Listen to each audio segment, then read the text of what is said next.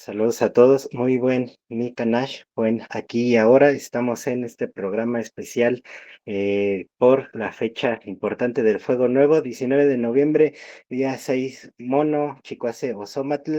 Ten paciencia, aprovecha las oportunidades, responsabilízate, cuida tu salud física y estamos en estos momentos con Miguel, Vicente y Frank. Saludos, ¿cómo están? Saludos bien por acá. ¿Ustedes qué tal? Muy bien, gracias. Un abrazo, saludos. Muy bien, pues entonces vamos a iniciar con este maratón. Van a haber distintas pláticas informales. Así brevemente se va a hablar justamente sobre el significado del Fuego Nuevo, también cómo el evento que tuvo Anabel ayer, nos va a entrar para explicarnos. También, si se puede, tendremos un enlace con Omey, que anda allá en Cuautla, haciendo una celebración. También, Lili Olinteot está haciendo en estos momentos una reunión. Va a entrar, quiere, igual, hacernos una charla breve, sobre justo unos textos que por ahí en las clases que está tomando con Miguel, se está leyendo sobre, estas traducciones que has hecho, Frank, sobre los hijos. Ya nos contará, un poco igual. Van a ser charlas, breves y bueno, pues vamos a iniciar con una relatoría justamente de cómo, inició esta celebración en tiempos modernos. Sí, Frank. Una pregunta antes y una observación. Entiendo que esto es un maratón hasta las 12 de la noche. Sí, exacto. Bien, antes de esa hora, un rato antes, Mónica ofrece una meditación de... Acuérdate que el rito del Fuego Nuevo era para desapegarse y ofrendar cosas a las llamas y también para trazar proyectos para el siguiente año, proponerse cosas. Así que por un lado, tirar cosas, por otro lado, adquirir cosas. Entonces, ella propone una meditación al respecto, pero esa ya pega más bien hacia el final. Al final, exacto, sí, como en años pasados, ¿no? Así es. Que bueno, pues han quedado perfecto, ¿no? Cuando Sí, ya hace la intervención, nos saca del modo en el sí, que estamos, le da un nos sentido. mete, exacto, en el modo ya de meditación, ya tranquilo, cayendo en la mente. Para eso es excelente, Mónica, y bueno, pues la tendremos más adelante también. Pues verán aquí que se comienzan a conectar también. Y bueno, pues también mandarles saludos que ya están mandando por allá en el chat. Entonces, gracias por estar acá con nosotros y pues vamos a iniciar con esta breve relatoría, de Fuego Nuevo con Vicente. Gracias, saludos, Chignagui, saludos a Miguel, a Frank y a Toltecas quienes se conectan.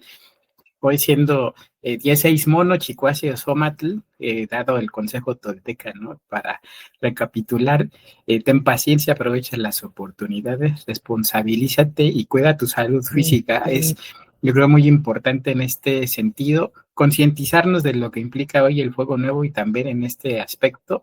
Voy a compartirles unas imágenes de lo que ha sido a lo largo del tiempo esta conmemoración.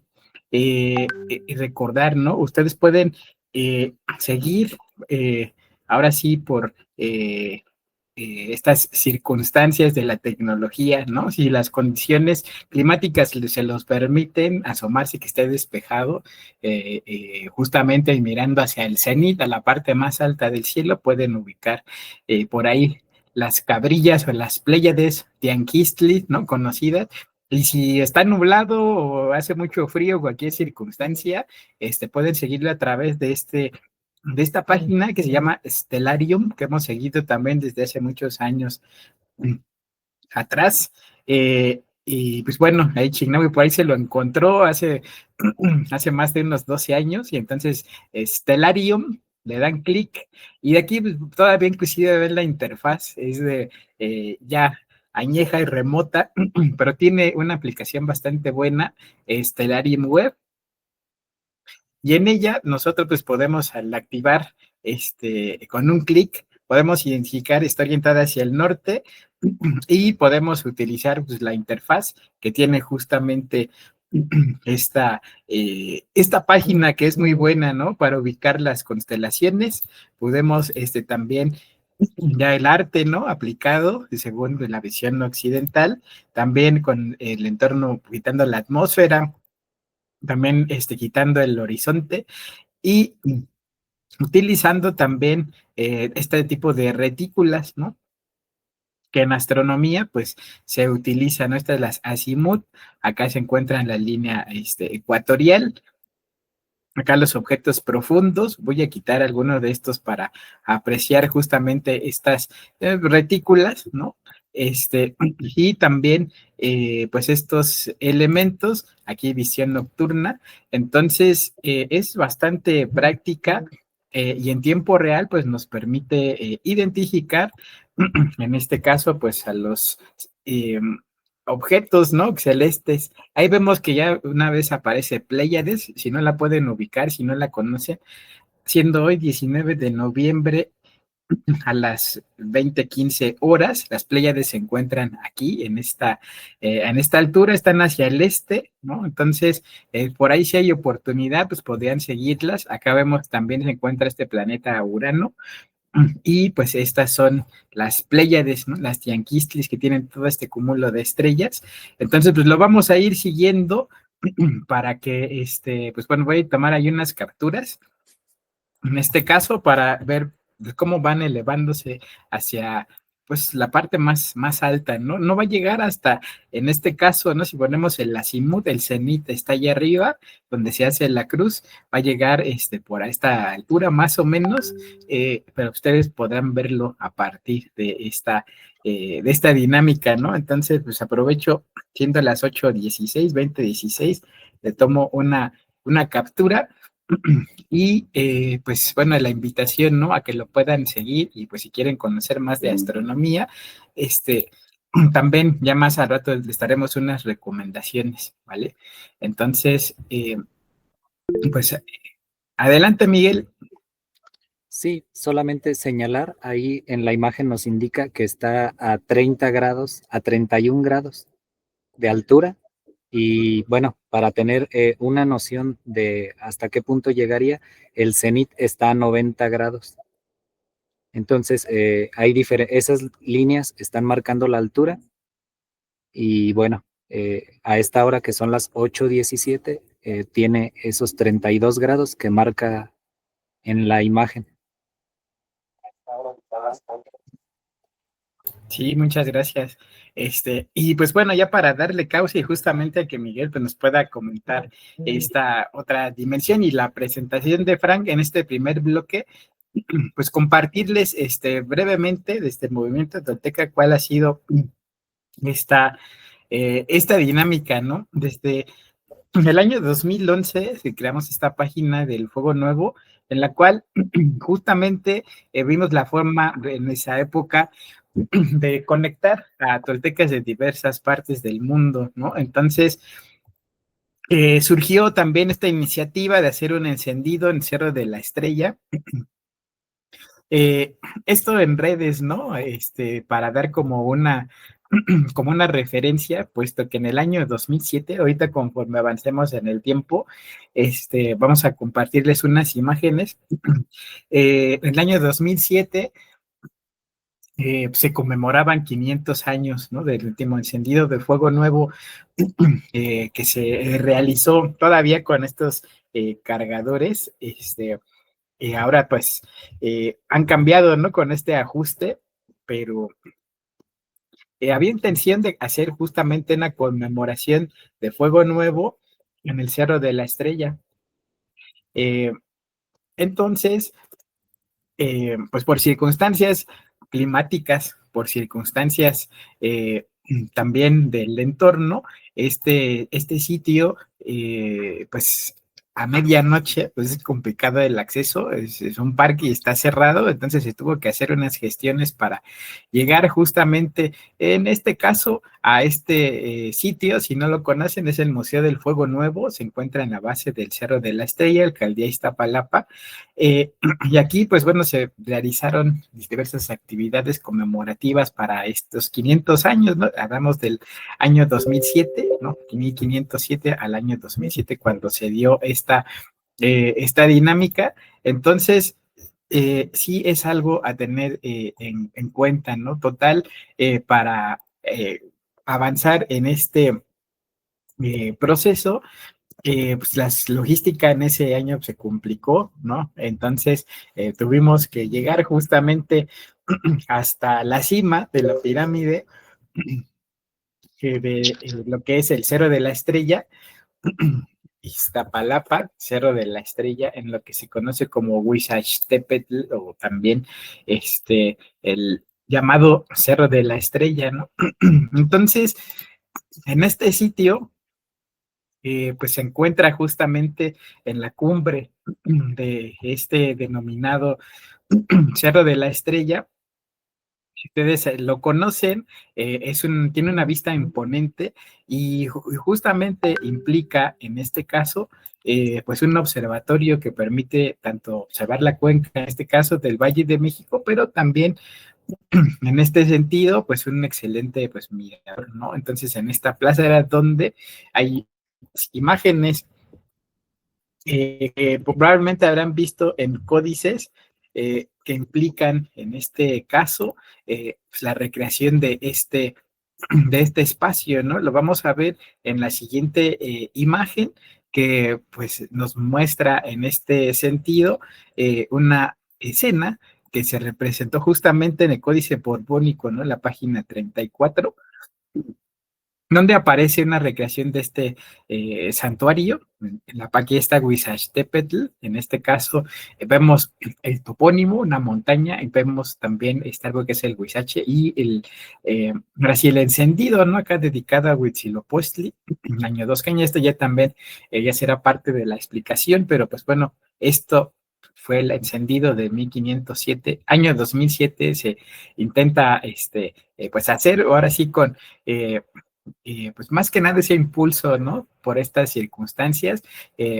Fuimos ahí con otros grupos, ahorita les mostramos las imágenes, pero a partir de ahí vimos lo complicado que era justamente subirse a una montaña y pues bueno, para encender un fuego, pues se implica mucha responsabilidad. No hemos visto incendios forestales y pues bueno, la integridad, dadas las circunstancias de seguridad y demás, pues impiden, en este caso, para mucha gente hacer presencia en este tipo de conmemoraciones, más que nada también de sentido de que como hay muchos grupos, ¿no? Que luego se manifiestan, pues eso se hace todo un show y pues se pierde como el sentido, ¿no?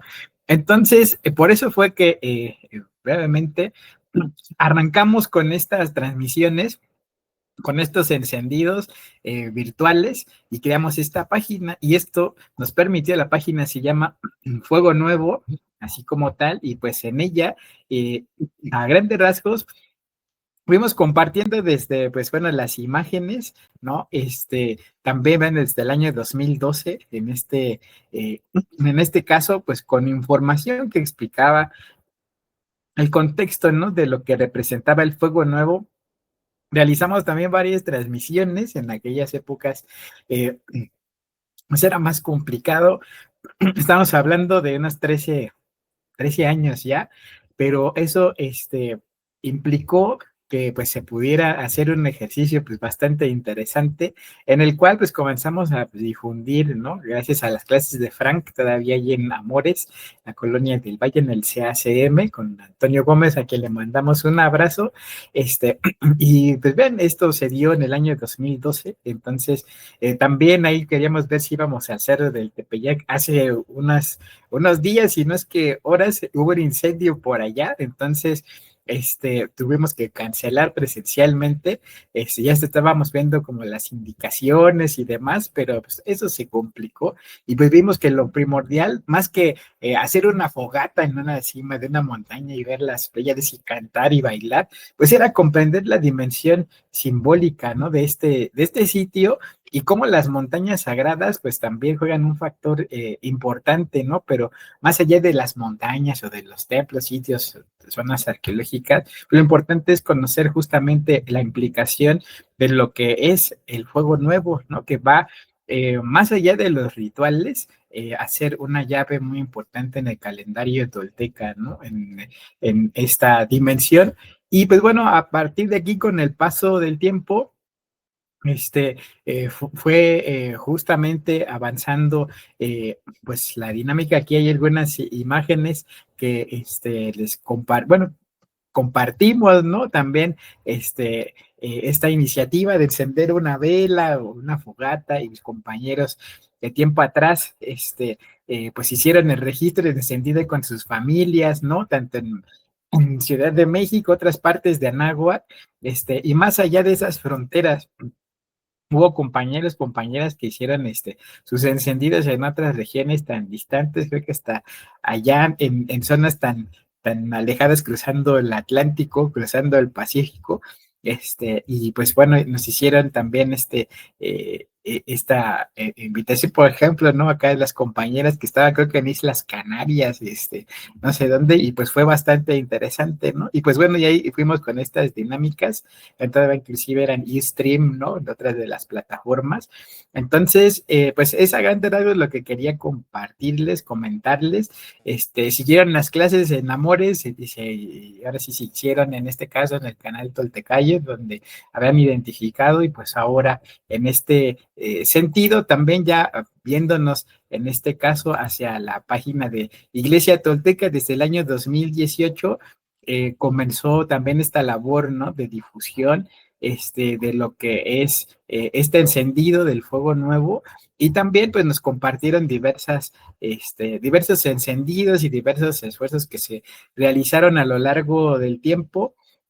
Pues aquí arrancamos brevemente, ¿no? En este sentido, ven desde el año 2018, ¿no? También, varios compañeros, que pues en algún momento llegamos a coincidir, con ellos, pues nos han compartido a lo largo del tiempo, pues sus experiencias, de sus encendidos, pero primordialmente el movimiento tolteca hemos ido justamente en esta dinámica de pues conocer la raíz de este fenómeno. Aquí vemos también algunos eventos, ¿no? Que se dieron en ese año 2018 cuando surge la página de Facebook de la Iglesia Tolteca.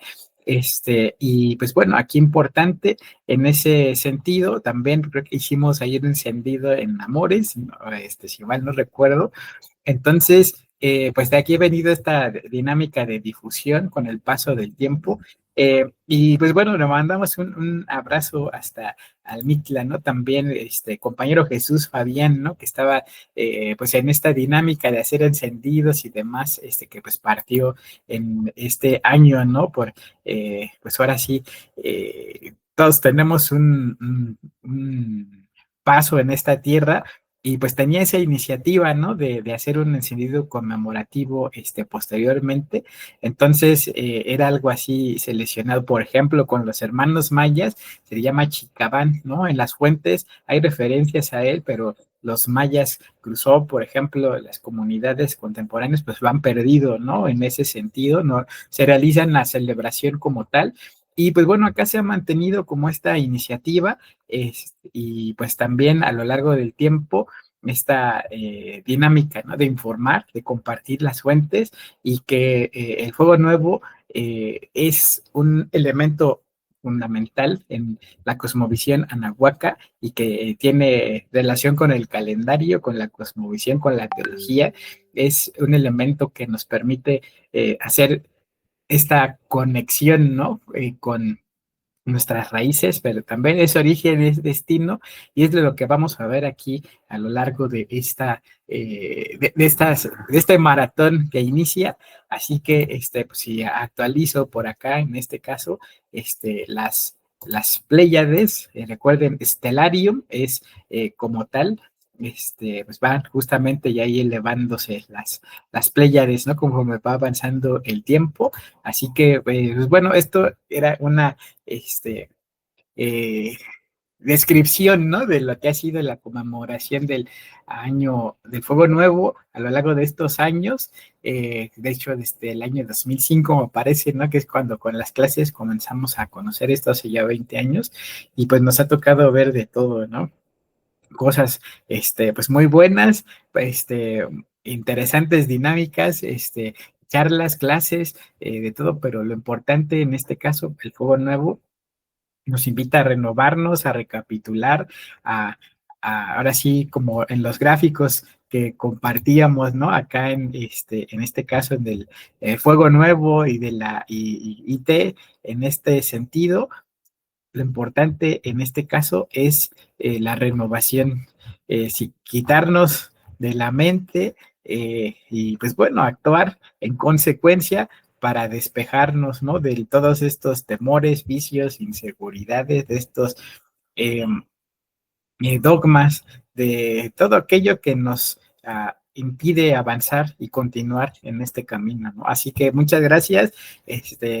Igual si tienen algún comentario para continuar con Miguel y Frank mientras siguen conectando, Chignahui, haciendo pues ahora sí más de 20 años, ¿no? Que nos ha tocado conocer y explorar en este caso esta dinámica. Se pasaba muy rápido el tiempo. Sí, exacto. Sí, sí, pero bueno, recordando justo esa clase, ¿no? Donde estábamos allí en Amores, era el 2006. Nos empezabas a hablar sobre calendario, Frank, y justo Sí. esta parte del Fuego Nuevo. Recuerdo muy bien cómo en ese momento Gabriela Gómez Junco pues, tomó la iniciativa, ¿no? Y dice, ¿por qué no lo celebramos si ya va a ser la fecha? Se aproximaba.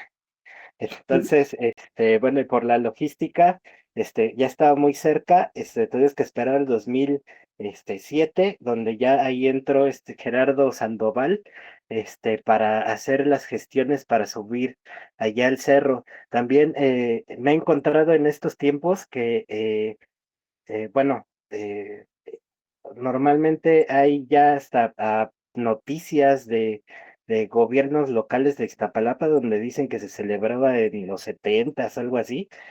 Obviamente están mintiendo. Pero también recordaba justamente en el 2008 cuando ya llegaron al segundo Fuego Nuevo, que igual subimos ahí, diciendo que no se había perdido nunca, que siempre lo celebraban cuando pues, años antes pues, ni les pasaba por la cabeza ni sabían los motivos, ¿no? Aún hoy todavía he visto que hay distintas fechas, ¿no? Donde ponen el fuego nuevo, y bueno, hay que ir a las fuentes para revisarlo, ¿no? Pero bueno, por ahí si ven ese tipo de noticias que se hacían desde tales años, pues es falso. Ahí sí, la verdad, pues, ni lo conocían ni lo conocíamos, pues, ya hasta que, tuvimos esa fortuna de empezar a estudiar, ¿no? Bueno, importante, ¿no? Poder estudiar para darnos cuenta justamente de estos elementos, ¿no? Tan importantes que describen la cultura. Entonces, Chinawi, déjame sí, sí, puntualizar algo, porfa. sí, sí, sí. Fíjate que ocasionalmente, desde hace 50 años, ocasionalmente se trataban de celebrar fuegos nuevos. Lo hizo, por ejemplo, la continua tradición tezcatlipoca de Hecateo Cuauhtinchi. Y algún que otro grupo, gente de la tradición neomexica y demás. Lo que pasa es que no estaban asociados a la fecha. Exacto. Era simplemente, bueno, pues un fuego nuevo, celebraban fuego nuevo, vamos a hacerlo cuando nos parezca. Es decir, no se había recuperado el tema de la fecha, pero el interés de celebrarlo sí existía. Y yo no descarto que alguna que otra vez lo hayan celebrado incluso en Iztapalapa, finalmente en un lugar bien conocido, ¿no? Lo que pasa es que la fecha ya le dio precisión y le dio sentido. Es decir, si incorporas la fecha astronómica correcta, también te alineas con las fechas calendáricas en que se celebraban y que se siguen celebrando los Juegos Nuevos, porque tienen fechas precisas. No es accidentalmente. Claro, si no aceptas la interpretación calendárica de la ecuación de Tenochtitlan y la cuenta unificada, pues la fecha te queda flotando de todas maneras, aunque te ajustes al cielo, ¿no? Así que es una cuestión combinada, por un lado el cielo, por el otro lado el calendario. Si todo eso coincide, estás haciendo bien la ceremonia. Si alguno de esos factores no te coincide, estás forzándola, así de simple. Pero que intentaban hacerlo, sin duda. Ahora, ya a partir de 2007 se hizo de forma sistemática. En 2006 ya estábamos platicando de eso ya en Amores algunas personas.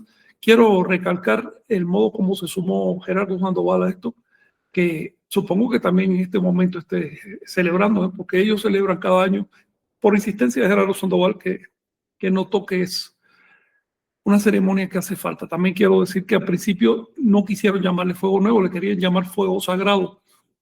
Hace ya 20 años, en ese momento estaba plena euforia la nueva era, que estaba desplazando los temas anahuacas. Entonces los señores, los varones de la tradición neomexica, pues parece que no se sentían cómodos con la idea de un fuego nuevo y le empezaron a llamar fuego sagrado para quedar bien con tonterías, ¿no?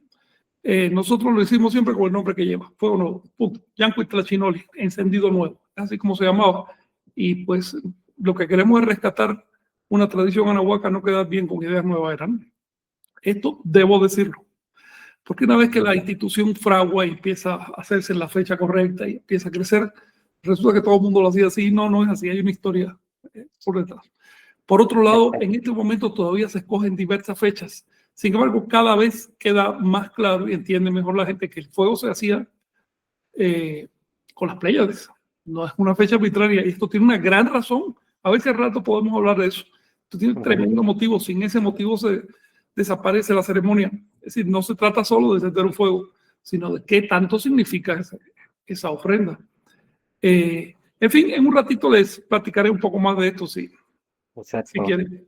Sí, sí, y hay algo que comentaste, o sea, por eso nos damos cuenta que, o sea, no lo hacían de manera sistemática cada año, porque, o sea, los que llegaron, por ejemplo, en ese 2008, decían que lo hacían cada año esa misma fecha, pero pues, obviamente, si fuera así, pues entonces nos hubieran dicho que cambiaban de fecha, ¿no? Porque se van corriendo un día cada 71 años, las Pléyades. Entonces, o usaban bien el calendario, pero curiosamente no aceptan la ecuación de Tenochtitlan y obviamente, como bien lo comentabas, Frank, no lo asociaba con las Pléyades.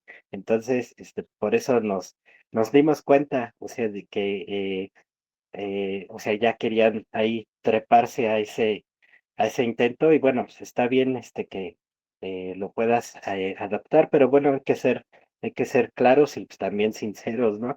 Pues, también no tratar de manipular las cosas y bueno, pues eso con independencia de que después de la invasión, pues, todavía hubiera grupos antes de la independencia que lo llegaran a hacer, y pues, que no quedaron registros, ya asociada a esta ceremonia con las Pléyades, pero bueno, pues decidimos, hacer, aunque nos ha gustado tener reuniones físicas, pues es impresionante cómo podemos estar reunidos a través de estos medios desde distintos puntos.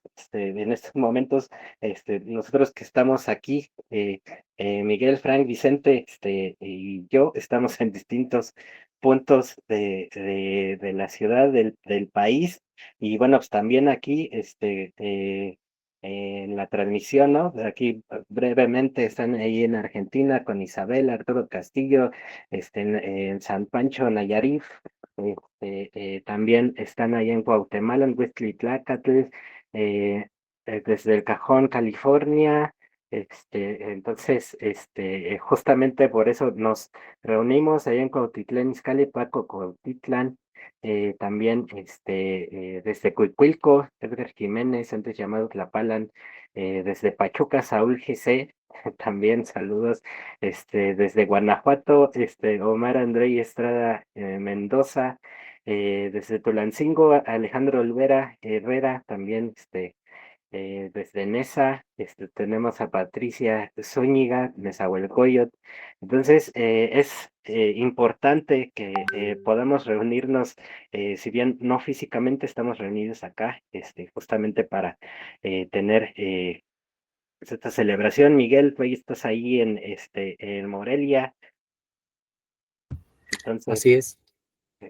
y pues, bueno, pues, por eso podemos, pues, también últimamente pues, dando estas clases que pues, también se van juntando personas, ¿no? De distintos lugares, a tomar las clases que estás dando. Sí, y de distintas disciplinas. Hay hay mucho que aprender unos de otros. Afortunadamente, cada quien tiene un campo al que le presta su atención y en el cual invierte su energía y ello nos ayuda a complementarlos. Observaba en la imagen que ya va en la altura de 34 grados, cómo va subiendo, ¿no? Conforme pasa el tiempo. A mí lo que me impresiona de esta ceremonia es, bueno, disculpen si lo comparo con ceremonias actuales, pero hay una noche en la que los mexicanos se reúnen a gritar gritos de viva. La multitud se reúne y da estos gritos. En esta ceremonia mexicana se refrendan valores, personajes históricos y principios. Bueno, entonces esta ceremonia anahuaca ocupaba esa función. Eh, a través de estos días eh, de desapego, este periodo de tiempo anterior al fuego nuevo y el hecho de que fueran tan evidentes en el cielo, se aprovechaba la oportunidad para que la población en general, bueno, eh, se concentrara y repensara todo su sistema de valores, de principios, y pienso que eso es lo más importante de esta fiesta. Cada vez noto más interés y, bueno, en cuestiones calendáricas, también me doy cuenta que hay mucho que trabajar y me da gusto que compañeros estén estudiando.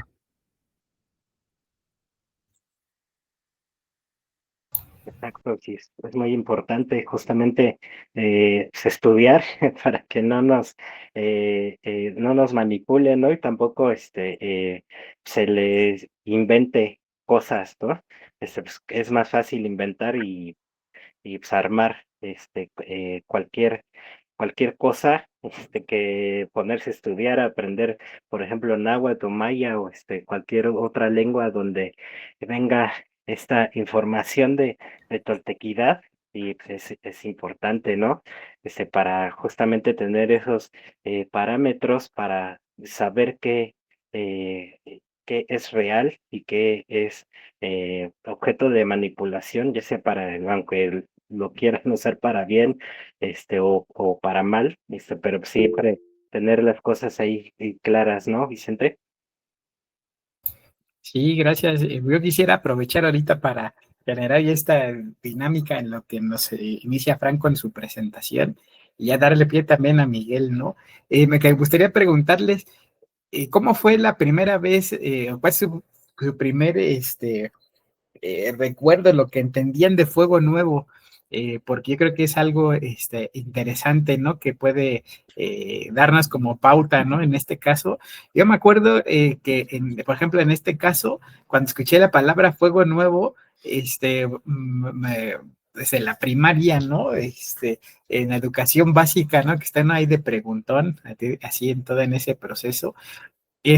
A mí lo que me hacía reminiscencia en este caso era, por ejemplo, como estas quemas que se realizaban en el campo, que con estos cortafuegos o algo así, ¿no? Pero no lo asociaba en nada, en este caso, a las culturas prehispánicas, ¿no? En ese sentido. Y fue ya justamente hasta el año 2005, cuando en las clases, en este caso, que nos daba Frank en la calle de Valladolid, ahí, de la zona, ya ni me acuerdo qué colonia es Condesa, ¿no? Me parece, y empezamos a escuchar y ver las fuentes y demás, pues fue así como algo muy, muy sorprendente, ¿no? Pero digo, esa fue como la primera asociación que tuve del fuego nuevo. ¿Cuál fue la de ustedes? ¿Quién se anima? Chignahui, Miguel y algo que nos diga Frank, ¿no?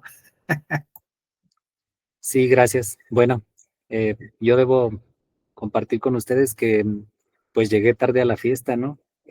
Sinceramente, estos temas de Anáhuac me comenzaron a interesar aproximadamente hace un poco menos de 10 años.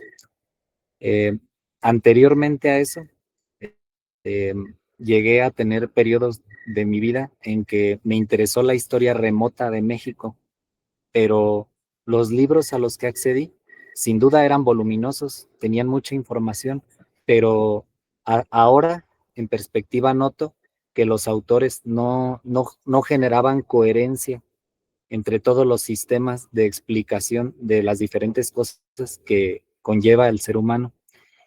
Y bueno, entonces esos datos los leí, pero bueno, como que casi sin verlos. Menciones. Fue hasta, hará yo creo que 6 años o 7, cuando ya conociendo la calidad de la información que ustedes transmiten y comparten con nosotros, siempre tuve el ánimo de verificar, gracias al consejo de Frank. Él decía, a mí no me crean, vayan a las fuentes y corrobórenlo. Entonces empezó en mí esto de escuchar algo de quien fuera y inmediatamente ir a buscarlo. Y bueno, esto me comenzó a dar certeza y comenzó a formar en mí un orgullo por nuestras raíces vivas.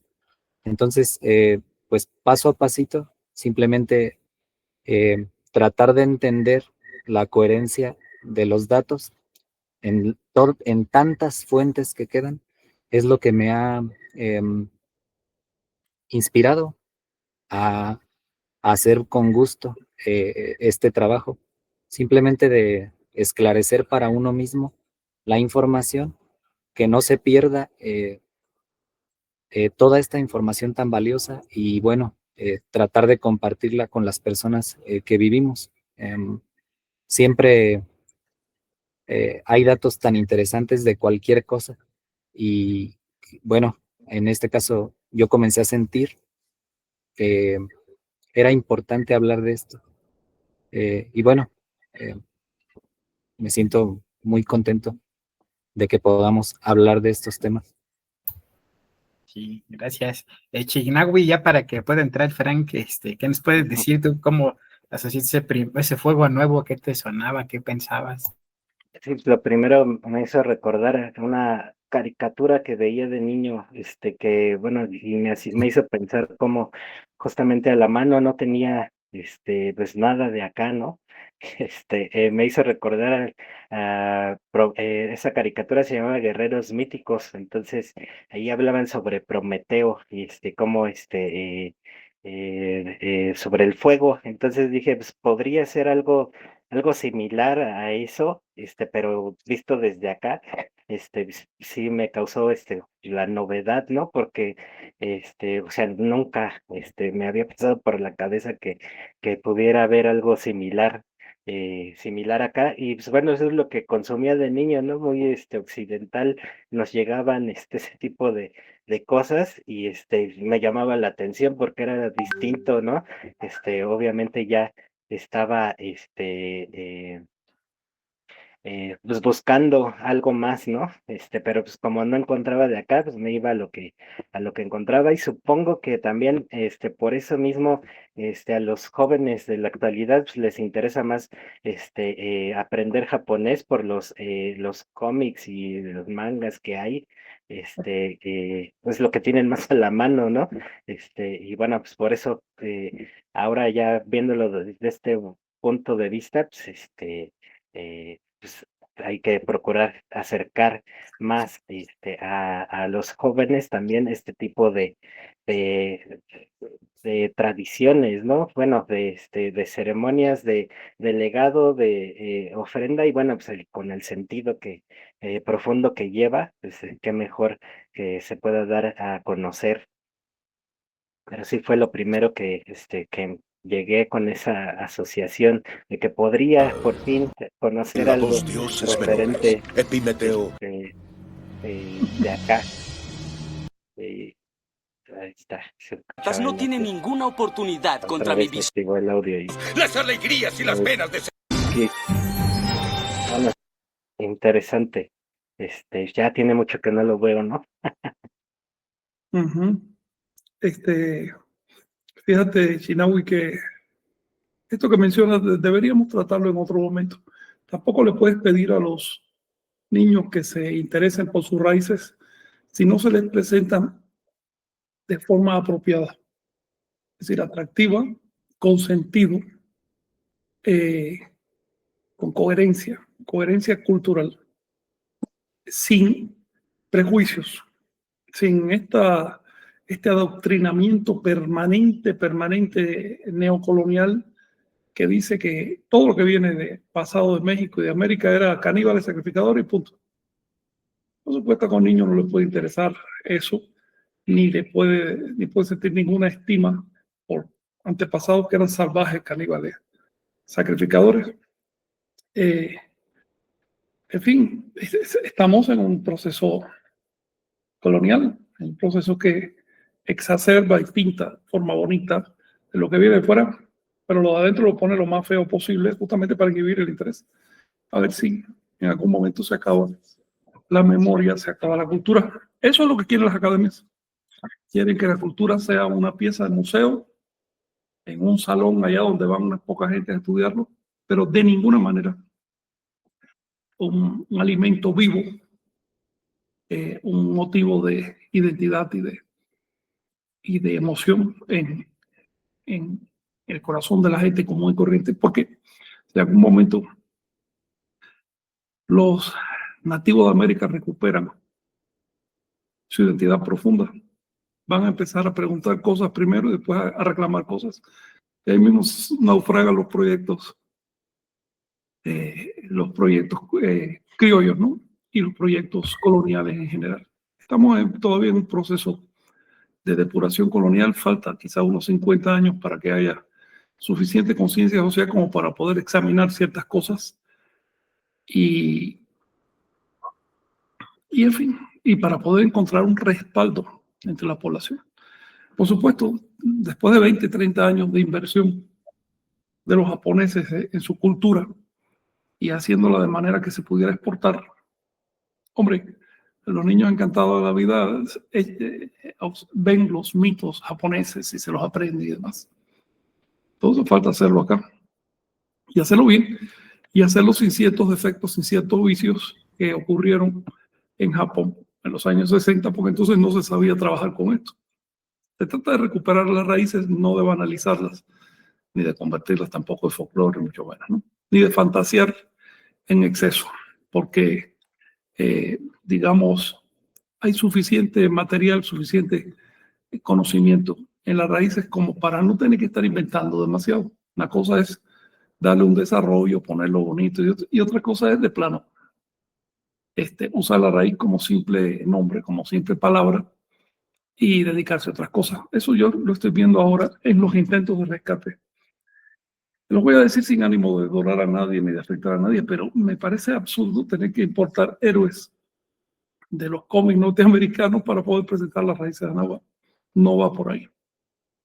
No va por ahí. Hay que trabajar, hay que esforzarse, tal como hicieron los creadores de Norteamérica, los de Japón, como están haciendo ahora los creadores de China y de la India. Cada pueblo jala para su cultura. Y si hay creadores con recursos y con inteligencia y con sensibilidad, van a producir buenas cosas. Eso lo mismo vale en Estados Unidos que en México. Sobre el tema que pregunta o plantea Vicente, Yo me enteré de Fuego Nuevo, tendría yo unos 9 años, más o menos. Leí un librito de divulgación sobre Mesoamérica, bastante bueno.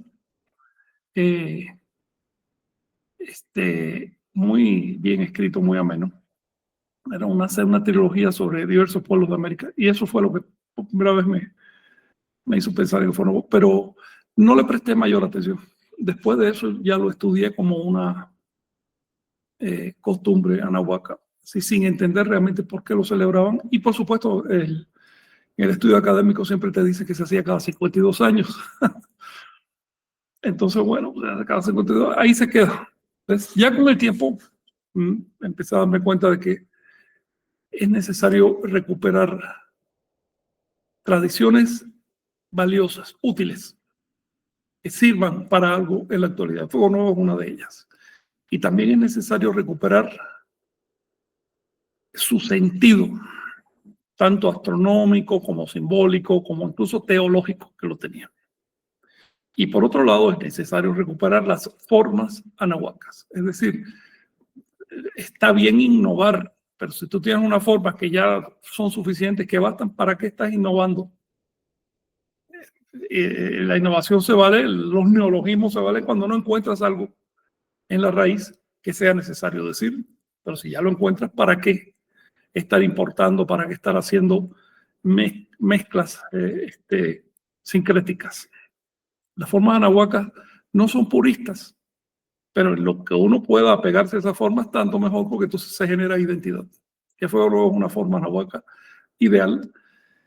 En todas partes de la tierra se celebran fuegos nuevos, pero en ningún lugar, en ninguna cultura que yo sepa, se celebra con el grado de intencionalidad científica, astronómica, pero también psicológica, que lo hicieron los anahuacas. Entonces vale la pena recuperar todo eso. Así fue como me enteré de la ceremonia y como empecé a interesarme por ella y por otras, hasta que finalmente esto fraguó en el 2006 en una conversación con Gabriela Gómez, y en el 2007 cuando Sandoval se animó a hacerlo ya masivo.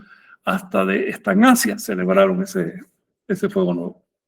En Katmandú creo que se encendió un fuego nuevo. Esto más o menos respondiendo a tu cuestión. Muy bien, pues, Sí. muchas gracias. Miguel, adelante. Sí, otro factor que impide la actualización de estas ceremonias es que se nos intente sugestionar con la creencia de que está muerta la toltequidad, de que no quedó nada. Personalmente, yo vivía pensando eso.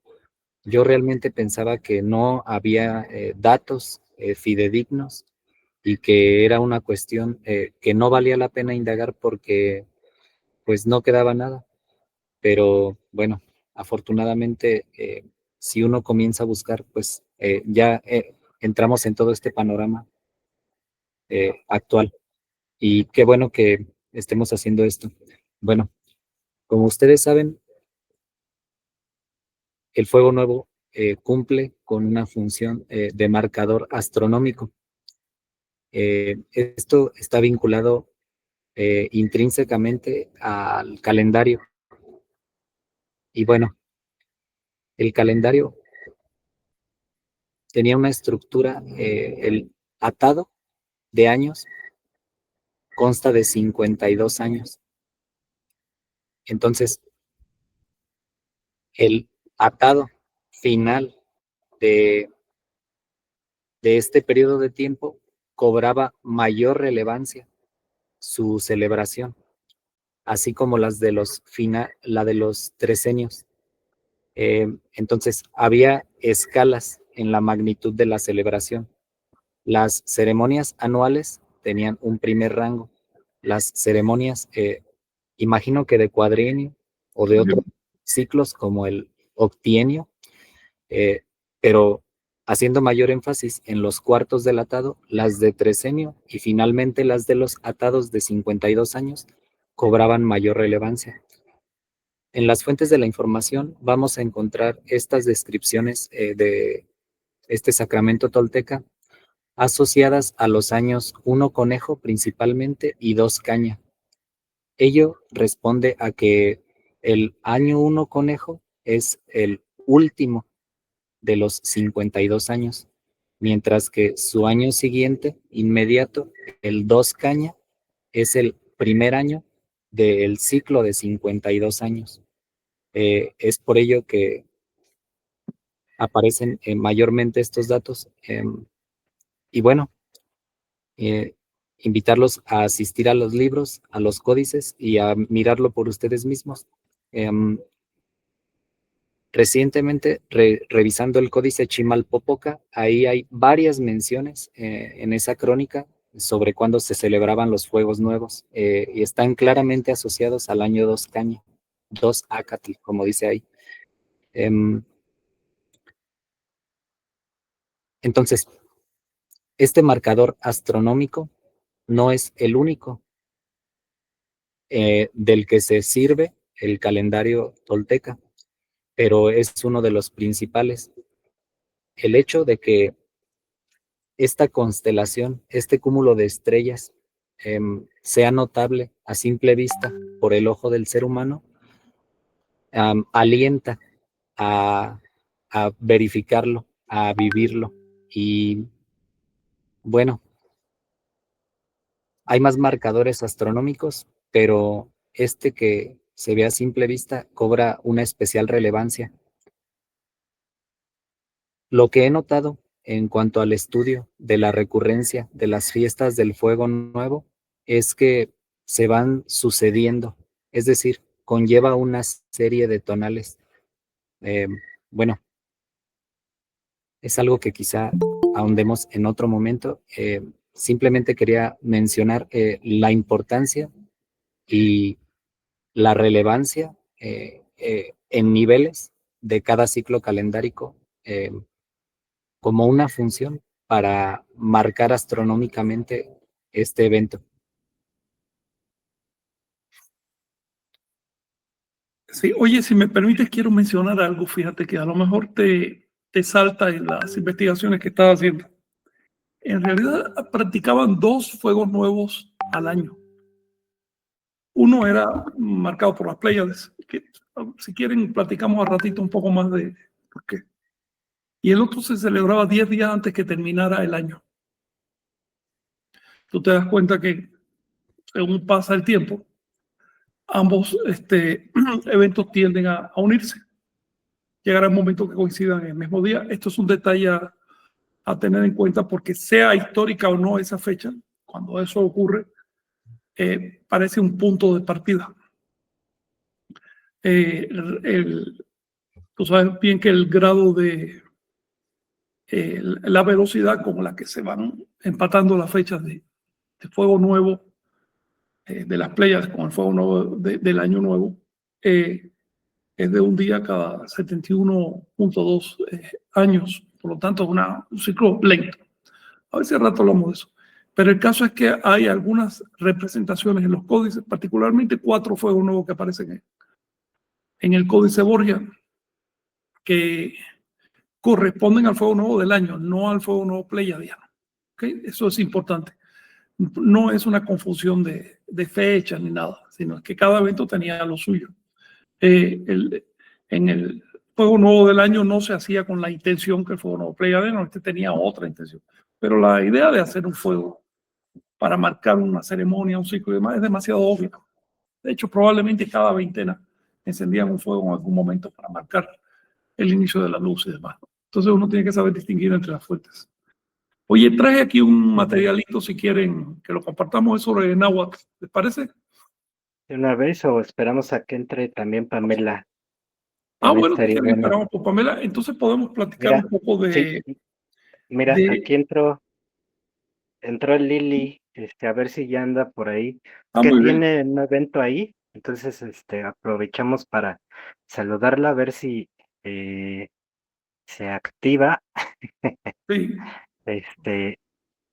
Y también Pamela iba a entrar más o menos a esta hora.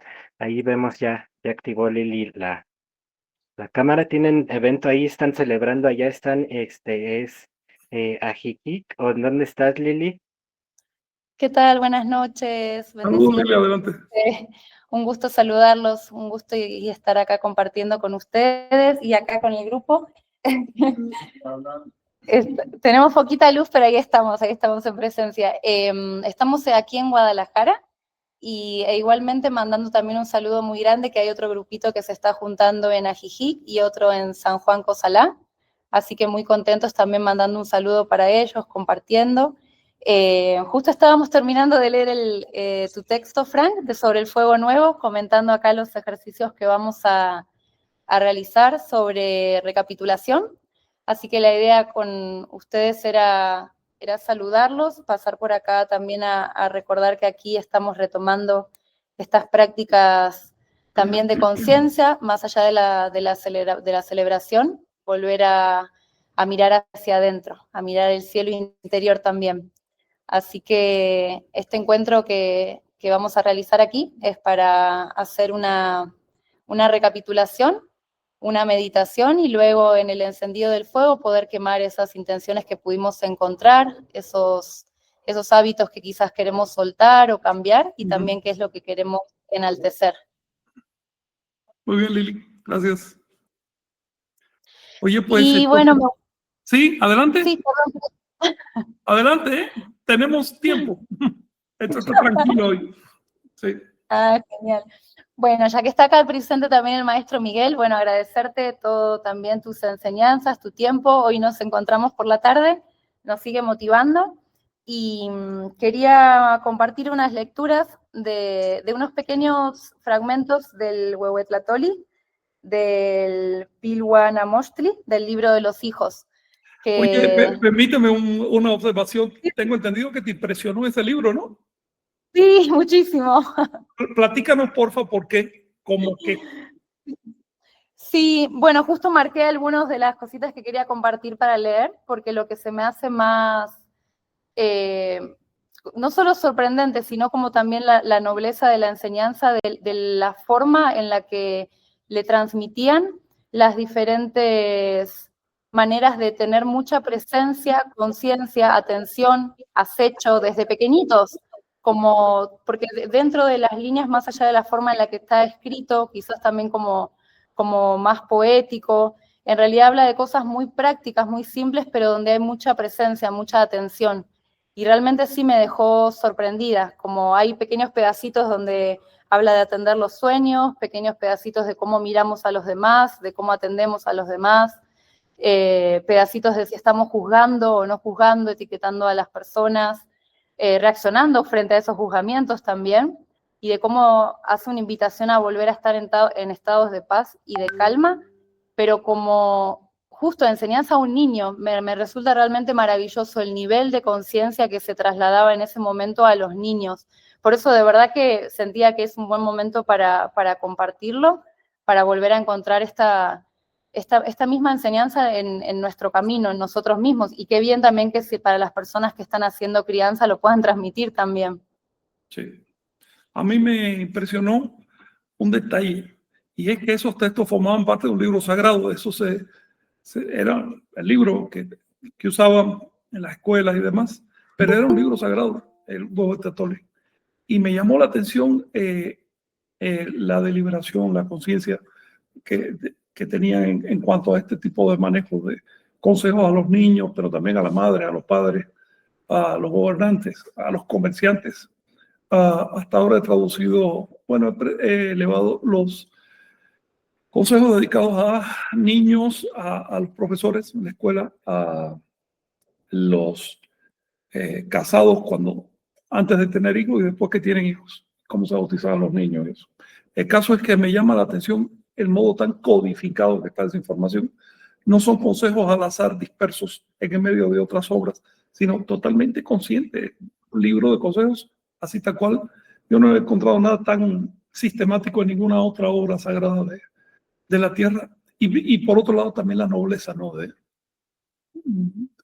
Otra cosa que me impresiona es que a pesar de que hay referencias teológicas que le dicen al niño, acuérdate que te estamos observando los dioses, cosas así, ¿no? Sin embargo, la moralidad no parte de ordenanzas divinas, sino que es totalmente práctico. Te dice, haz las cosas así para que te salga bien, porque si las haces te va a salir mal. Pero no es esta onda de que hay un diablo vigilándote, que te va a castigar, ni nada de eso. Es muy práctico el sistema. Yo pienso que ese libro viene de hace, bueno, se codificó así ya completo, hace unos 1000 años, en la época de Tula, porque tiene también palabras y expresiones que no son de la época mexica. Pero la versión que conocemos es la de los mexicas, que es muy refinada también. ¿Sí, Miguel? Sí, quiero, antes de pasar más adelante, hacer énfasis en que era tal la relevancia de esta institución, de los Huehuetlatoli me refiero, para aconsejar a la sociedad, que cuando los cronistas reportan en sus capítulos con sus propias palabras los consejos morales o tratan de describir este ámbito, casi es una calca. Es decir, se nota que eran en ligeras palabras distintas, pero se nota que son los mismos consejos y que se tenían con total claridad en diferentes etapas de las relaciones. De hecho, hubo un estilo literario español, no mesoamericano, de Huehuetlactoli, ¿sabes, no? Duró unos más o menos 50 años ese estilo. Y fue que se inspiraron en los Huehuetlactoli y trataron de hacer algo similar porque no encontraban algo así en la Biblia ni en ninguna obra europea. Y dijeron, no, pues hay que hacerlo. ¿Cómo estás, Rami? Hola, compañeros Miguel, Frank. Aquí hablando de los Huehuetlactoli y les estaba contando que varios curas trataron de imitar el estilo. Claro que se nota enseguida cuando es de atrás o cuando ya es colonial, ¿no? Ya sabes, el náhuatl de la colonia, el náhuatl de los padres era como que demasiado ampuloso, demasiado rimbombante, ¿no? El náhuatl anterior era mucho más sencillo. Y también los conceptos anteriores son prácticos, mientras que ya los conceptos de los padres españoles eran más teológicos y más puestos, eran propaganda religiosa, la verdad. Sin embargo, el hecho de que hayan tratado de imitar el estilo Huehuetlactoli indica, por un lado, lo eficiente que es ese estilo, por el otro, que eran personas suficientemente sensibles y desprejuiciadas como para adaptarse a la realidad cultural que estaban viendo, cosa que, por ejemplo, hoy no tenemos entre los pastores evangélicos que van a las comunidades, que para nada van a usar un tema nativo, y tampoco los antropólogos. De hecho, los antropólogos casi no le han prestado atención a este tipo de literatura. Portilla mandó a traducir esos textos, los publicó a su nombre, pero los mandó a traducir y la traducción no quedó. Esta literatura requiere entendimiento de las metáforas y requiere una mente no cristiana. Porque si la persona llega a estos textos con prejuicios católicos, algo así, se va a amordazar, se va a censurar a sí mismo. Eso ha pasado con muchos traductores. Y por otro lado, si no entiende las metáforas, imagínate, de hecho he visto en algunas traducciones que simplemente le saltan por arriba oraciones enteras, porque el traductor prefiere no. En otras palabras, es como si vas a traducir el libro de Génesis o el libro de Apocalipsis. Necesitas no solo aprender algo de la lengua, sino también entender la religión a la que pertenecen y la historia. Oye, Lili, pero te cortamos, tú ibas a leer algo, ¿verdad? Sí, no, está bien, gracias, Frank, gracias, me encanta y te agradezco mucho también por las traducciones y todo tu esfuerzo, que acá lo estamos compartiendo y haciéndolo bien provechoso. Solo quería leer justo algunos fragmentitos que había seleccionado y ya con eso le paso ahí la palabrita a la maestra Pam. Voy a nombrar algunos cortitos que me estuve marcando que justamente hablan de... Bueno, aquí por ejemplo, el tema de no perder el tiempo, ¿no? Ni de día ni de noche, de siempre estar atentos ni entregarnos al sueño así como tal. Por ejemplo, hay un pedacito donde dice, voy a citar: muchos se esfuerzan tu padre y tu madre para cuidar bien de ti, pues te aman. pero no es comparable el modo como te amo yo, tu madre y padre, pues tú has llegado a vivir y has nacido porque Él lo dijo, lo pensó y lo determinó. No lo olvides de día ni de noche, llámale y ruégale con suspiro y aflicción. No te entregues tranquilo al sueño y al descanso. Atiende. No niegues tu rostro y tu corazón a la respetable presencia de nuestro Señor, pues Él es tu Padre, Él te formó. Esa, por ejemplo, se me hace muy, muy hermosa, justamente quitando todos los velos, si uno no lo ve desde un lado Claro. del cristianismo, desde esta toma plena de conciencia de realmente entender que hay una fuente más allá de este experimentar, ¿no? De cuando llega la noche es un momento también de tomar conciencia y me parece tan, tan hermoso que se lo transmitan a los niños y que luego después está el libro, el capítulo donde el niño le contesta al padre. La verdad que sí, es algo como muy hermoso. Y quería leer solo un pedacito del último porque también me parece algo muy, muy... Oye, ¿qué te parece, Lili? Porque, digo, si no tienes apuro. Sí. ¿Tienes apuro? Ah, no, digo que sí, ¿qué vas a decir? Pero vamos a comentar un poquito eso que acabas de leer. Ah, sí, dale, Porque, perfecto. como tú mismo te diste cuenta, si eso se interpreta con óptica cristiana, parece que dice una cosa, cuando en realidad está diciendo otra. Muy diferente. Esa frase está remitida a Tezcatlipoca. A Tezcatlipoca. ¿Podrías leerla otra vez, por favor? Sí, ahí te la...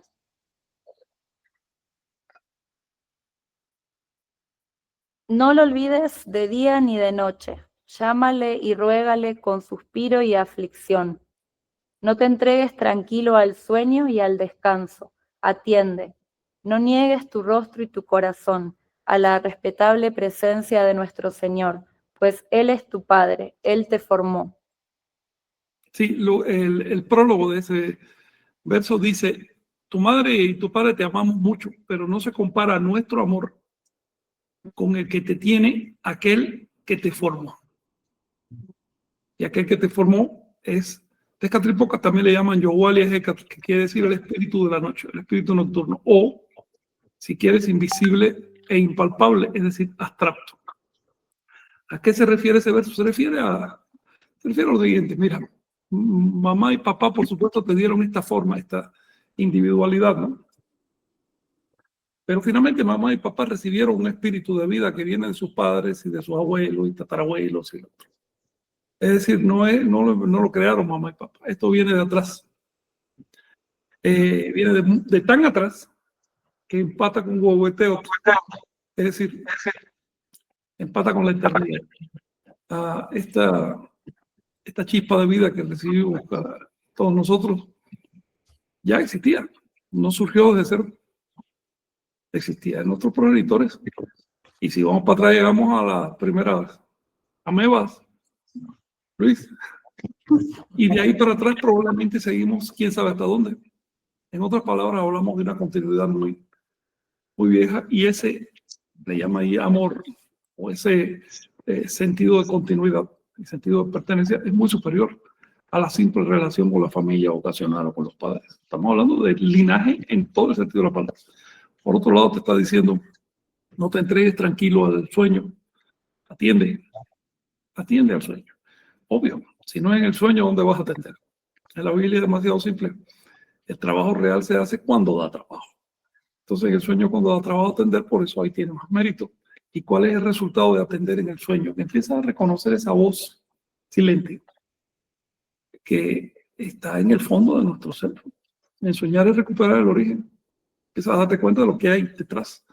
Y puedes, digamos, que desapegarte intelectualmente de las capas de incidentes de la personalidad, de la individualidad, como la familia, el lugar donde naciste, la época en que naciste, la lengua que hablas, tus creencias, tu episodio de vida. Todo eso son incidencias, pero hay algo mucho más profundo. Y eso lo descubres, bueno, cuando atiendes en la noche. Porque al dormir, pues vamos atenuando esas capas, van desapareciendo, y lo que queda es conciencia pura. Por eso es un trabajo tan importante dentro de la Toltecayo, el soñar, o el aprender a soñar. Continúa, porfa. Muchas gracias, Frank. Con este para cerrar, como porque justo es trayendo a lo que venías diciendo de que no habla sobre de qué hay que hacer para hacer feliz a un Dios o algo, sino más bien para justamente hacernos responsables, Sí. porque somos merecedores. Y acá entonces, bueno, abro cita. Solo tú serás culpable de lo que le ocurra a tu rostro y a tu corazón si así te comportas. Además, cuídate de las palabras de la gente. No te dediques a chismear o a calumniar. Nunca te entrometas ni dividas a los demás. Nunca los molestes o enfrentes. No los topes como si fueran ollas o vasos. No los opongas ni separes. Creo que ahí justo concluye con el hacerse cargo, hacerse responsable de que somos dignos y responsables de nuestras acciones. Ahí también marca el acecho de estar atento a qué es lo que estamos haciendo y qué es lo que hacen los demás. Pero también ahí está el ahorro de energía, el no dedicarnos a gastar en palabras innecesarias, en el chisme, en la calumnia, y viene justamente el estar conscientes de cómo disponemos nuestra energía. A mí, sinceramente, me parece grandioso. Sí, qué bueno que te anima. También estaba diciéndole al niño, analiza las consecuencias de tus acciones. ¿Ves? Porque si te dedicas a enemistar a la gente, te va a caer arriba esa enemistad. El laboratorio es así muy práctico. Va diciendo, analiza simplemente y observa que tú mismo estás creando tus propios efectos, para bien y para mal. No necesitamos apelar a un pecado original ni a nada de eso para explicar lo que te está pasando ahora y para salir de problemas y potenciarlo. Lo bueno. ¿Te escuchamos, Lili, ya? Bueno, el último. Adelante. Muy increíble. Cada vez que vuelvo a leer, los marcaditos son preciosos. Bueno, y con este sí nos vamos también a meditar. Abro cita. Con mucha paz y tranquilidad, observa y comprende. No 2 veces somos enviados a la tierra, solo por un momento, solo un poco de tiempo hemos venido a calentarnos, gracias a los dioses. Solo eso es nuestra estancia en la tierra. Eso también me parece algo increíble. Y también recuerda a los escritos de Netzahualcóyotl, de solo un rato aquí, de no para siempre en la tierra. Esta idea de darle realmente el valor. Y justo en este encuentro que estamos haciendo, estamos hablando mucho eso de volver a resignificar las cosas para que no se transformen solo en símbolos externos y se pierdan, sino que volver a encontrar cuál es el significado que tiene para nosotros. Claro. También el verso está diciendo al niño, déjate de supersticiones, céntrate en tu aquí y ahora porque tienes poco tiempo. Entonces aprovechalo para bien. Está tremendo. Sí, está tremendo. Así que con mucha gratitud de haber recibido este texto de las manos de Miguel y del esfuerzo también de tus traducciones, Frank. Muchas gracias. Y con mucha gratitud a todos los compañeros por este encuentro, por estar presentes. Es un honor realmente caminar el mismo camino y andar en esta guerra florida con compañeros así. Muchas gracias. Gracias. Igualmente, si me permiten, adelante, claro. A mí me parece la idea que más me encantó de esta obra, que me parece una extensión lógica de lo que está diciendo, pero lo comparto para que ustedes me indiquen sus percepciones. Es que me parece que dice algo así como que tú tienes linaje, eres amado, como que tener linaje es ser amado, y los que tienen linaje y han sido amados porque han sido guiados, no pueden permitirse la irresponsabilidad ni el desperdicio. Pero bueno, no sé si yo esté exagerando las palabras que dice ahí, pero hay esta relación de que tener linaje es ser amado. Me parece un asunto relevante por las funciones que tuvieron en el cuidado de intentar al ser humano, bueno, los hombres de conocimiento, los benefactores y las mismas sociedades organizadas que con ellos elevaron los centros sociales aquí en Anáhuac. Tiene esa lectura amplia y también una más restringida, ¿no? Que es la elemental. Se le está diciendo al niño, mira, no eres un accidente, tus antepasados querían tenerte a ti. Eres parte de una intención. Por lo tanto, honra ese intento. Los anahuacas le daban mucha importancia al tema de la familia en el sentido amplio, la familia del linaje. No desde un punto de vista de la nobleza o algo así como llegó a ocurrir en Europa, no. Sino justamente lo que tú mencionas, como la intencionalidad que hay detrás del hecho de tener hijos con deliberación, educarlos con deliberación, es decir, al modo tolteca. Todo eso sostenía la sociedad. Todo lo que se le está diciendo al niño es, ten en cuenta que eres parte de algo. Por lo tanto, sí, tú debes pensar con tu cabeza, actuar y demás, pero al mismo tiempo, ojo, no estés acarreando vituperio sobre cabezas ajenas, porque tus parientes, bueno, ya no pueden reaccionar, ¿no?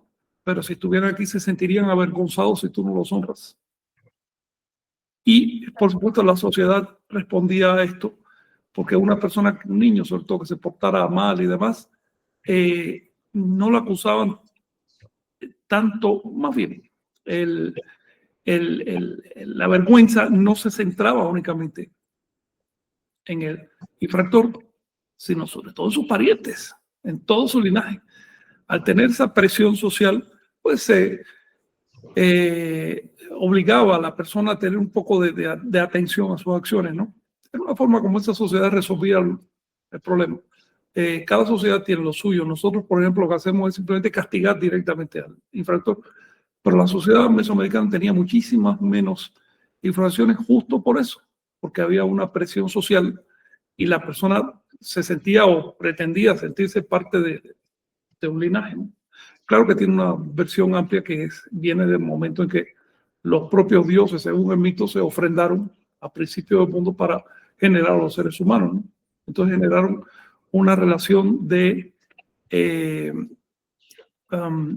merecimiento. Es decir, el cometido del ser humano era merecer ese gesto. Ese gesto, por supuesto, es una metáfora. No estamos hablando de que ha habido dioses arriba que se hayan ofrendado en una hoguera de Teotihuacán. No. Estos dioses son los profetas que han surgido permanentemente y que por lo general les ha ido mal por tratar de poner un ejemplo, ¿no? Entonces, honrar ese esfuerzo. Oye, ¿sí? Si me permiten a mí, bueno, comentar algo Sí. con respecto a... Justo te iba a platicar. Bueno, eso es otra cosa, pero aquí con respecto a lo que comentó Lili de pues el padre y la madre, el padre y la madre viene repetido muchísimas veces como un tipo de disfrazismo en realidad, ¿no? Y que el padre y la madre, así como son los ascendientes, pues también en su origen, como lo acabas de decir, Frank, es el fuego. El padre y la madre también se le dice cuando a la mujer está en su lucha por parir, ¿no? Y le dicen, pues acércate al padre y a la madre, que es en realidad el fuego.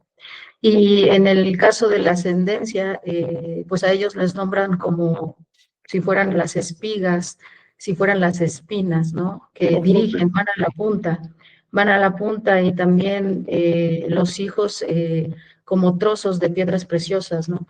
El lenguaje que se usa en el náhuatl es pues bastante distinto ya desde la lengua, ¿no? Que en el español.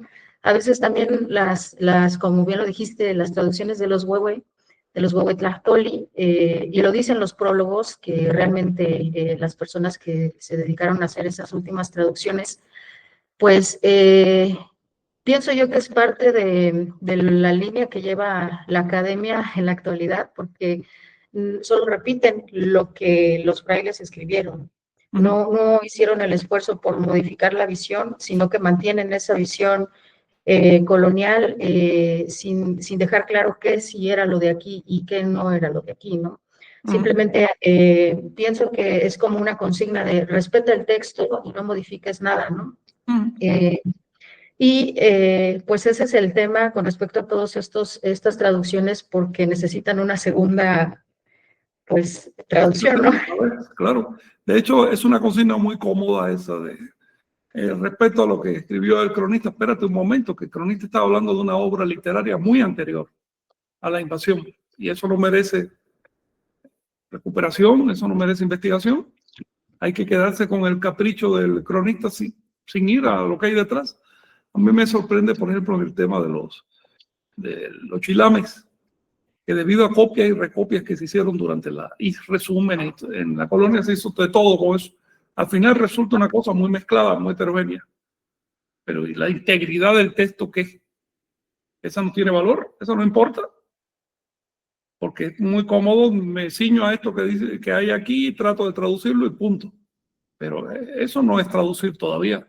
Traducir es traducir el sentido. Y en el caso de Mesoamérica, traducir implica recuperar la unidad literaria. Y explicar muchos disfracismos, porque hay metáforas, hay conceptos abstractos que son prácticamente, pues dentro de nuestra visión cristiana, incomprensibles, ¿eh? Hay Sí, cosas hasta que que... uno se mete. Ajá. De todas maneras, hay cosas que nunca vamos a entender, pues es otra cultura, ¿no? Ujú. Hay cosas que se perdieron las claves, esa es la realidad.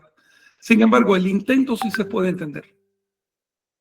Y si agarras el intento, puedes intuir, incluso si no tienes una traducción exacta en algún diccionario. ¿Ves? También otra cosa que ya tiene que ver con la pura lingüística. Hay que ver que si reúnes todos los diccionarios de náhuatl juntos, así juntos, como se trató de hacer con el gran diccionario y demás, eso es 1/3 de las palabras que aparecen en las fuentes. 1/3. Luego, falta muchísimo por trabajar todo esto, pero qué bueno, porque significa que hay mucho material para seguir trabajando, entonces hay muchos aspectos que se puede sacar. Hay para todos los gustos, desde quienes quieren una visión estrictamente académica, una visión lingüística, recuperar el valor sapiencial de los textos, recuperar la unidad literaria, recuperar la calidad literaria, porque finalmente eran obras de arte, en fin, recuperar la poesía. Mira, eso es algo que no se ha intentado. Cuando tú lees los textos de náhuatl directamente, te das cuenta que hay métrica. Las traducciones se olvidan de eso, porque sería imposible reflejar la métrica, ¿no? Pero está ahí y algún día se podrá hacer un ensayo y poner unos ejemplos, decir, mira, esto está cortado así, así, así. Esto tenía un porqué. Oye, ya que estás acá, me gustaría presentar algo que hice que es sobre náhuatl. Sí, nada más antes, Lili se tiene que ir porque están allá en taller, van a entrar a meditación, y bueno, sí, nos, antes de pasar a lo tuyo, Frank. Sí. Lili. Muchas gracias, buenas noches y qué gusto compartir, escucharlos y por acá andamos. ¿Cómo no seguimos unidad? ¿Cómo no? Y bueno, también como nos han preguntado, estos textos que leyó Lili, están en la página teomostli.org, ahí los pueden consultar, y bueno, también está, como ya nos acostumbró Frank, digamos, la parte en náhuatl y la parte en español, también para los que se quieran interesar en el estudio de la lengua. Y bueno, pues entonces ahora sí pasamos justamente a esta sección tan importante que nos abre esta ventana, ¿no?, a la cultura como es la lengua. Y pues, en este trabajo que has hecho, Frank, de traducciones, y bueno, pues qué mejor que poder comentarlo con Rampam. Sí, otra sí, Pamela. de hecho, Pamela, te voy a pedir que en lo posible participe aquí. De hecho, lo que me interesa, bueno, la lengua es solo un pretexto, lo que me interesa es mostrar la oración del fuego nuevo, la oración ritual del fuego. Quedó 2 veces completa y unas 2 veces más en pedazos en los códices florentino y matritense. Era una oración institucional. De hecho, el mismo cronista dice, bueno, el sumo sacerdote le decía a la gente ta. Así que era una oración para sacramentar la actividad. Después quiero hablarles de eso. ¿Qué era lo sacramental dentro del rito de fuego nuevo? Algo muy especial que hacían ahí. Y eso es de lo que nos iba a platicar o nos va a platicar Mónica. Pero por lo pronto esta oración tiene algunos sentidos esotéricos que me gustaría tratar con ustedes. Oye, ¿me ayudas, Pamela, leyendo la parte de náhuatl?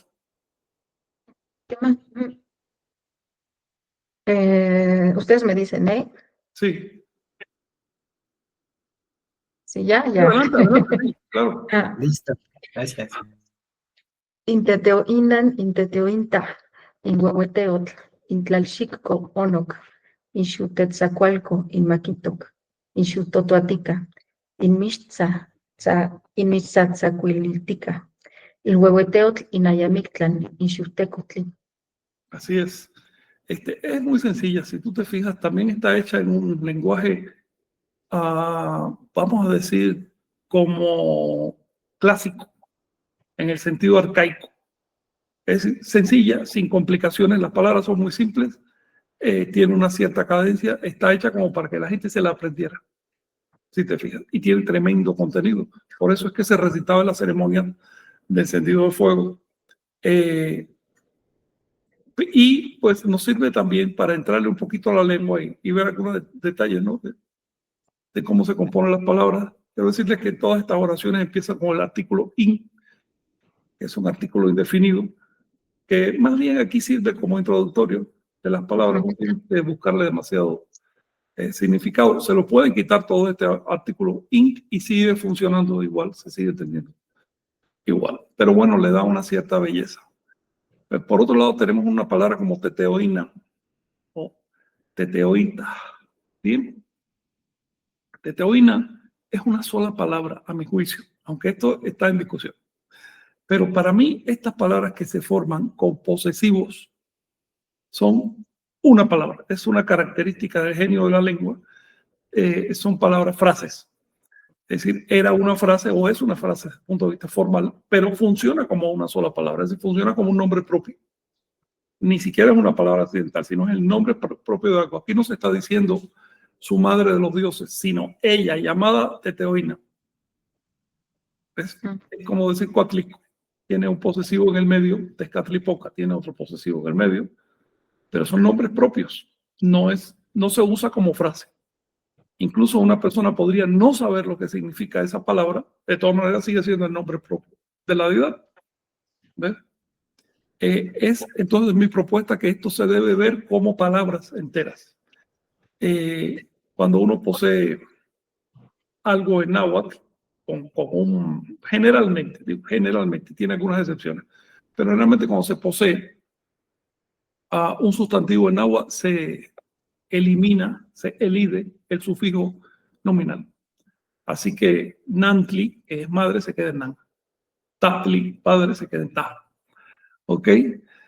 Y aquí está diciendo su madre, su mamá de los dioses. Teteo es una palabra compleja, es un plural. El plural se forma por dos recursos, el reduplicado de la primera sílaba de te y el saltillo al final en o. Si le quitas el plural, queda teotl. Así que aquí dice teotl. Y después hay una pluralización.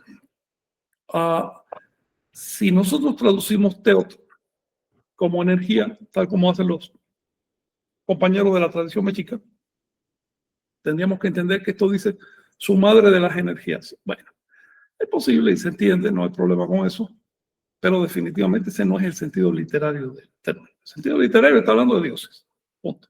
Su mamá de los dioses, su papá de los dioses. ¿De qué dioses? Específicamente de 8,000 dioses que había en el panteón. El número quedó registrado en alguna fuente. ¿Qué significan estos dioses? Son fuerzas naturales creadoras que reciben los nombres de profetas históricos. Así de simple. Esto es un fenómeno que se repite, no sé, por ejemplo en China. En China no tienes dioses ontológicos, sino tienes profetas, gente que hicieron cosas relevantes y después sus nombres son aplicados por asociación con fenómenos como la lluvia, la fecundidad, el fuego, etcétera, la tierra. Esto no es especulativo, esto lo dice la fuente también con mucha claridad. Todos sus dioses, dice un cronista, en su momento fueron hombres elevados a la función divina por cosas meritorias que habían hecho. No hay que discutir demasiado sobre ese asunto. Primero ver lo que dicen las fuentes al respecto, después tratar de entender lo que quisieron decir. La clave aquí, lo básico es distinguir teteo o teo no son alusiones ontológicas. No se refiere a existencias per se. Un Dios cristiano existe por sí. Pero en el resto de las religiones de la tierra, en la India, en Anáhuac, etc., los dioses son solo metáforas de procesos. Metáforas de procesos. No fantasmas que existen en algún lugar del cielo, por ahí. No, no, eso no es concebible en la mayoría de las religiones de la tierra. Por eso no hay ningún problema en traducir como dioses. No tiene sentido permitir que los cristianos secuestren la palabra dioses, que ni siquiera es de origen cristiano, se origen en una lengua indoeuropea que no tiene que ver con la tradición bíblica. Entonces, no hay que permitir que términos que son de uso común de todos lados, de pronto sean secuestrados por una sola religión a tal punto que ya nosotros no podamos usarlo. Esa es mi posición. Pero bueno, ¿por qué le llaman madre y padre de los dioses? Algo a notar es que primero menciona a la mamá, después al papá. Así pasa en los juegos de Tatoli, primero se menciona a la mamá, luego al papá. La mamá es segura, el papá no tanto. Por lo tanto, la mamá representa el contacto real con el linaje biológico, lo que viene de atrás. El papá es la adopción que se hace después. Y por eso es que en el mundo divino la madre tiene relevancia. Se antepone en el mundo del panteón anahuaca. Ahora bien, ¿qué significa padre y madre de los dioses, madre y padre de los dioses? ¿Por qué se le llama así a Huehueteotl? Bueno, vamos a ver qué significa Huehueteotl. Inhuehueteotl se forma de Huehuetl, que quiere decir viejo, anciano, o la verdad es un duplicado de Huey, que quiere decir grande, lo mismo en el espacio que en el tiempo. ¿Ok? Así que ese duplicado implica que se extiende, que se extiende, que se extiende. No solo anciano en el sentido español, que es una persona anciana, pero que tiene un punto de partida. No. Hueteo, aunque también se le podía aplicar a un viejo, obviamente, a un viejo cualquiera, tiene otra acepción, tiene otra connotación, y es aquello que se extiende. Esa connotación la da el reduplicado. Entonces, el divino anciano, si ustedes quieren. ¿Por qué se le llama divino anciano? ¿A qué se refiere esta oración? Quiero decirles algo. Huehueteo no solo aparece en la tradición anahuaca, aparece en otras partes de la tierra. Van a encontrarlo en los Sanara, por ejemplo, el Sanar de la India, de los Vedas, de la religión hindú. Lo van a encontrar en el anciano de días de la Biblia. En la Biblia hay un personaje que se llama el anciano de días, que es anterior a Dios. Bueno, en los contextos en que aparece, tú te das cuenta que es anterior al Dios creador. ¿A qué se refiere la religión de la tierra cuando tienen un Dios viejo? Tan viejo que, como vemos en la imagen, está todo encorvado. ¿A qué se refieren? La longevidad del fuego, ¿no? Ah, Parece. ¿Por qué el fuego y por qué longevidad? ¿Por qué se asocian estas dos cualidades? Aquí está tan encorvadito que prácticamente no tiene cuerpo. La cabeza descansa directamente en las piernas, por lo que estoy viendo. Tiene además unos signos muy importantes de arriba. Unos signos de ojos y unos cuadros y demás. Ahora, divino anciano significa que el primer ser existente. Por lo tanto, todos los demás que vinieron son sus hijos, son sus nietos, sus descendientes. Él es el abuelo de todos. Es el primer ser existente. Y con esto entramos en un problema del español. Cuando digo primer ser existente, uno piensa el primero en ser creado. Pero si es el primero en ser creado, quien lo creó es anterior, por lo tanto aquí se rompe la relación. No, en el pensamiento anahuaca, en el pensamiento tolteca, el primer ser existente es el que ha existido siempre. Como ha existido siempre, es extremadamente viejo. Es la ancianidad en persona. Ese es Huehueteotl. ¿Y por qué se asocia con el fuego? Porque tú puedes quitarle atributos al universo, todo lo que te dé la gana, pero no le quites el movimiento. Fuego significa la chispa de vida, el movimiento, lo que se mueve. Si le quitas eso, desapareció el universo. ¿Ves? Todo lo demás son atributos de la creación, de las cosas a medida que se van creando. Pero la chispa de vida el inicio de todo. Eso no se lo puedes quitar, o ya no existe nada. Huehueteo, por lo tanto, es la vida desde su origen. En la cosmovisión anahuaca, la vida no fue creada, siempre ha estado ahí. Esto resuelve el tema de cómo es que la complejidad de la vida existe, cómo yo decir, siempre ha estado ahí. La complejidad del universo también siempre ha estado ahí. La energía siempre ha estado ahí. De hecho, las cosas importantes de este mundo siempre han estado ahí. Siempre modificándose, pero nunca han faltado. Y por eso siguen estando aquí. Es un pensamiento que produce vértigo a quienes están acostumbrados a pensar en que las cosas tienen que nacer en un punto y terminar en otro. No, esos son cortes que hace la mente de un continuo infinito. Por supuesto que si la vida siempre ha estado ahí, no necesitas explicar cómo un ser sobrenatural creó esa complejidad. Entonces te evitas un eslabón en la cadena, el eslabón del ser sobrenatural que vive en el cielo invisible. Eso te lo puedes evitar. No cabe, con respecto a la vida, que es huehueteo, la pregunta cómo llegó a existir. Existe en sí, se sostiene en sí. Es el fuego que se sostiene en sí mismo. Ese es huehueteo. Los demás fuegos, los que inician y desaparecen, son chispitas que salen de él.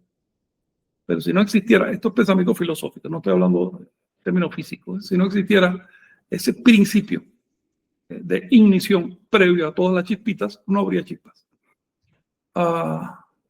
Entonces estamos en presencia de un ser tan viejo que es infinito. Y seguimos.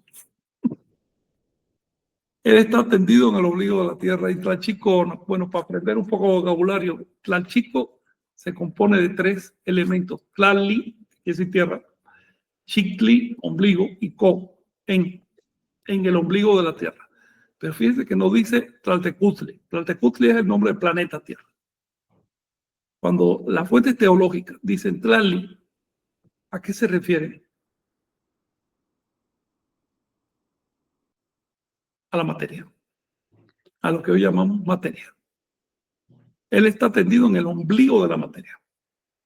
Es decir, es lo que está detrás de la materia. ¿Qué es lo que está en el fondo de la materia? En el centro, además. Porque el ombligo es la posición central. Pero el ombligo, además, lo que conecta a la criatura que acaba de nacer con sus ancestros, con lo anterior. ¿Qué cosa es lo que está detrás de la materia? Está esa sopa de partículas que se mueven constantemente sin necesidad de que venga nadie a empujarlas, porque además no pueden dejar de moverse. Y que por lo tanto siempre se han movido y siempre se moverán esa sopa de partículas que crea la materia y que crea todo lo demás.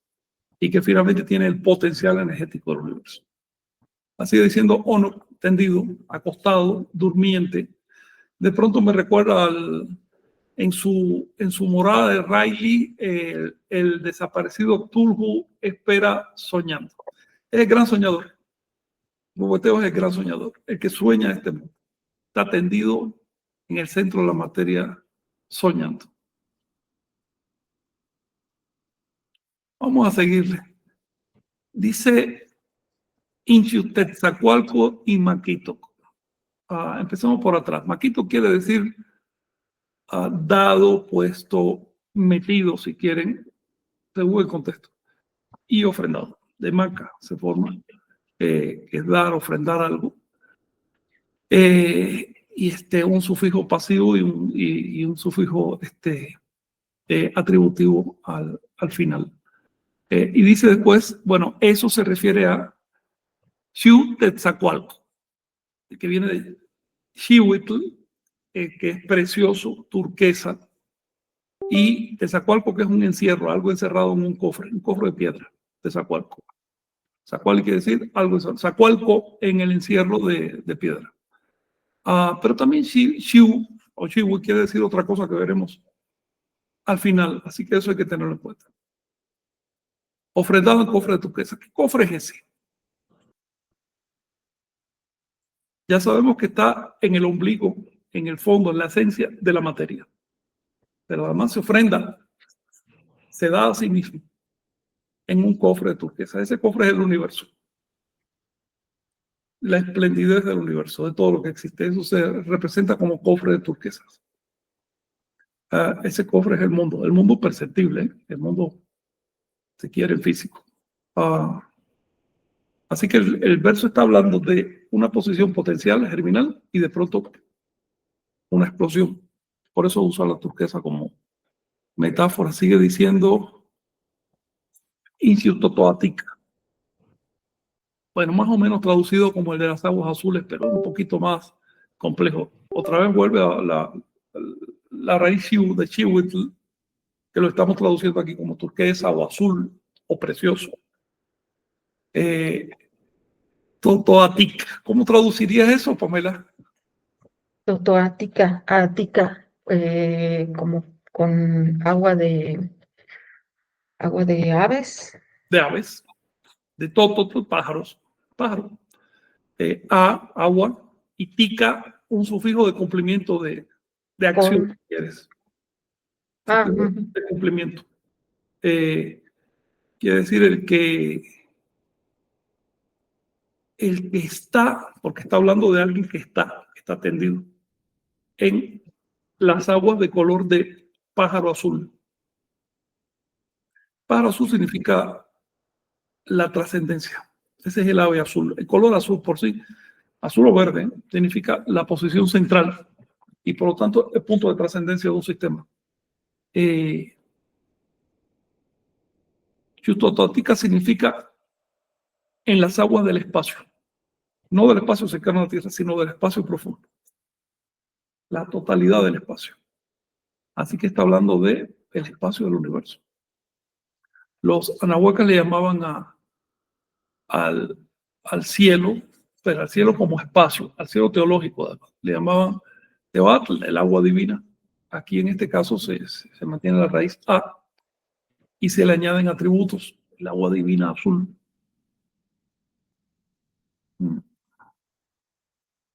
¿Qué comentar me dicen? Sí, Frank. Sí, adelante. Por ejemplo, ahorita que comentabas en la frase anterior, a mí me vino a la mente un mural de Cacastla, ¿no? Donde está justamente un quetzal y una serpiente que baja con esas plumas azules, ¿no? También que llaman mucho la atención. Sí. Entonces, también en la lámina 1 del Feyerabad Mayer, estas aves que descienden de las esquinas. Entonces, perdón, pueden remitirnos también algunas escenas que están descritas tanto en murales o como en códices y que refuerzan ahora sí, toda esta exquisitez, ¿no? Es que es muy nutritivo, por ejemplo, ya que lo vas desglosando, ¿no? También me llamó la atención en la frase pasada, este concepto con el que, ¿y cómo le llamaban a las pirámides, ¿no? A los templos, los que les llaman, tzacualis, ¿no? Por ejemplo. Entonces, que sí, guachimontones, ¿no? Ahora que Lili comentaba ahí de su experiencia, ¿no? Que también anduvo por allá en estos lugares, o cuyos, o también en este caso los teocalis, ¿no? Pero también como esa dimensión de ese sitio, este espacio sacro, ¿no? Que también como en este caso de las aguas azules, pues remite también en este sentido a este color del rumbo centro, ¿no? Por eso las turquesas, sí. Por la parte de la libertad, lo etéreo, lo que emana, lo que te hace, y bueno, y también esta es una invitación, ¿no? Que haciendo esta reflexión, con cada una de estas líneas, si ustedes tienen oportunidad, digo, me ha tocado con el paso del tiempo, explorar y luego, digo, a ver, voy a practicar y pagar una palabra de estas, y no, hombre, serán unos viajes muy profundos, ¿no? O sea, sin necesidad de ninguna sustancia, solo como el intento y ver a dónde te lleva, ¿no? Entonces, muchas gracias por compartir. Ahorita me enseño una guacamaya que ando por acá. Ya que lo mencionas, Vicente, la traducción no es exacta, ¿eh? Porque nosotros no tenemos en español, o tendríamos que componer para traducir Chihuitl como color, tendríamos que decir verde-azul. No tenemos un solo término para ese color de las turquesas. No es propiamente ni verde ni azul, es un término medio. Se dice Chihuitl en agua. Incluso si lo estás aplicando, por ejemplo, a la vegetación, Chihuitl significa hierba, color verde tal cual. En otras palabras, abarca entre el verde y el azul, cualquier cosa que esté entre verde y azul, pero no es el azul propiamente que vemos nosotros en los colores, es otro azul, es un azul más verdoso, anahuaca, que representa la profundidad y la posición central. Ahora, las aves en esta iconografía, por su capacidad de volar, de emanciparse, de atravesar el espacio, no están atadas a la gravedad prácticamente. Representan justamente eso, el espacio, las aguas del espacio. Y el verso después tiene más, el poema tiene más profundidades. Aquí está diciendo que está rodeado de nubes o oculto entre nubes. Es una palabra que se forma de mistli, que es nube, y salsacuilitica. Tica es un sufijo, digamos que de cumplimiento, de acción, que dice que está así, que está haciendo esto. Oye, ¿alguien está platicando aquí? No veo. Sí, Luis nos compartió una pregunta. Sí, si adelante. totoatica es un difracismo. ¿Cómo? Nos ¿Totoatica? pregunta Luis si totoatica No, es un difracismo. no es. Para que sea un difracismo tiene que ser dos palabras separadas que aluden a un tercer concepto. ¿Ves? Hay palabras difrásicas. Por ejemplo, yo puedo decir intlili, intlapali, lo oscuro y lo luminoso.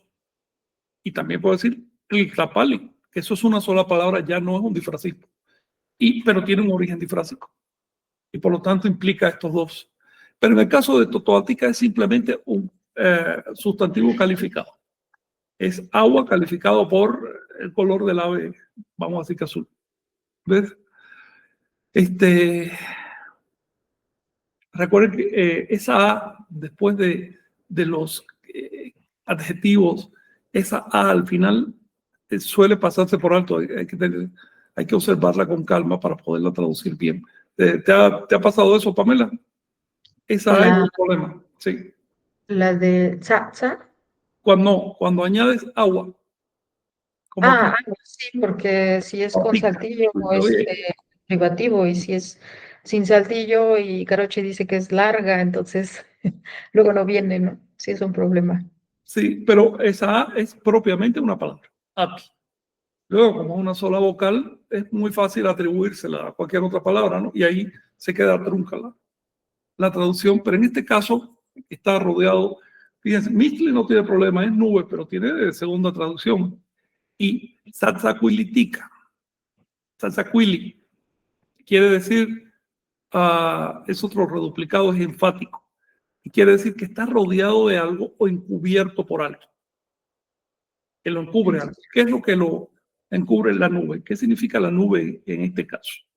La nube quiere decir en la cosmovisión de Anáhuac, en la teología, la nube quiere decir que es difícil de percibir o de ver. Luminoso. Nosotros también lo usamos en español. Luminoso quiere decir que tiene características de nube, por lo tanto no da, por ejemplo, en matemáticas, no es un número exacto, es una, digamos, un aglomerado de posibilidades, una cosa así. En este pensamiento anahuaca, Mish quiere decir misterioso. Misterioso. Es decir, podemos comprender todo lo que viene después, pero el origen mismo no lo podemos comprender, porque comprender significa abarcar. ¿Cómo va a abarcar aquello que no tiene origen? Simplemente no hay manera de comprender. ¿Por qué existe lo que existe? No, la pregunta ¿por qué no aplica a lo que existe ontológicamente? Aplica a todo lo demás, a las cualidades, a los atributos, pero no a la existencia ontológica, y ese es, ojo, no estoy diciendo que haya una existencia ontológica en el universo. Estoy diciendo que la composición del agua, ese concepto se definía como lo más anciano. Sí, Vicente, adelante, claro.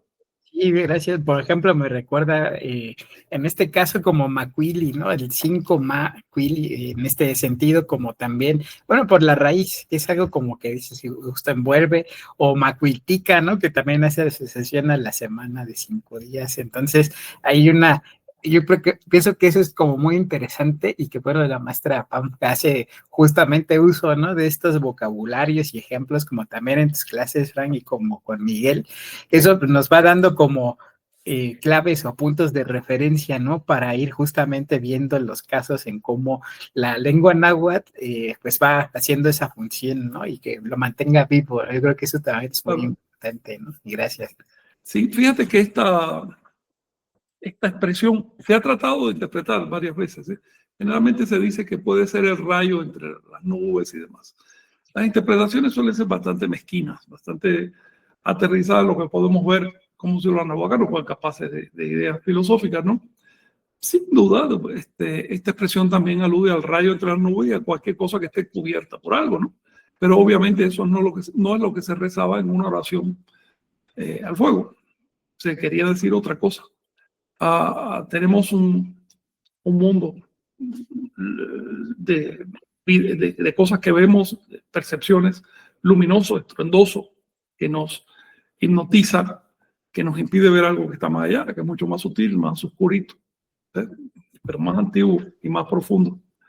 Esa es la distancia que quiere hacer este verso. Hay algo detrás. Es como, ¿sí? Es como esa velación de Tezcatlipoca, ¿no? Ese humo del espejo.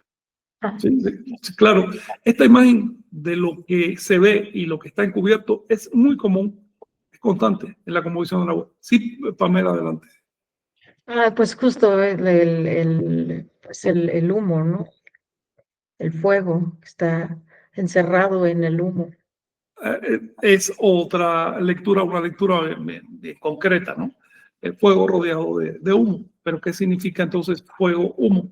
Es lo mismo que nos decía John, espejo, que es la capacidad de percibir el espejo de los sentidos. Pero por otro lado el humo, que lo encubre, o las limitaciones del acto perceptual. En el caso de huehueteo, ¿por qué no lo podemos entender? Porque tratamos de entenderlo. Y el solo hecho de tratar de entenderlo limita la experiencia. Si no tratáramos de entenderlo, lo percibiríamos en todo su esplendor, porque es lo que está en todos lados, es lo que está aquí. Es más o menos lo que quiere decir desde el punto de vista práctico, ¿no? ¿Quién está levantando la mano? ¿Miguel? Gracias. Sí, en cuanto al término anterior que comenzaba con Shiu, también me parece que todavía ni siquiera tocaron el punto, es decir, es tan vasto el significado que todavía no se tocaron sus acepciones calendáricas. Bueno. Adelante, platícanos.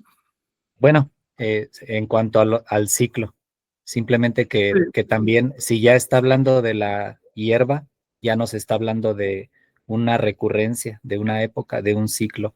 Y en cuanto a la siguiente palabra, lo que mencionan sobre la raíz de la palabra nube, mish, sobre misterio, que es un misterio, en base también a los conceptos filosóficos, recordar que esta raíz ha permanecido como ideograma hasta la fecha en la anteojera del signo lluvia y filosóficamente está asociado al merecimiento.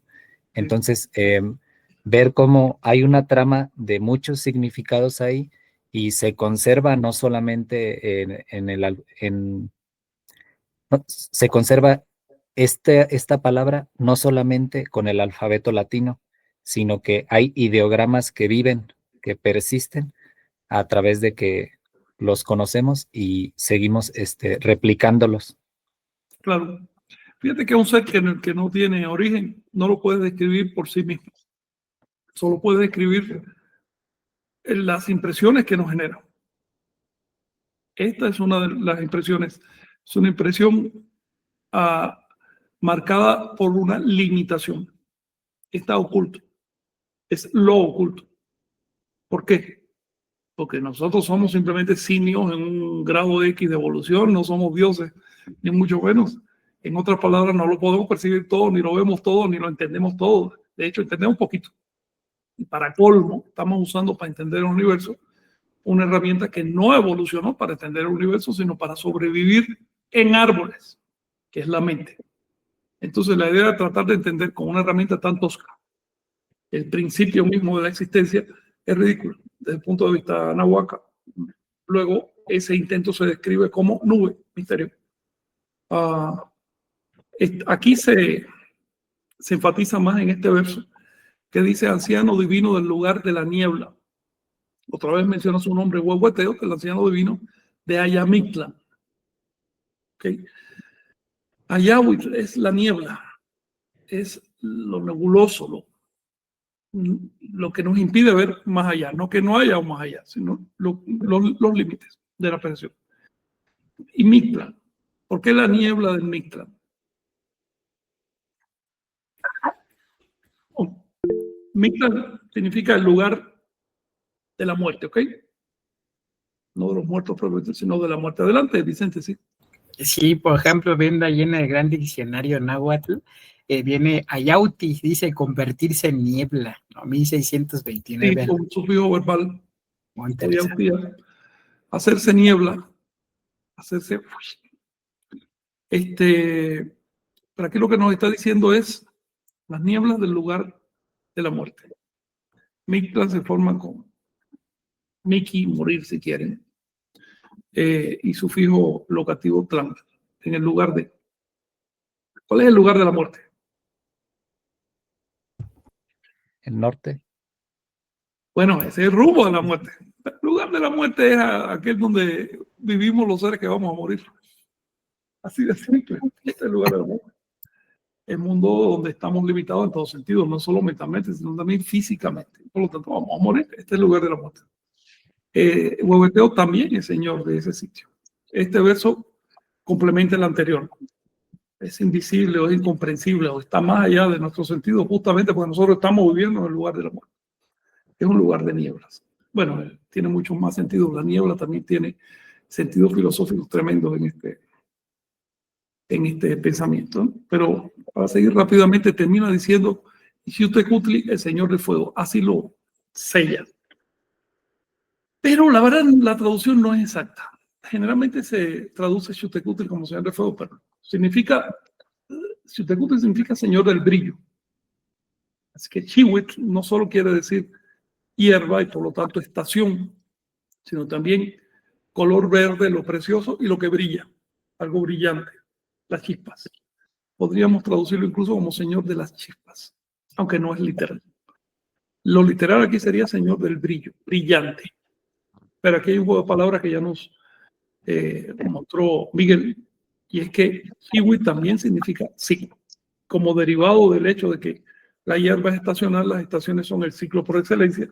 Kiwi significa año, el año de la tierra, y ciclo en general. Cualquier ciclo se llama Kiwi. Por ejemplo, Shumolpili, el atado de ciclos, es un ciclo de 52 años. Y así vas a encontrar esa raíz Shiu en muchas composiciones calendáricas. ¿Qué quiere decir señor del ciclo? Porque eso es lo que literalmente nos está diciendo este verso. Yo traduzco fuego para mantener la coherencia con el resto del poema, ¿no? Pero el sentido que estaba entendiendo la persona que entendía estas cosas era ciclo. Señor de los ciclos. Bueno, aquí por primera vez aparece este nombre para Huehueteo, pero ha estado anunciándolo el poema varias veces a través de la raíz Shiu, varias veces. Nos quiere llevar a lo siguiente. Estamos hablando de Huehueteo, que es el creador de todo. ¿Ok? Pero en el momento que crea las cosas, y que no es que las haya creado en un momento y después el universo hace, no. Es que las está creando permanentemente. La idea de creación en Anáhuac no es creación en un momento, sino creación permanente. En el momento que crea las cosas, adquiere un atributo. Se convierte en señor de los ciclos, porque todas las cosas están sometidas a ciclos. Todas las cosas se mueven, pero el movimiento nunca es caótico. El movimiento es cíclico. El movimiento tiene un sentido, tiene un centro, tiene una amplitud, etc. Así que lo que estamos viendo en este poema es como desde lo abstracto, desde Huehueteo, hemos caído en el señor de los ciclos, en Xiuhtecutli o la creación. Sí, ¿Qué quería decir? si me permiten, Sí. me parece que esto conlleva sentidos muy profundos. Sí. En cuanto a los 20 signos calendáricos, me llama la atención que, bueno, el primer signo esté asociado al fundamento y el último a la realización. Y bueno, una tercera cuestión es que Tlacatl define al ser humano o a la persona y alude a la mitad. Entonces, del segundo al 19º signo, discurrimos desde el aliento, filosóficamente hablando, con viento, hasta el merecimiento, con con lluvia. Entonces, este Señor de los Ciclos contiene 3 aspectos. Bueno, no sé si podría hacer esa lectura, pero me parece que el aspecto del fundamento está claramente diferenciado del desarrollo intermedio de la veintena y de su sello de la realización. Es decir, hay, bueno, no sé cómo decirlo, un pliegue, un despliegue, una pisada, no sé exactamente qué términos usar, qué 3 términos usar para remarcar, bueno, que hay 3 fases. Sí, sí, sin duda hay una fase que media entre otras 2 y que son conceptuales, que no significa que las cosas existentes realmente se dividan en 3 fases.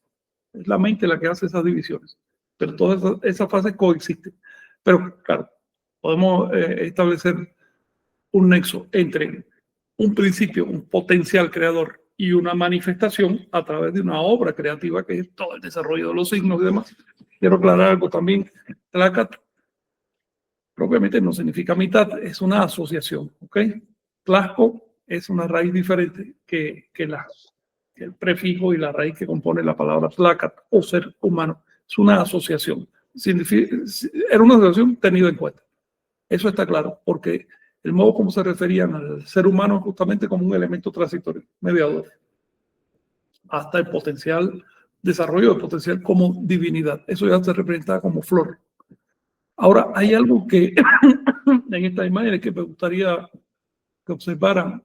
En esta misma se ve bastante bien, y es que tiene un tocado bien grueso el huehueteo.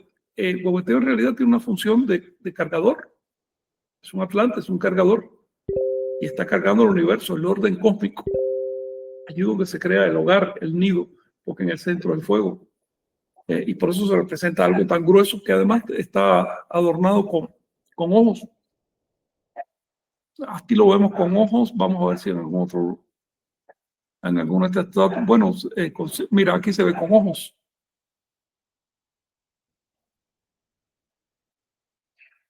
Es decir, hay una relación permanente entre el huehueteo y los ojos. El significado es obvio. Ese fuego original es el fuego de la vida. Y lo que caracteriza a la vida es la capacidad de percibir, ser sensible al mundo. Eso es lo que significan los ojos dentro de la composición. El ser sensible a las cosas, no solo ver, no oír, cualquier cosa que tenga que ver con los sentidos. E incluso pensar, la capacidad de pensar. Entonces, eso les quería mostrar, porque cuando lo dejamos simplemente en el fuego como elemento, no estamos viendo la profundidad del huehueteo. El huehueteo es el fuego de la vida, y por lo tanto el fuego de la conciencia. Eso lo quería decir. Ya voy a salir. Muchas gracias, Frank. Sí, La verdad es que el náhuatl es, el español tiene uno que explicar mucho, ¿no? Para sí, poder. hay que darle vueltas. Sí. Sí.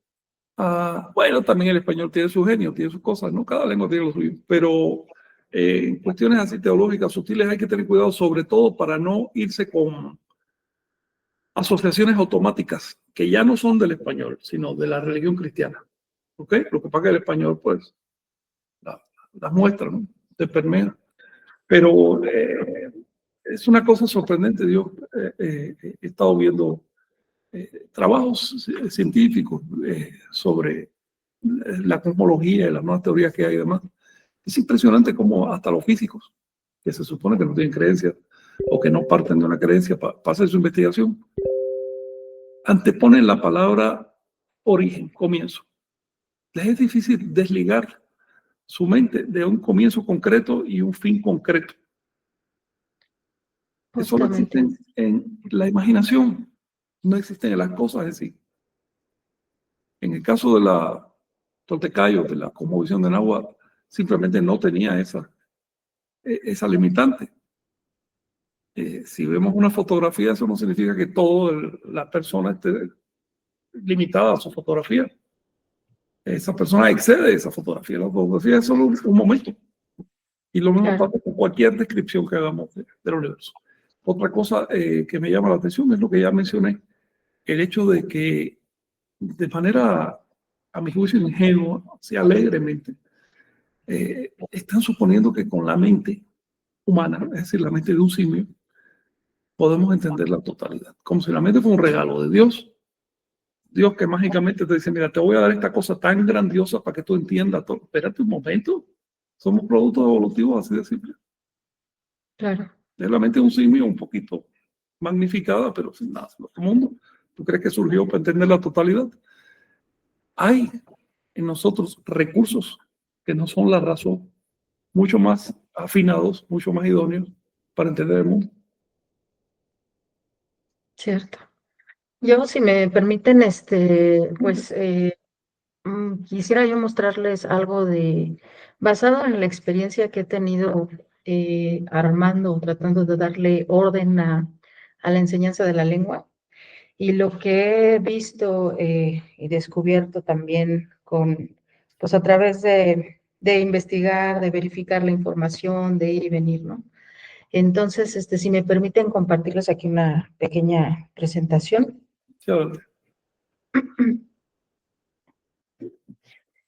Déjenme sí.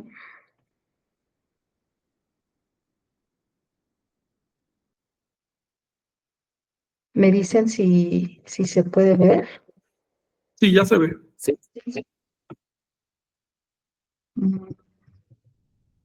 Ok, yo me tengo que salir para verla. Sí. Y bueno, le puse obviamente la fecha de hoy, Ashkan Tonali Chicuaseno Somat, y con motivo pues de lo que nos está congregando aquí, que es realmente este espacio, y lo digo como espacio porque a veces la palabra tiempo para el náhuatl no cabe. Y voy a pues empezar con algunas cositas que aporté aquí. Chignahui, no sé si yo la tengo que dar siguiente porque no sé cómo manejarlo desde aquí. Si le doy siguiente, sí se cambia ahí en la pantalla. Ya estás en Vocabulario Molina, página 569. Ah, Estás en la lámina Está 2. en la segunda lámina, sí.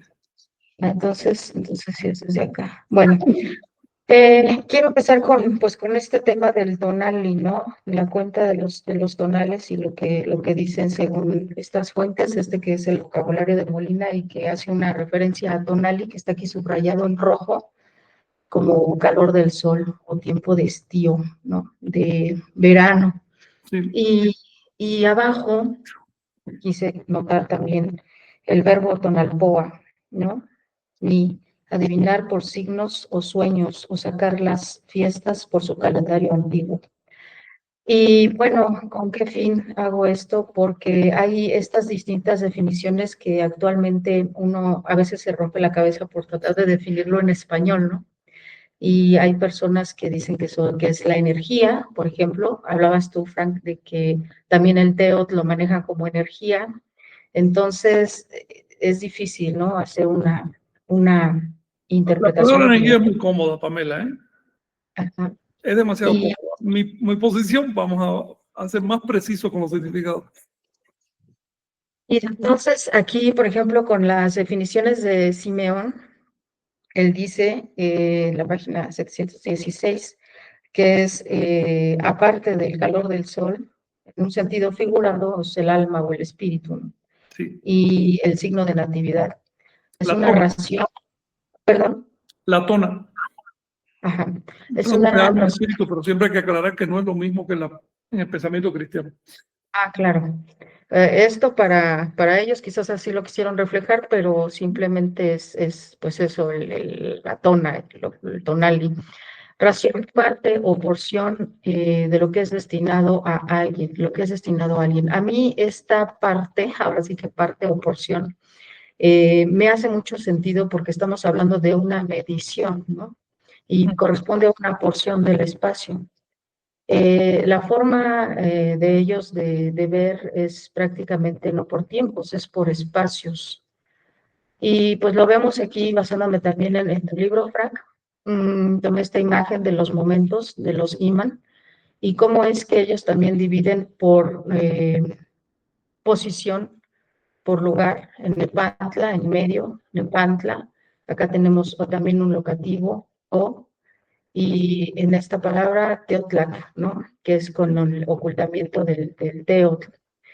Y simplemente hace pues referencia a los lugares, a un espacio donde está sucediendo cierto fenómeno.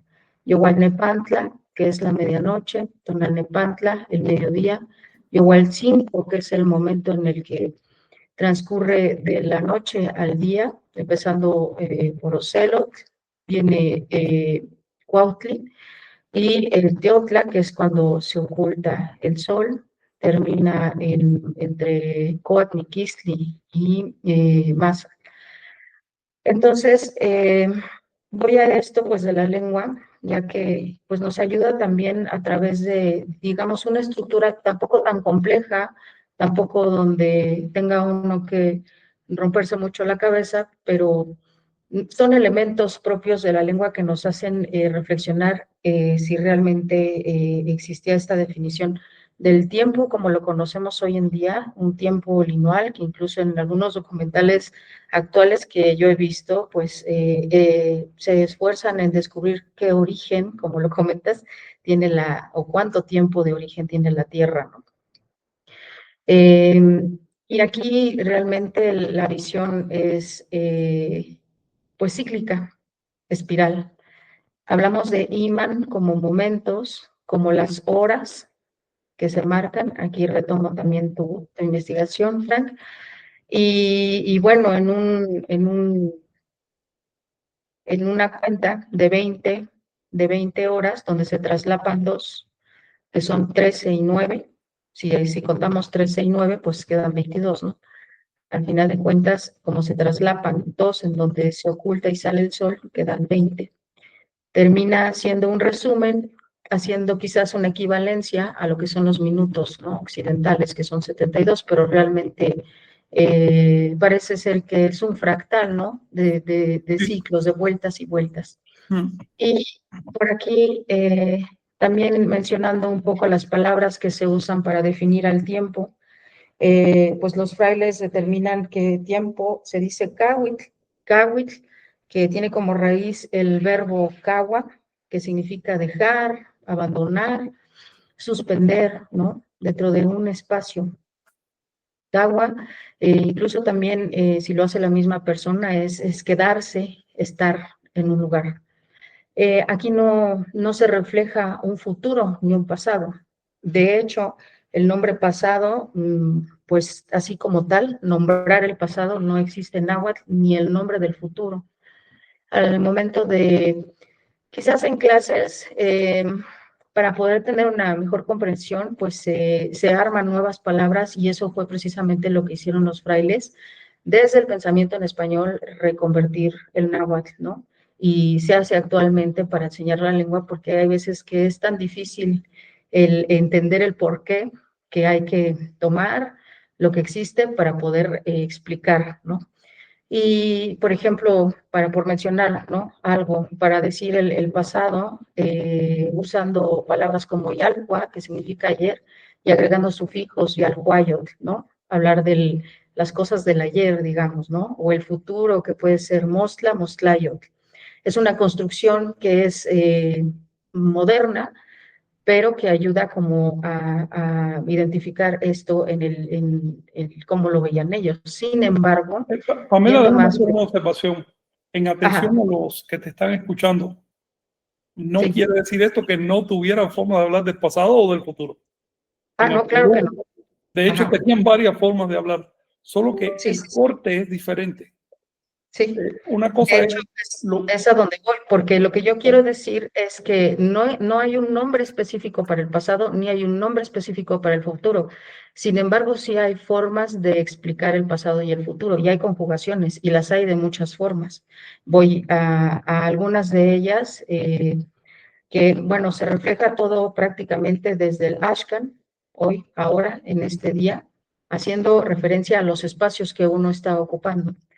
Y dentro de eso, por ejemplo, en el pasado, si ustedes van a un vocabulario, aquí igual y les puede aparecer esta palabra como soli suli, que significa viejo, desgastado o usado. Y en realidad hay formas también para referirse a acciones pasadas, como estos ye, que están aquí marcados en rojo. Y lo que me llama a mí la atención es que se usan este tipo de, podría decirles yo, palabras que demarcan distancias. Nepa, que significa aquí o allí. Hueca, que significa lejos, es una distancia. Y agregándole estos elementos, ye o mosla, amohueca, recientemente, yehueca, ya hace mucho tiempo, puede uno expresar el pasado, acciones pasadas, tanto así como las conjugaciones. Lo que yo me refiero es que en sí, como nosotros lo entendemos en el español, hay un pasado, un presente y un futuro. En el náhuatl, lo que más se refleja es el presente. No hay una forma de nombrar el pasado en sí, ni una forma de nombrar el futuro como tal, con un nombre o un a ver, sustantivo. déjame observarte algo. Mira, nosotros en español decimos el pasado o el futuro y estamos suponiendo sustantivos. Ajá, El náhuatl lo hace con adverbios, sí, pero no con sustantivos. Por eso de no, pronto no encontramos eso. Pero cuando dices, por ejemplo, astopa, es un en el adverbio, lugar. ¿ves? Ujú, Y eso está diciendo algo parecido a futuro, pero no el futuro que está allá, claro, sino lo que va a pasar respecto al hoy. Igual con el pasado, no es el pasado que está allá, eso se dice de otra manera, sino lo que está dejando de ser en este momento. claro. Es otro corte, otra forma. Otra forma, Mm. sí. Y incluso hablando del futuro, pues por eso es que atan como en español existe el infinitivo, para el náhuatl no existen verbos que no se conjugan, porque al final de cuentas es un futuro, no es seguro, digamos, no es una posibilidad, más no estamos seguros que va a suceder. Aquí, hablando del futuro, pues igual, ¿no? Yo mencionaba que podemos usar algunos elementos para construir esta palabra pues desde tomando los elementos del náhuatl y pensándolo en español, pero como sustantivo no tiene un nombre. Sí hay adverbios que nos van a ayudar para expresar el futuro, ¿no? Tenemos aquí kin, perdón, que es enseguida, tenemos este verbo yes, que es estar, será, Conjugación futura. ajá, ya conjugado, ahora sí en futuro, pero tomando en cuenta que el futuro es una posibilidad, no existe, ¿no? Eh, También se usan ciertos difracismos como inmostla y huiptla, ya hablando del avenir, del venir, ajá. Aquí tenemos también nepa, aquí Ve, ya usaste un verbo. Ya usaste un verbo, el venir. en venir a, Es que cuando convertimos el pasado y el futuro en sustantivos nos metemos en un problema con respecto a la realidad. sí, exacto. Sí, porque el español tiene otra forma No totalmente. existe con independencia del presente. Ujú. Entonces, aquí yo veo pues prácticamente espacios, ¿no? Espacios que están atados a acciones que van girando, por eso es que coloqué también esta lámina híjole, a mí me rompe toda la estructura mental porque es la forma de organizar y pues de contar los espacios, ¿no? Cómo se desdoblan. OCNEPA, tenemos otra vez el NEPA aquí o allí, dependiendo de qué elemento como adverbio le coloquemos, va a ser un pasado o un presente. o Achinepa, más adelante, más lejos, otro poco adelante, hablando de espacios. Y también por aquí en una ocasión tuve la oportunidad de entrar al curso de Mauricio Orozpe, donde nos muestra pues toda este gran información que él ha hecho en base a los diseños de la greca escalonada y de varios otros elementos en Mitla y la piedra solar. Y pues vemos cómo están reflejados esos cortes, esas porciones, ¿no? Esas porciones de tiempo, del espacio. Y hay personas, incluyéndome, que nombramos pues, precisamente la forma de contar como Kaupowali, visto desde la construcción de cómo se decía tiempo, ¿no? Kawit, según los frailes, Kawit más la cuenta, Kaupowali. Pero si uno también va a las fuentes, este nombre pues no es, digamos, tan antiguo, ¿no? Es una construcción ya a partir de las traducciones al español y que retomando otra vez el náhuatl se vuelve a armar la palabra, ¿no? Kawit más Powali, que sería la cuenta del tiempo. En náhuatl Aunque, no dirías cuenta de tiempo, sino cuenta de los ciclos, porque lo que cuenta no es el tiempo, son sus ciclos. entonces, en náhuatl en sí sería Tonal Powali o Xukpowali, porque ese es más específico. Este Kaupowali realmente no es parte pues, del lenguaje que usaban antes. Y acá también quise mostrar este corte de la cruz, que también viene reflejada en el fuego nuevo, ¿no? Que son herramientas de medición. Por ahí también tuve esta imagen de los libros de Felipe Lira Montes de Oca, Ciencias Milenarias y Aplicaciones del Continente Americano, que trae una investigación bastante buena que vale la pena leer, donde pues se refleja mucho de lo que era la cuenta, ¿no? Qué herramientas usaban, y habría que poner en análisis también varias cosas, pero es un libro que trae mucha información. Y bueno, acá también él menciona que un imán podría ser lo que ellos evaluaban dentro de un tlashco, llamándole un rincón, la unidad de rincón, Shomuli, que significa rincón, la unidad del rincón, para mencionar estas pues, mediciones, ¿no? Del espacio. Y bueno, pues actualmente ya para las clases, en este intento de que pues todos aprendamos un poco y tampoco, lo repito mucho yo, no estar pegados a los libros, porque también, si no, pues siempre vamos a estar atados a revisar fuentes, pues empezar a practicarlo, ¿no? También en nuestro cotidiano, día a día. Y pues por eso se toman ciertos elementos, o Huitla, antier, Yalhua, ayer, Ashkan, hoy, ahora, este día, Mostla, Huitla, mañana, pasado mañana. Y como les repito, aquí tenemos difrasismos que pueden ayudarnos también a hablar del pasado, en Yalhua, en Huitla, en Mostla, en Huitla, ¿no? Y el Ashkan, que es el presente o el ahora. Y esto a mí pues me gusta mucho descubrirlo, porque simplemente es cómo ellos organizaron pues toda la cuenta, ¿no? Cómo ellos cuadricularon el espacio y obtuvieron toda esta información, estos tonales que nos ayudan a poner un orden quizás que a lo mejor va a ser imposible alcanzarlo, ¿verdad? Porque como decimos que como humanos no vamos nunca a tener el conocimiento total de lo que es pues el cosmos y el universo, pero se hace un intento. Y por eso también puse por aquí esta pequeña traducción que hicimos mi grupo y yo, atendiendo a lo que son los adjetivos. Estamos viendo algo de adjetivos ni, adjetivos que terminan en o, y pues obtuvimos esta definición de lo que es ser un tolteca, y me gustaría leérselas. Entonces, dice en su parte en náhuatl, Toltecat, Intoltecat, viene en el libro 10, si lo quieren revisar en el folio 15 reverso.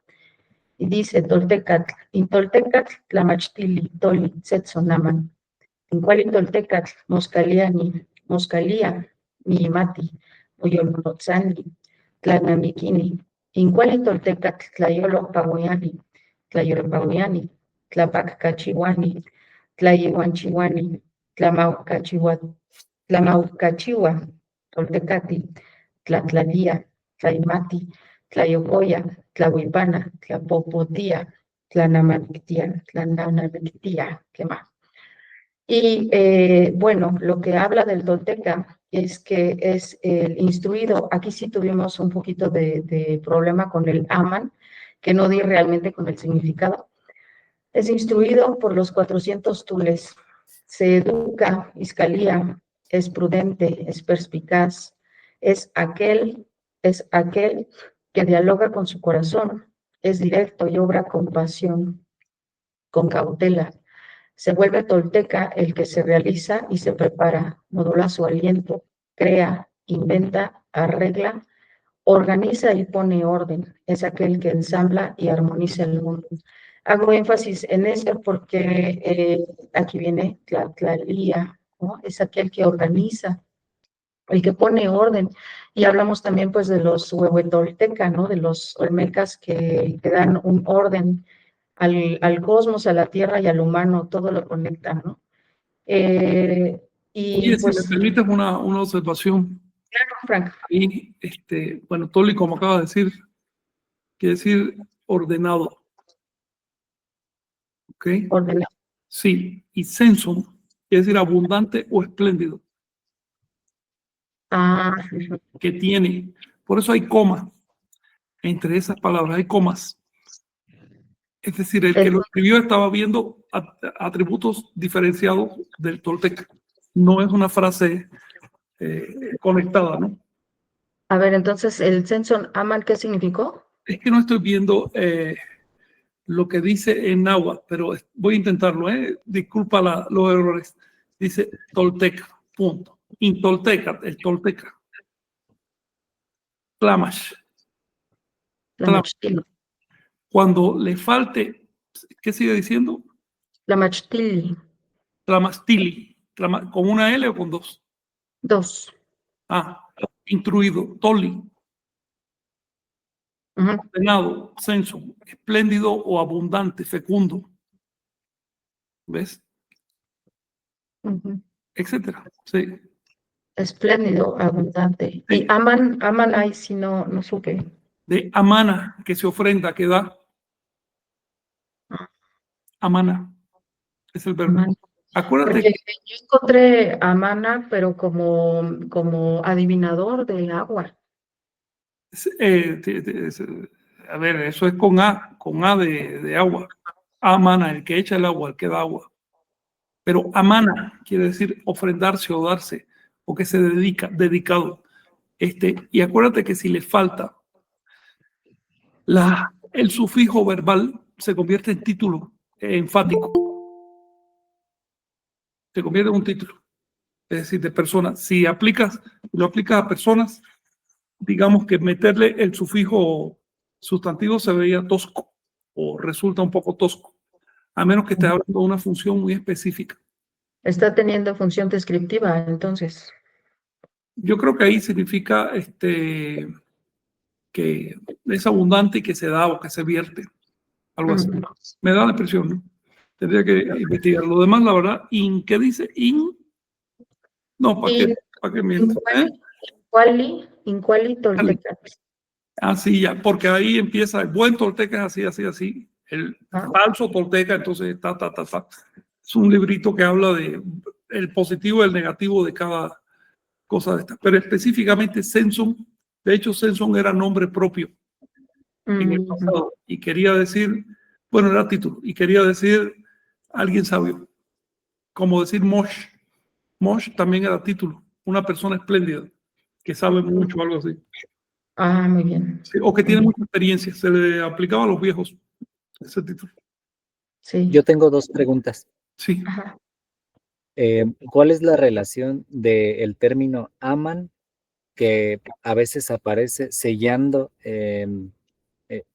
un canto o una oración, ¿por qué tiene relación?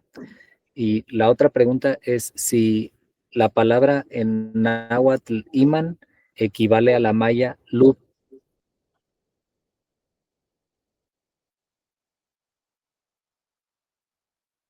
Bueno, ¿has notado, Pamela, que a veces terminan las oraciones como sa, niman, aman? San, Niman, es que San. san, Ajá. San Niman quiere decir enseguida. Niman, Niman. enseguida, ahora, en este momento. Iman quiere decir ahora en este instante, momento. Iman. Niman enseguida. Aman, por eso es mi duda, porque yo no encuentro ahí Aman con saltillo, Atman, Atman. que quiere decir de inmediato, rápido. Ujú. Si en este caso tiene saltillo, también quiere decir inquieto, curioso, así que se, ¿cómo se dice? Comprometido, quizás. ¿Ves? Sí tiene saltillo, eso tienes que verlo, porque no es lo mismo aman que aman. Son No, raíces y es diferentes. Sí. en las fuentes antiguas nunca reflejan los saltillos. Ese es el problema. Ese es el problema. En la antigüedad moderna, el caso es que una cosa es aman, que es composición con A, y otra cosa es atman. Ujú. Sí, Sí, por ejemplo, y de Miguel del Maya, eso sí yo lo ignoro. No sé, la verdad. El término náhuatl iman, Frank, equivale a la palabra luz en maya. Loop se puede usar, digamos, si quieres, pero tendrías que forzarlo un poco. Loop es propiamente un intervalo de medida astronómica o de tierra, que es lo mismo. Es decir, un intervalo astronómico que se refleja en la Tierra. Eso es un loop. Y además un intervalo específico, que es, si mal no me acuerdo, el tiempo que le tomaba a una persona caminar durante una hora con un fardo. Era medida para cargadores. Eso es un loop. Iman se ha asociado, incluso en alguna comunidad todavía se usa como hora, como una hora, pero simplemente significa un espacio de tiempo, de man, lo que se extiende durante un momento. E incluso se podría entender casi como un instante, aunque para eso tienes king y bueno, sí. Gracias. No son Vicente. las mismas, no son los mismos, las mismas palabras que usamos nosotros. No son los mismos significados. Acuérdate que lo específico en estas medidas se iba a través del calendario. Nosotros no tenemos ese recurso, entonces tenemos palabras más precisas hasta cierto punto. Uh-huh. sí, perdón, a mí me saltó mucho también esa palabra, pues me vino a la mente a manteca, ¿no? Los que trabajaban con plumas, el arte plumario, también en ese sentido curioso, por ejemplo, también en Wimmer en 2004, también artistas que trabajan maravillosamente más, pero sí, en efecto, también llamó mucho la atención, ¿no? En este sentido, el uso bueno, que comentaste, Frank, ¿no? De la ofrenda, ¿no? De Tlamana, también ofrender a los dioses, es de... Son conceptos diferentes, ¿eh? Tlamana y Amana son muy diferentes. Sí.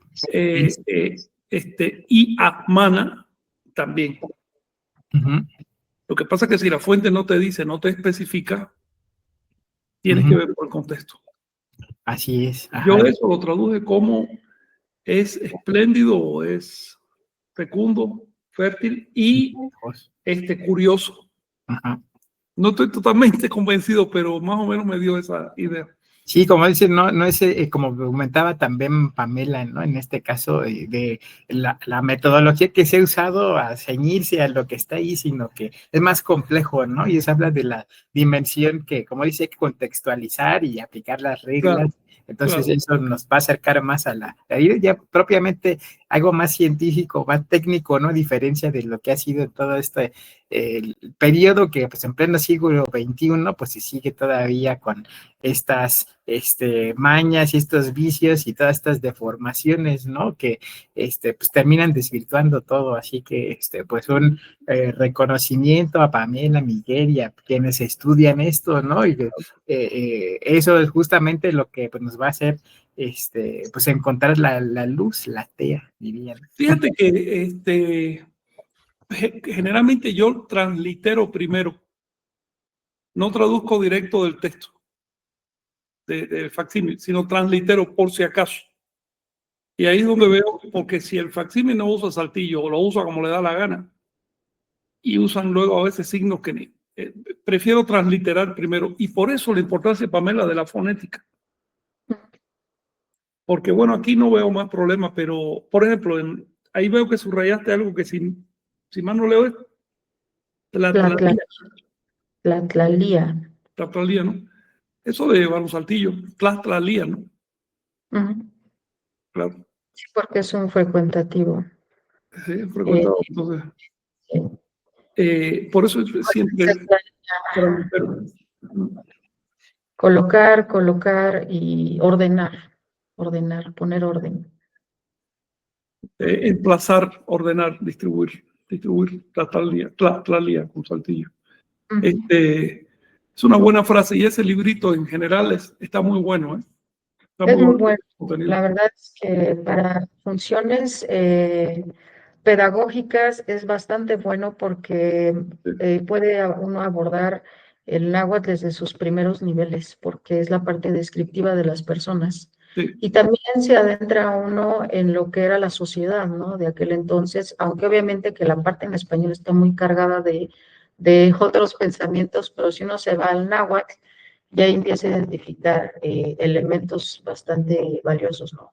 Yo quisiera agregar esto, pues atendiendo a lo que es el espacio, el orden que han intentado dar en la medición de la Tierra con respecto al cosmos, y el hecho de que pues estemos aquí es herencia pues de aquellos que hicieron este intento y este orden.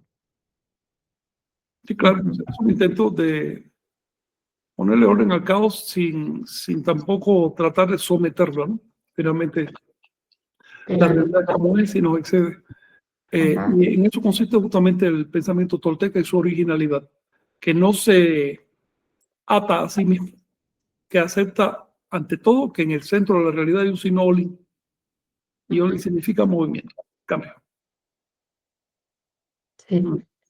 Igual en español, y creo que todas las palabras, si vamos a su raíz, pues vamos a encontrar cosas bastante interesantes, ¿no?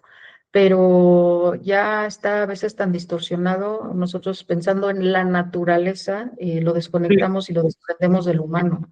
Y en realidad, bueno, en náhuatl, por ejemplo, esa palabra la asocian con el yelistle, por eso lo puse aquí, que es prácticamente la esencia de las cosas, el yucalistli y el istli, es la naturaleza de lo que es del ser, pero no como persona, de lo que es, ¿no?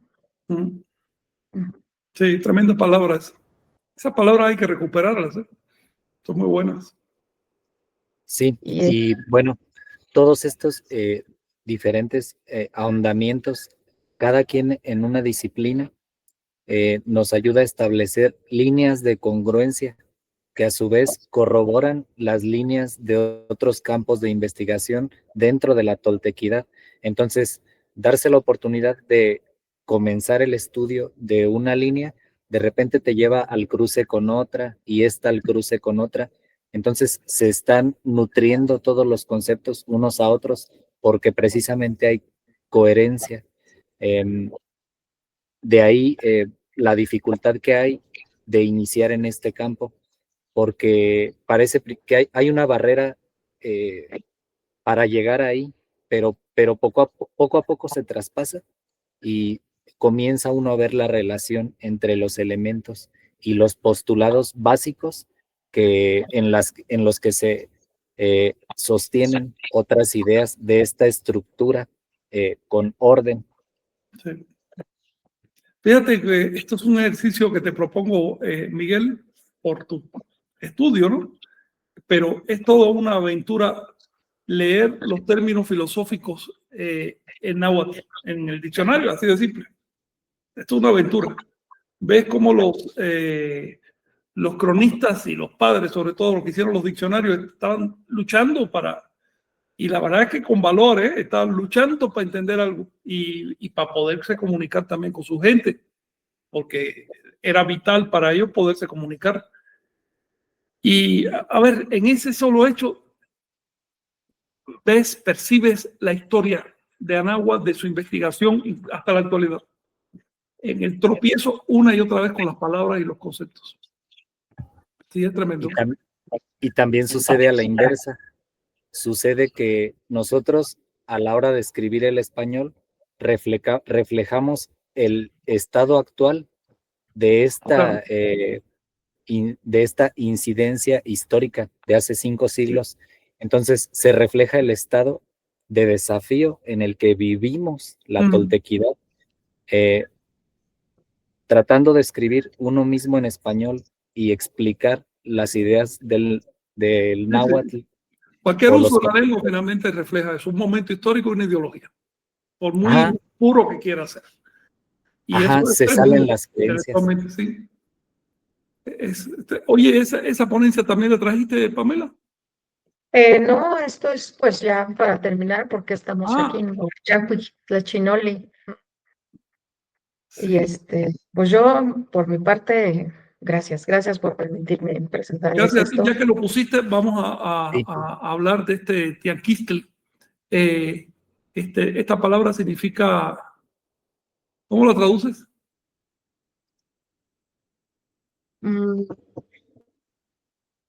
¿Cúmulo?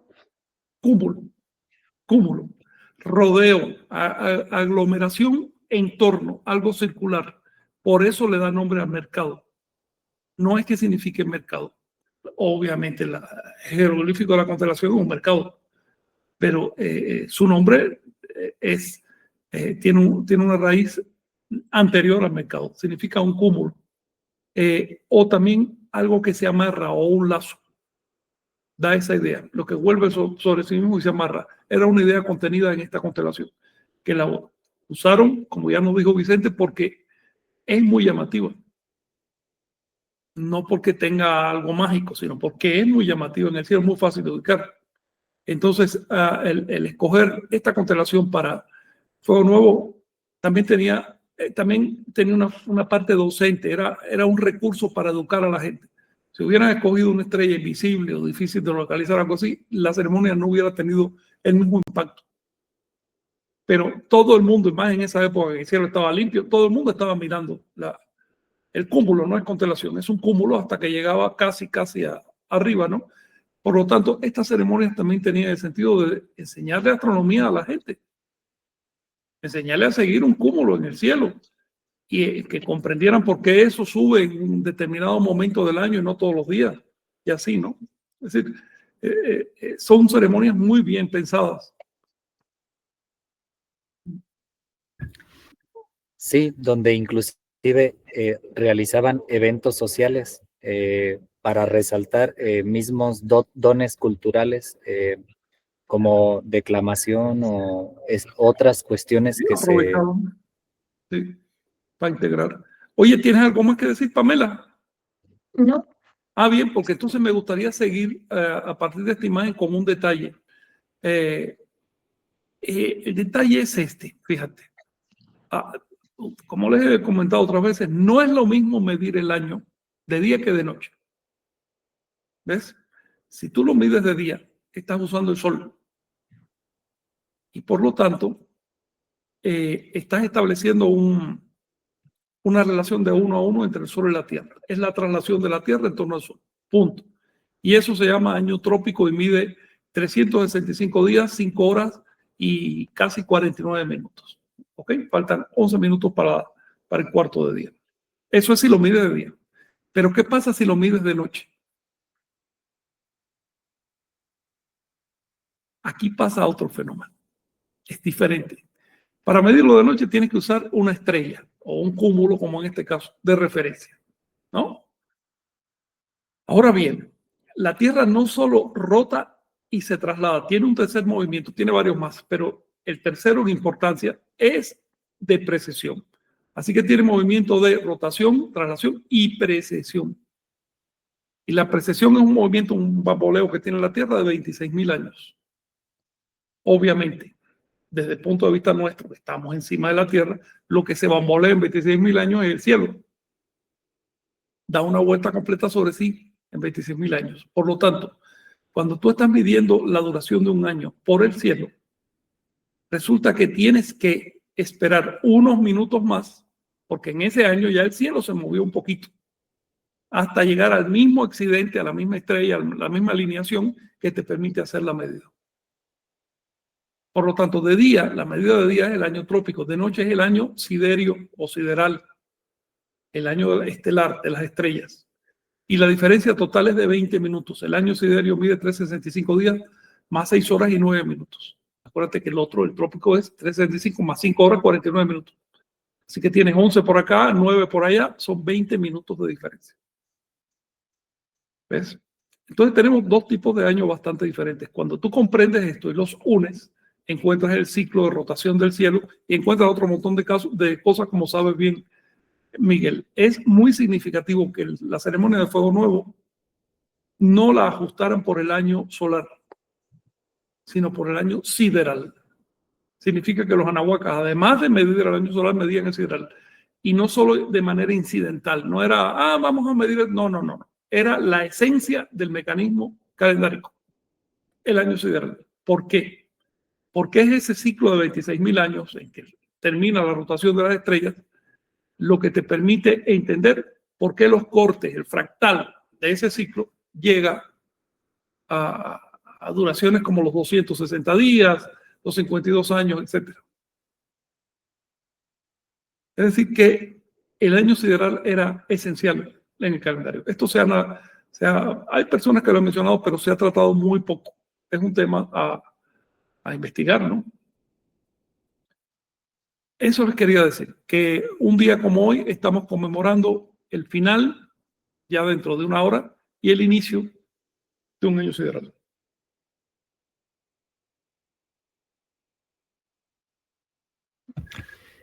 Muchas gracias, Frank.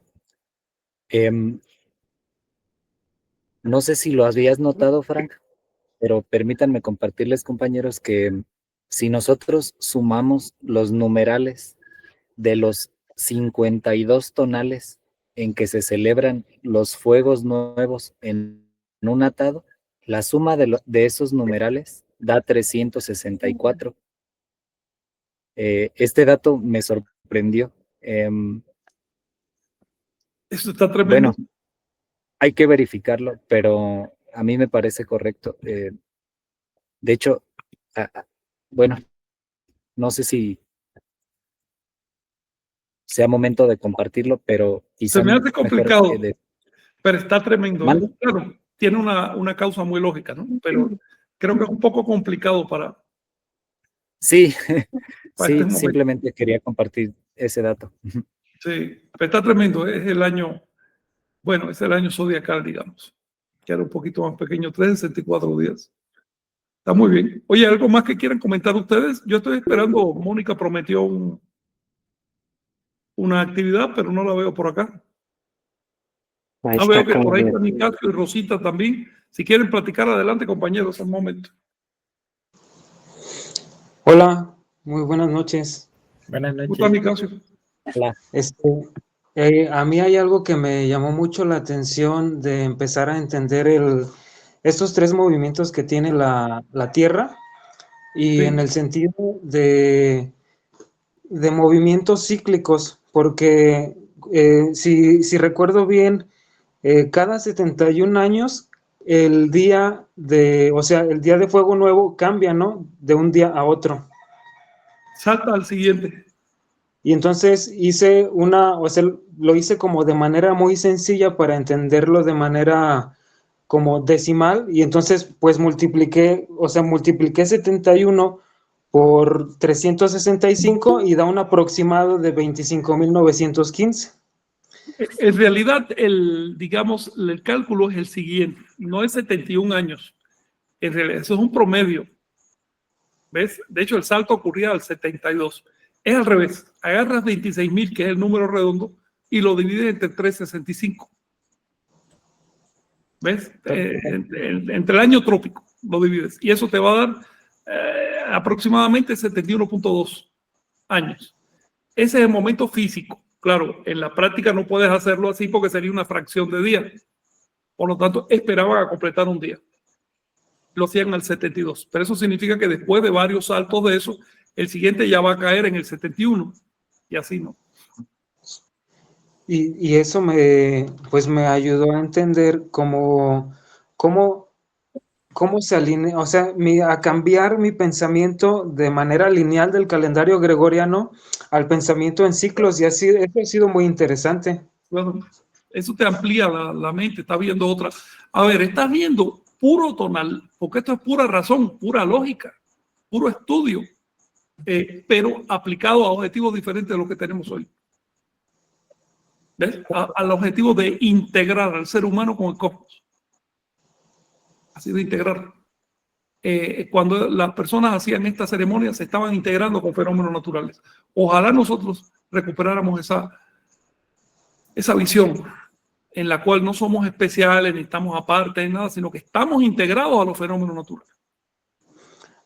Eso me llamó la atención porque, bueno, comentaste que los anahuacas, los toltecas, utilizaban estas fechas para enseñar astronomía, y entonces me di cuenta, me observé y dije, pues es lo que estamos haciendo, es gracias a estas celebraciones que ha podido cambiar, y algo ha cambiado dentro de mí al observar toda esta grandeza del cambio de pensamiento lineal a pensamiento cíclico, y pues lo estamos haciendo aquí, y gracias por lo que nos están compartiendo. Además, qué bueno que lo mencionan, Nicasio, por lo siguiente. Mira, el pensamiento cíclico no significa someterse a los ciclos. Uno conoce las cosas para trascenderlas. Así que el entender el pensamiento cíclico tiene el propósito de salirse de los ciclos. Pero si uno ni siquiera entiende los ciclos en que uno está, ciclos psicológicos, sociales, físicos, en que uno está metido, en que uno está sumergido, jamás lo va a trascender. Te iba a decir otra cosa que tus palabras me hicieron evocar. Mira, al inicio de la cultura occidental cristiana, había todavía un interés por integrar al ser humano al cosmos. Eso se nota en el hecho de que Jesús se haya hecho nacer, no de manera histórica, sino de manera figurada, en el solsticio. ¿Ves? Nace en el solsticio. Todavía en 1582, cuando Gregorio XIII trató de hacer la reforma, hizo su reforma y demás, todavía en ese momento, ¿por qué hizo la reforma? ¿Por qué se comieron 10 días? Para que Jesús siguiera naciendo en el solsticio. No tenía por qué haberse comido 10 días. ¿Ok?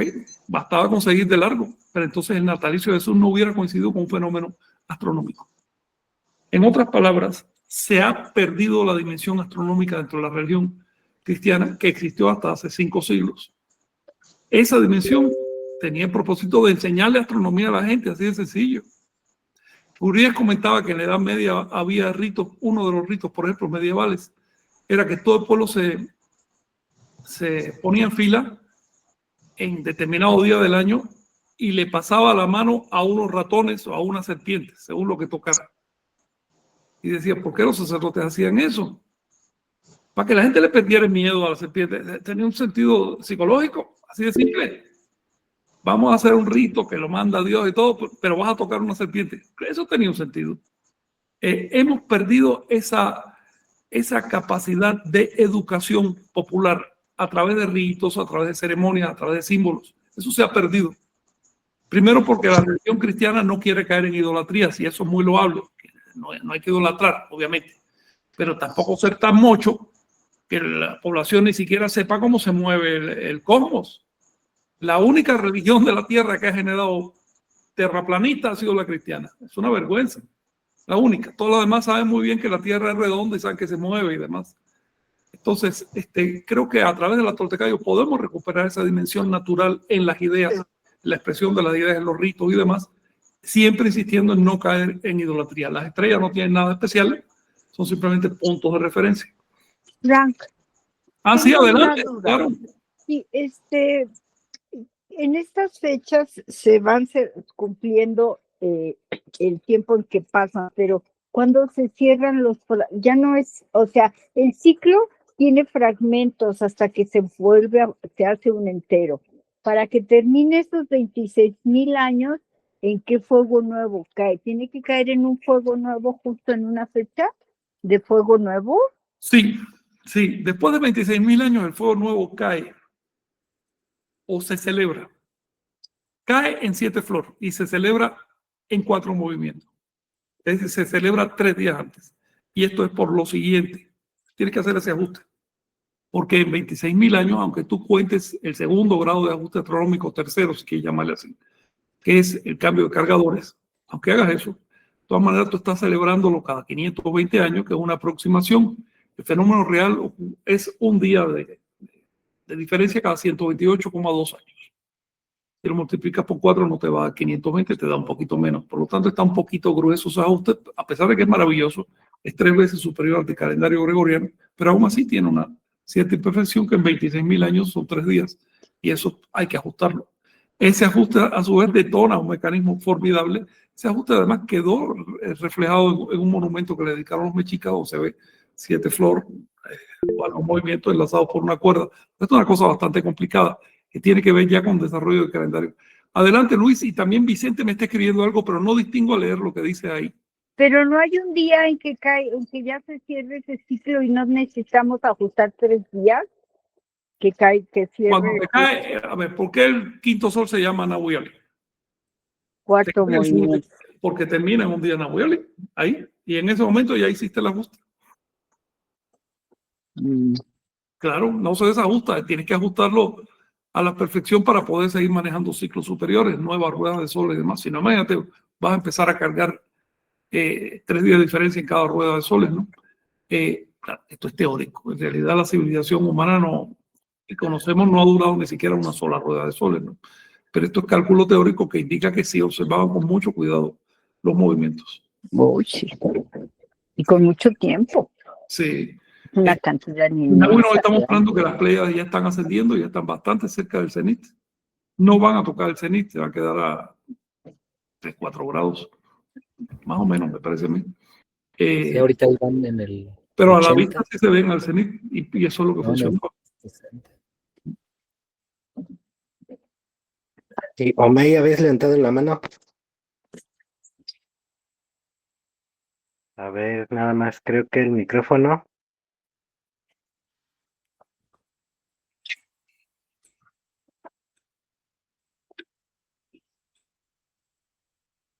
Estaba desactivado, pero bueno. Okay. Igual a veces la conexión, ¿verdad? A ver, Luis, a ver. ¿Puedes hablar, Luis? Sí, ya estoy hablando, ¿ya se escucha? Ahora sí, me escucho bien. Ok, sí, me conecté los audífonos, pero mejor así. Pues sí, no, pues saludándolos y escuchando parte de las ponencias y las presentaciones bien interesantes, bien nutridas, tocando diferentes aspectos. Y bueno, algo que me quedé pensando un poco, pues sí, es que los fuegos nuevos pues se conectan directamente con la cosmovisión, la cosmogonía, ¿no? El origen, en términos de los 5 soles, ¿no? Lo que ya mencionábamos. Y tiene que ver también con la memoria histórica, ¿no? Ubicarse en una narrativa cosmológica mucho más amplia, ¿no? Y también en términos, pues, de que hoy en día, por ejemplo, están, pues, no de moda, sino están más en boga todo este análisis astrológico, ¿no? De los signos zodiacales y de las cartas astrales, ¿no? Y de cómo Venus retrógrado y la luna nueva y cosas así, ¿no? O sea, muchas lecturas de ese estilo, que pues al final lo que podemos rescatar de ello pues son sugestiones, ¿no? Y situaciones ahí simbólicas que nos invitan a generar pues ciertos patrones de conducta o ciertas situaciones, pero pues no sé, creo que la esencia de la visión astronómica de Anáhuac, ¿no? De la toltequidad, pues no tiende más bien a, más allá de quedarse con las sugestiones, hacer esa referencia a los movimientos, ¿no? Ver a los astros como referentes, pues digamos, simbólicos, ¿no? Y con muchos mitos atrás de ellos, ¿no? Justo estas 400 estrellas, ¿no? Aluden a ciertos mitos cosmológicos, ¿no? Entonces nos invitan a hacer muchas lecturas también en ese estilo. Digo, en este caso, pues nos enfocamos quizá más en la cuestión lingüística, en un sentido, en la cuestión calendárica, pero quizá habría también que de repente meternos en esa cuestión mítica que existe alrededor pues del análisis, ¿no? De los astros. Y bueno, eso por un lado. Por otro lado, me quedaba pensando también en la actualidad. De hecho, esta reflexión la hice igual hace un par de años que estuvimos ahí en el Cerro de la Estrella y sacamos ahí algunas imágenes de cómo se veía en la noche iluminado todo alrededor y nos poníamos a pensar en cómo se vería si todos apagaran los fuegos, ¿no? Si todos apagaran las luces en una celebración en ese estilo y pues sería asombroso, ¿no? Sería algo un espectáculo, que hoy en día pues es algo irrealizable, ¿no? Porque nuestra sociedad, pues sí, nuestra dinámica de vida nos impulsa a estar produciendo y estar, si no produces, te quedas fuera del juego, ¿no? De la dinámica económica, de la dinámica productivista, ¿no? De consumo. Y eso me lleva también a la parte esotérica, ¿no? De la práctica de los mitos, ¿no? Justo lo que mencionabas del fuego, ¿no? Lo que simboliza el fuego, de quemar apegos, pero también lo que me quedaba un poco pensando, no sé si se pueda transmitir la reflexión así como la estoy apenas formulando, pero en términos de que nosotros nos movemos, ¿no? La cultura pues se mueve en base a dinámicas inorgánicas, ¿no? Por así decirlo. La cultura son esencias, ¿no? Son el egregor, ¿no? Es estas tendencias de ideas que se van fosilizando, ¿no? Que se van haciendo creencias duras y que pues nos hacen cambiar actitudes, ¿no? Generar comunidades de culto, ¿no? Inclusive. Y me quedaba pensando en justo a qué le rendimos culto, ¿no? En este caso, pues no es rendirle culto al fuego en sí como tal, sino más bien como un símbolo de transmutación, de, de quemar apegos, ¿no? O sea, De purificación y de renovación. exactamente. Pero también me quedaba pensando en eso, ¿no? Pues no podemos apagar el fuego, ¿no? No podemos apagar las luces de la ciudad porque pues en sí nuestra sociedad ya le rinde culto a otros símbolos, ¿no? Que son quizá desde otras perspectivas un poco más banales, un poco más mezquinos, ¿no? No tan profundos, con una memoria histórica muy de corto plazo, ¿no? Como que hemos ido quemando esa memoria, hemos ido sacrificando más bien esa memoria histórica de largo plazo, pues por la comodidad, ¿no? De la urbanización, pues sí, de la modernidad, ¿no? Entonces, pues es una invitación, ¿no? No a quedarnos como en la tendencia, en la inercia de la vida cotidiana, sino pues abrirnos a otros panoramas, ¿no? Pero al final, pues es muy difícil a veces despegarnos de todo ello, ¿no? Entonces, pues no sé, me quedaba ahí como pensando ese tipo de asuntos. Creo que ya se conectó Moni, igual Sí, para... Mónica, adelante. Pues yo quería comentar algo de lo que dice Omey. Creo que la modernidad es útil. Si en esta, digamos, sociedad, sí debemos tener mecanismos, por ejemplo, para mantenernos seguros, con vida. Y pues claro, hay cosas que no se pueden hacer. Idealmente no sería realizar un ritual en esas condiciones, pero bueno, hay que usar los recursos. Por ejemplo, esto que tenemos ahorita, la transmisión que estamos haciendo justo ahora, es gracias a esa modernidad y a la tecnología. Y yo considero que es importante el desarrollar capacidades adaptativas, adaptarnos a las circunstancias. El poder, como dice Frank, fluir con lo que se tiene y aprovecharlo, potenciar, es decir, todo lo que los recursos que tenemos, aprovecharlos y de la manera más óptima posible. Entonces, otra cosa que es importante también es lo que mencionas, Omey.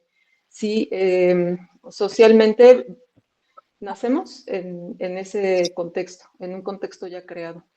Y entonces a veces estamos repitiendo patrones de conducta, de pensamiento, que ni siquiera nos cuestionamos y que tampoco nos preguntaron si estábamos de acuerdo. Entonces, creo que la Toltecayo viene para precisamente ayudarnos, enseñarnos y entrenarnos para poder nosotros trascender ese contexto, tomar lo bueno y el concepto, ¿no? De la experiencia propia, el poder de alguna manera el discernir y el poder decidir algo que realmente contribuya, ¿no? Al género humano. Esa es mi opinión. Oye, si puedes mantener esa imagen, Chinahui, porque quiero comentar algo que acaba de decir Mónica respecto a los patrones culturales. Cuando uno tiene un formato mental impuesto por la cultura, es muy difícil ver otra cultura. Y es muy difícil apreciar los valores que puede haber ahí. Tenemos aquí, por ejemplo, una escena de ruptura de imágenes y vasos sagrados, los que se usaban en los templos. Eso se hacía anualmente con las cosas que ya perdían función, que estaban viejas, se rompían o algo.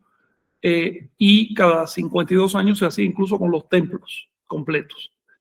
Estamos hablando entonces de destrucción de objetos de culto. Era un aspecto de aquella cultura, creo que Mónica nos va a hablar más de eso, pero me adelanto, era un aspecto fundamental, el desapego, sobre todo con los objetos de culto. Porque de pronto el apego a un objeto puede hacer pensar que el objeto es mágico, tiene poderes o algo así, y puede terminar rezando en una piedra. ¿Cuál es el enfoque que se hace modernamente de una lámina como esta, de una costumbre como esta? Te dicen, pues simplemente rompían los objetos de culto para sacrificarle algo a los dioses. Fíjate qué enfoque tan poco psicológico. Estamos hablando de una cultura que claramente está diciendo, no te apegues. No se trata de romper cualquier cosa, son los objetos de culto. Si fuera de sacrificar, bueno, se hubiera sacrificado maíz. Digo yo, ¿no? Pero no, específicamente porque las imágenes. Para generar desapego, para combatir la idolatría. Porque es tan difícil aceptar un hecho tan obvio como que simplemente querían combatir la idolatría. Ahora, ¿qué pasa cuando nosotros comparamos esta costumbre con la que tenemos nosotros mismos de conservar estatuas, dibujos en templos durante siglos y milenios y adorar esas manifestaciones? Claro que si tú hablas con un cura te va a decir, no, la estatua y esa manta que hay allá en la basílica, esos son símbolos, no es la divinidad, ¿ok? Esos son medios para llegar a la divinidad, pero eso no es lo que piensa la gente, eso no es lo que siente la gente del común, la gente siente otra cosa. Y la realidad del fenómeno social y sobre todo el fenómeno religioso es lo que siente la gente, no la explicación que da el cura. La gente necesita ritos, costumbres, instituciones diseñadas específicamente para combatir la idolatría. ¿Por qué? Porque si tú no combates la idolatría, terminas viendo cómo se arma un pueblo cristiano, como pasó hace 5 siglos, y va y destruye otra civilización porque piensa que la suya es superior y que además tiene derecho divino. La idolatría se convierte entonces en un monstruo que le obliga a destruir cultura. Y claro que no es solo destruir la cultura del prójimo, es destruirse a uno mismo. La idolatría te destruye por dentro. El idólatra termina en un estado de profunda perplejidad poco antes de su muerte y dándose cuenta que perdió algo que ya no va a poder recuperar nunca. Perdió una oportunidad única. Entonces, las instituciones mesoamericanas no pueden funcionar, esta por lo menos no puede funcionar en la actualidad, es algo a tener en cuenta. Algo también que quería comentarles que es la paradoja, es la ironía del hecho de que incluso cuando queremos recuperar estas raíces, estas instituciones, lo hacemos a través de una óptica occidental. Y entonces aquí tienes un montón de gente yendo a adorar la estatua de Coatlicue al museo, cuando esa estatua hubiera estado en función 52 años, después de eso se hubiera ocultado. Es decir, todavía esa tendencia a idolatrar el objeto sin darse cuenta de que el objeto era parte de una cosmovisión muy diferente.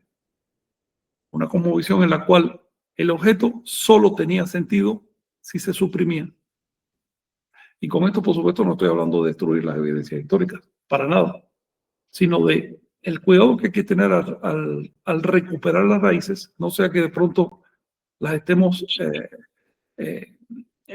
usando como pretexto para sostener justamente la cultura occidental. ¿Ves? Me recuerda, por ejemplo, estos intentos que ha habido de identificar a Ometeo con Dios y a Tezcatlipoca con el diablo. Así de burdo, ¿no? Pero sí, eso ha ocurrido.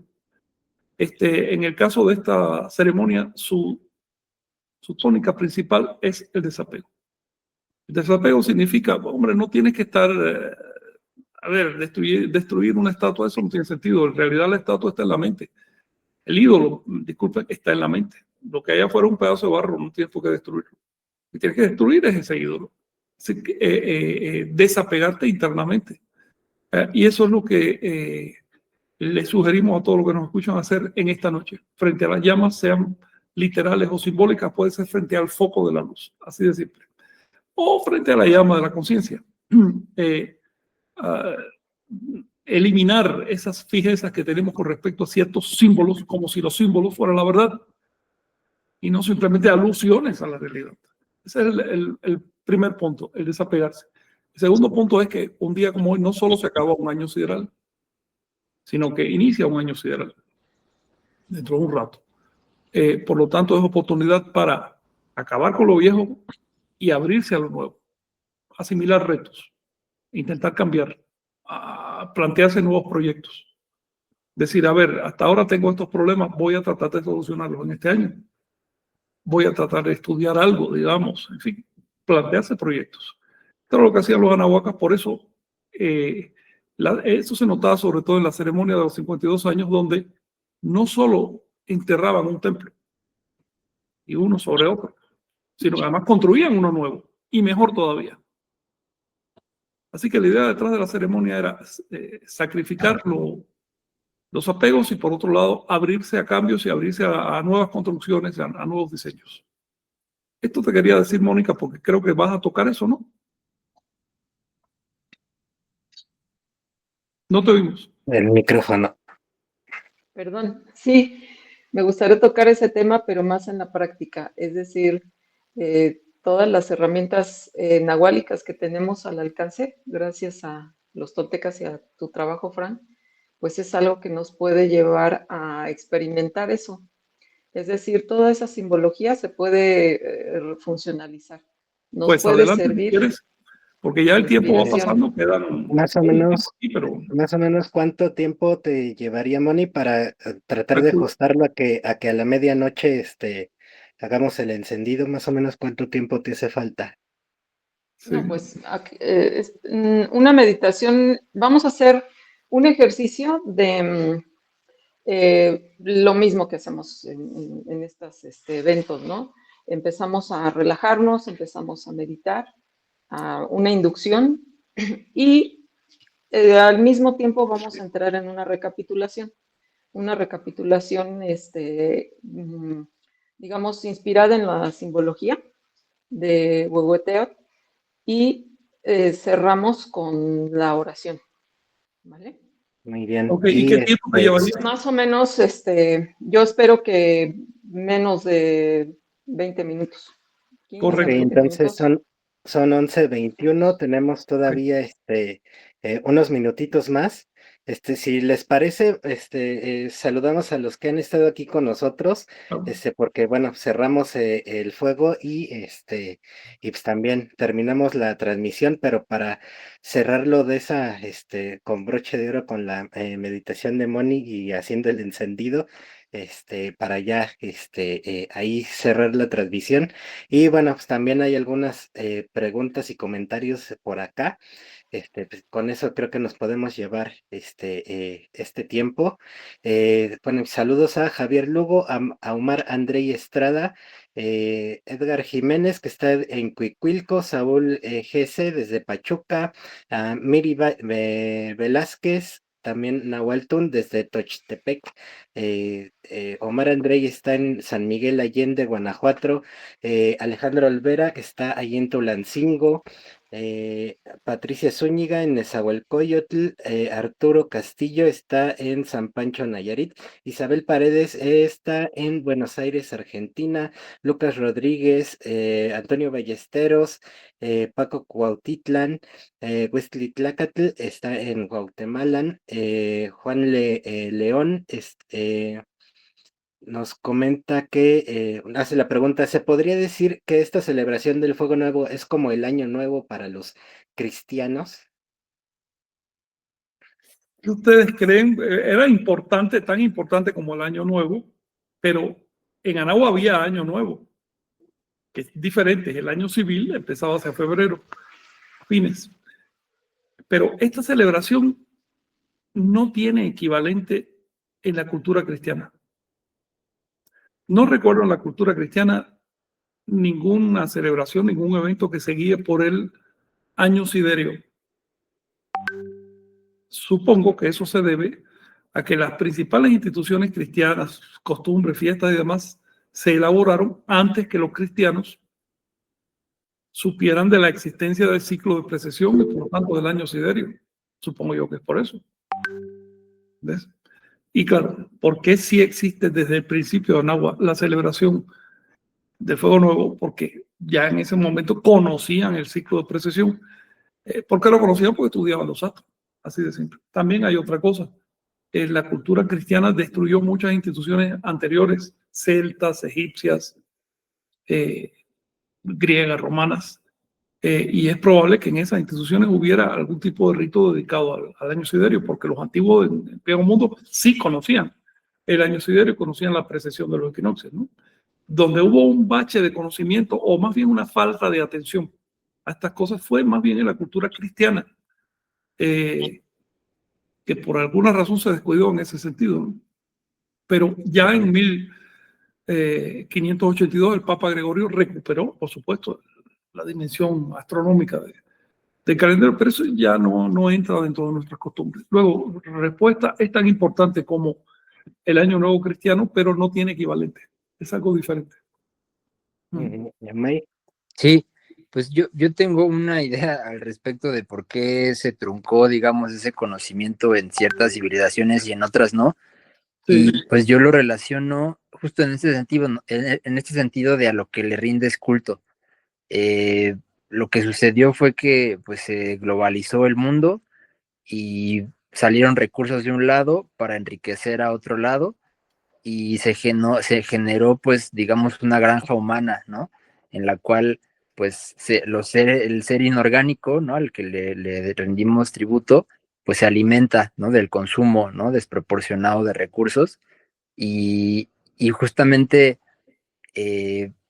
cuando en estos bloques civilizatorios tú tienes otros competidores, pues dejas de dirigir la atención al nahual, digamos, ¿no? Porque yo lo veo justo esta celebración del año siderio como la parte nahuálica en términos del tiempo, ¿no? Y tú lo acabas de decir, la visión trópica, ¿no? En relación al sol, al tonal, ¿no? Entonces, aquí pues sí se tenía una concepción del nahual y del tonal, ¿no? Digamos, en un intento de armonía, en un intento de reconocer las dos partes, y en estas civilizaciones del viejo mundo que estaban en contactos, pues tuvieron que por necesidad climática y por necesidad de choques culturales, pues volverse más tonálicas, ¿no? De alguna forma, y descuidar la cuestión nahuálica, ¿no?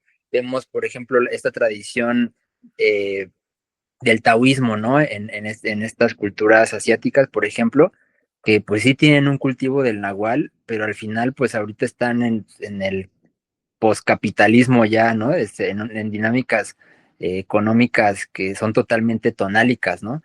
Y que intentan mantener de repente ciertos valores, pero se han quedado atrasadas en ciertos aspectos de su cultura, ¿no? Entonces, eso es lo valioso, digamos, de la toltequidad, ¿no? Que también aporta otros referentes de práctica y de conocimiento, ¿no? Y sobre todo cuestiones prácticas, ¿no? Yo creo que el año siderio y el fuego nuevo y la cosmovisión, la relación con los 5 soles, la precesión de los equinoccios y demás, es una invitación a dirigir atención al nahual, ¿no? A la práctica nahuálica, ¿no? En mi caso, si me permite una observación primero, sobre esto que dice Somey, efectivamente el año nuevo, el año civil es totalmente tonálico, se mide por eso. El año siderio es nahuálico, se mide por las estrellas. El año nuevo, el tonálico era para la vida civil, para las cosas sociales y demás, mientras que el año siderio estaba interiorizado, era para adentro, era para el trabajo interior. Por eso es que su práctica es una práctica sacramental. Ceremonia en sí no completa, pero sí el sacramento de recapitulación del año anterior, de ofrenda, de desapego y de trazar votos para el año siguiente. Eso son costumbres ya sacramentales, es decir, que sacralizan la vida, ¿no? Pero muy buena idea de compararlos con tonal y nahual, porque eso nos da un polo. Y la otra cosa, y esto es para Miguel, ahorita estamos celebrando el 19 de noviembre, como ven. Pero el año nuevo inicia, vamos a redondear 90 días después, puesto que esta ceremonia de hoy se va trasladando al año siguiente cada 71 años. Bueno, eso significa que en unos 6.500 años más o menos se van a empatar, lo cual significa que el empate anterior fue hace casi 20.000 años. En otras palabras, nunca en la historia de Anáhuac se empataron estas dos ceremonias. Esto se lo dejo a Miguel, que es el que le gusta encontrar relaciones ya numéricas, a ver por qué y qué significa todo esto. Tengo una idea, ¿no?, de que el margen de distancia era necesario. Oye, Nick, sí, Nicaso. Sí, aquí desde, bueno, con todo lo que han comentado y relacionado con estas celebraciones, observo una vez más que hay una integración de todas las instituciones. Por ejemplo, como lo relacionaba Omey, al tratar de decir, bueno, el año trópico tonal, el año siderio nahual, es un pensamiento polar trinitario. Y entonces, en este mismo pensamiento polar trinitario, esta misma celebración me recuerda mucho a los arquetipos que tenemos de esa transformación. Por ejemplo, Topiltzin y Nanahuatzin, que fueron personas que tropezaron y que después se renovaron. Entonces, veo toda la integración de estas instituciones junto con esta celebración para poder, pues, renovarnos y transformarnos. Esa es mi contribución. Claro. Y esto que mencionas de que es un pensamiento polar trinitario es formidable que lo hayas dicho, porque estás viendo una polaridad, pero también un movimiento de esa polaridad que tiende a hacer un fuego, un atrachinoli, un agua quemada. Es decir, tiende a sintetizar y por lo tanto subir de orden. Esto, bueno, a ver si Miguel le saca tiempo a este asunto, porque sospecho que tiene gran trascendencia, tanto calendárica como filosófica. La idea de que en algún momento de la historia se van a fundir los años trópico y civil, simbólicamente, ¿qué significa todo esto, no? Vicente, sí, adelante. Sí, muchas gracias. Y bueno, para los compañeros, compañeras que escucharán algunas palabras muy técnicas, pues recomendarles para, ahora sí, aprovechando la circunstancia tan especial de la fecha de hoy, habrán escuchado que hace años estuvimos en una escuela de arqueoastronomía. Pues bueno, eso nos permitió contactar con gente muy buena, ahora sí eruditos y gente de todo tipo, pero reconocemos la labor y les compartimos, ¿no? En este caso, el link de la página del doctor Ismael Arturo Montero García, el cual pues, ha hecho una labor muy seria de difusión, ¿no? Y tiene aquí su libro, La Astronomía en Mesoamérica, que está libre, se puede descargar, se puede consultar, y pues aquí pueden ahondar. En este caso tiene 550 páginas y pues es toda una vida ahí de experiencia, ¿no? De investigación y comparte pues terminología técnica en este sentido. Así que se van a encontrar un montón de casos, ¿no? De qué son los solsticios, los equinoccios, cómo ha sido el contexto de esta disciplina que se estudia, ¿no? La relación de los templos con, pues en este caso, pues los fenómenos naturales que suceden, ¿no? Y se asocian a los sitios sagrados, ¿no? Hemos escuchado también de este tipo de alineaciones, ¿no? Que se dan en distintos lugares. Entonces, pues aquí pueden encontrar información ya más depurada, descarga en PDF, y pues bueno, el reconocimiento, ¿no? Al doctor, pues por compartir en este aspecto esta información, pues tan relevante, ¿no? Que podemos consultar de una forma gratuita. Recuerden, si lo googlean, entonces, arqueoastronomías, por ejemplo, arqueo de la biología, de esta relación arqueoastronomía, pero, y pues para cerrar ya también con este proceso, estamos acá en su página, está el libro de astronomía en Mesoamérica, también está uno de las constelaciones, que se compartió desde este año internacional 2009 de la astronomía, y pues tiene unos gráficos bastante buenos que nos hacen una alusión, ¿no? A cómo son estas constelaciones, ¿no? Vistas desde el enfoque de Occidente, pero también con el enfoque justamente, ¿no? Aquí vemos a las Pléyades o Tianquistli, también conocidas como cabrillas, pero también otros elementos. Pienso que también es muy importante conocer esta otra perspectiva para ir rompiendo, ¿no? También con esta colonización, por así decirlo, y pues acercarnos a estos parámetros ahora sí, del entorno astronómico en Anáhuac, que tanto mayas, mexicas, olmecas, ¿no? Pues hicieron como una civilización madre, registros de estos fenómenos que plasmaron en sus obras de arte, ¿no? Tanto en los templos, en ciudades, y que pues vale mucho la pena, así que pues bueno, Montero, reconocimiento, montero.org.mx, consúltenlo, y tiene unas cápsulas muy buenas, y pues bueno, muchas gracias, igual ya son 11:30, el tiempo pasa rápido, y pues lo podemos ver aquí, en este caso, con las Pléyades, ¿no? Que ya están, pues cada vez más arriba, y pues bueno, muchas gracias por sumarse. Chignahui, ¿tienes algún otro comentario? Y alguien también para ir cerrando? Yo con esto cierro y pues me preparo para la indicación que nos va a conducir Moni, y pues les agradezco mucho, y pues ahora sí que sea pues un ciclo lleno de mucha evolución, salud y todo lo mejor para ustedes, familia y seres queridos. Muchas gracias. Y Si me al si me último permiten. bloque. Sí, Ah, Miguel. gracias.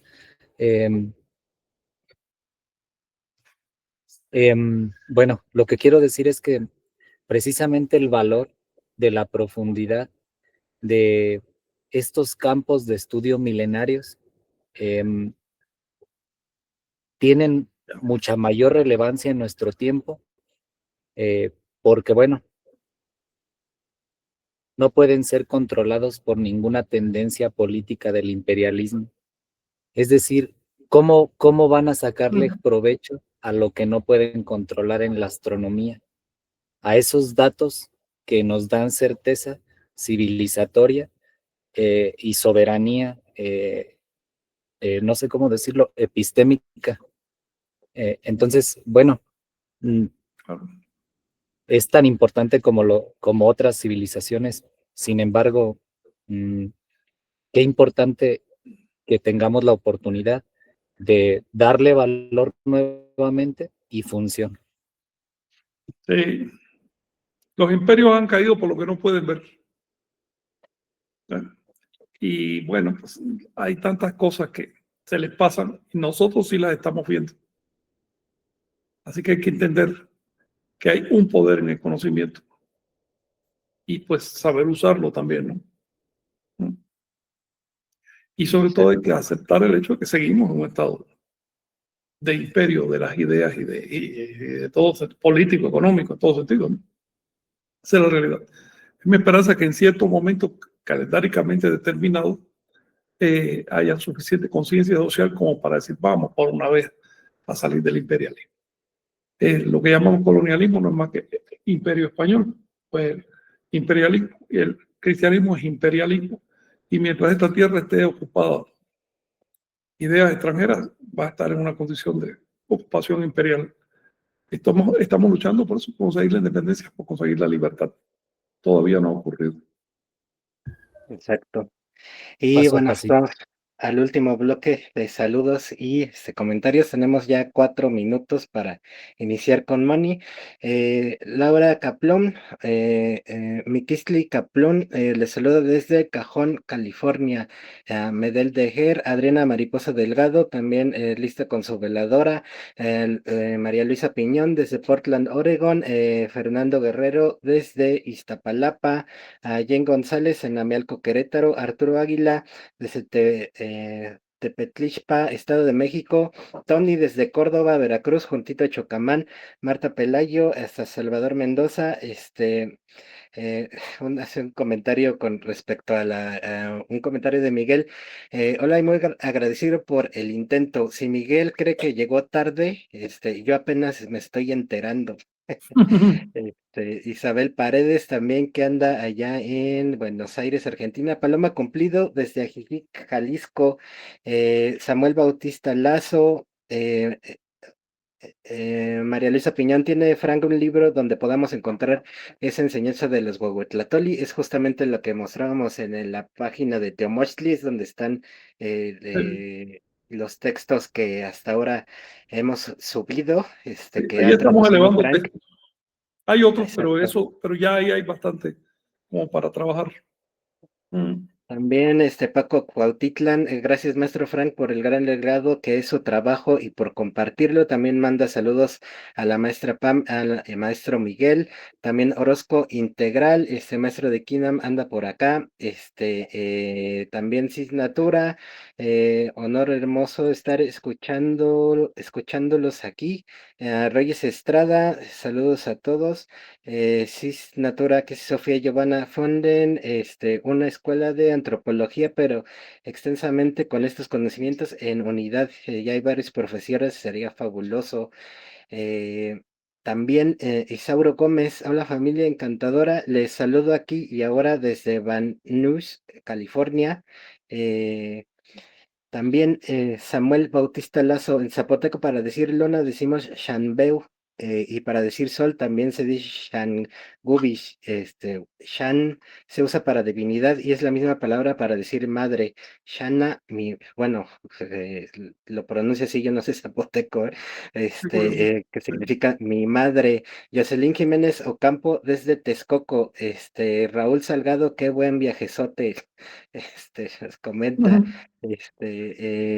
John Alberdi, saludos desde el otro lado del charco, aquí de las 5 de la mañana, despertando cuando Órale. nos hizo este comentario. Eso sí es heroico. Isabel Noemí Torres en Buenos Aires, Argentina. Chicha Balam, saludos hermanos. Cisnatura, la mejor forma de celebrar el fuego nuevo es conocerlo desde la esencia y profundidad. MW también manda saludos. Alabama, me encantó que todos tenemos un linaje y es sagrado, no puedes hablar con lengua de doble filo de él, y quien lo hace, falta el respeto de su dicho linaje. También saludos a Mauricio Orozpe, que anda por acá. Xicalcoliutecutli, como le nombramos el señor de las grecas. Jama, Matlacliol Semazatl, Cuizitlacatl, también Dan Camacho, Alabama, Claudia Escatete, desde Cuautlatcingo, Puebla. Felipe Ibáñez, Claudia García, también un abrazote allá en Florida, que ya no nos va a dar más tiempo, ya se nos, Julio Eines, también a Valentino, y bueno, ha llegado la hora, son 11:20, y es hora de entrar a la parte con Moni, así que por favor, si nos haces favor, de iniciar justo para encender el fuego a la medianoche. Ok, sí, compañeros, entonces vamos a empezar. Les explico un poquito, vamos a hacer una recapitulación. Como les digo, todo está integrado. Así como estamos viendo en nuestra cultura de náhuatl, también las técnicas nahuálicas están integradas. Y esto, pues, fíjense que también se ha descubierto científicamente que nuestro cerebro no funciona por bloques separados, sino que constantemente se están comunicando entre sí. Entonces, como todo está integrado, de manera natural nos vamos a dar cuenta que tanto los ejercicios para la energía vital, para la mente, para las emociones, para el cuerpo físico, están concatenados. Entonces, pues es sorprendente descubrir que nuestros ancestros ya tenían todo este conocimiento, ¿no? Que para la ciencia es algo nuevo o reciente. Entonces, vamos a hacer este ejercicio integrando todo esto y nos vamos a quedar hasta la técnica de recapitulación. Vamos a hacer una recapitulación larga, pero en el sentido de lo que va a abarcar. Así es que no se espanten porque la vamos a sintetizar. Es algo que se puede hacer sintético y acabamos en este año. Y ya para hacer nuestros votos y pues más o menos así va a estar la dinámica. Solo les digo para que no se me vayan a preocupar si sienten que vamos a estar así horas, no. Entonces, bueno, vamos primeramente a acomodarnos, vamos a colocarnos en una posición cómoda. Vamos a observar gentilmente cómo está nuestra respiración y vamos a entrar en este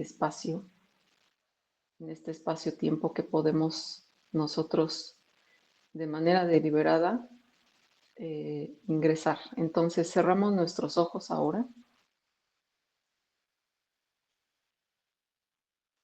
y vamos a seguir observando nuestra respiración. Observa tu postura corporal y puedes acomodarte, puedes moverte en cualquier momento que lo necesites. Si hay algún punto de tensión, de incomodidad, puedes relajar esas partes de tu cuerpo para que no estorben. Vamos a hacerlas a un lado, poco a poco, muy gentilmente. Y nuevamente lleva tu atención a tu respiración.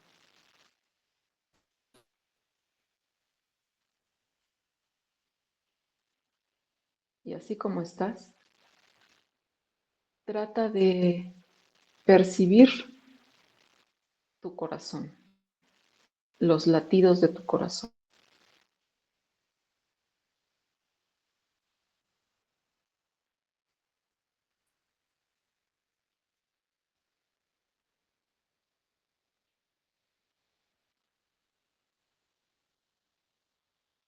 Amumati.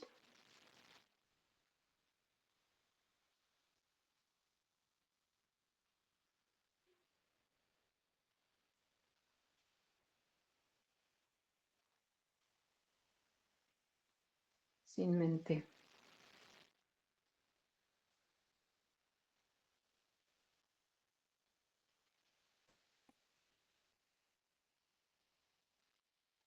Y ahora vamos a ayudarnos con nuestra imaginación. Vamos a visualizar que estás en el borde de una playa, en la orilla, y frente a ti están unas espléndidas aguas turquesa. Vas a caminar y a introducir tu cuerpo poco a poco. Y mientras vas caminando e introduciéndote en este océano, vas a observar todas las tensiones que hay en tu cuerpo. Vas a observar todas las cargas que tengas por el día, por el trabajo o por alguna preocupación que tengas. Cualquier pensamiento, recuerdo, sensación. Y cada vez que penetras más y más, te vas a sumergir totalmente en este océano infinito. Y ahí mismo vas a empezar a soltar cualquier cosa que pase por tu campo perceptual. Todos los estímulos externos, sonidos, sensaciones corporales, aromas, la sensación de la temperatura donde estás. Y muy gentilmente vas a seguir monitoreando tu respiración. También vamos a empezar a visualizar cómo estás dentro de ese océano. Y empieza a soltar el miedo. Empieza a liberarte de los estímulos internos, recuerdos, pensamientos, impresiones. El comentarista que te da un asidero, despréndete de él ahora. Y con la intención de fundirte en ese océano infinito de aguas turquesa.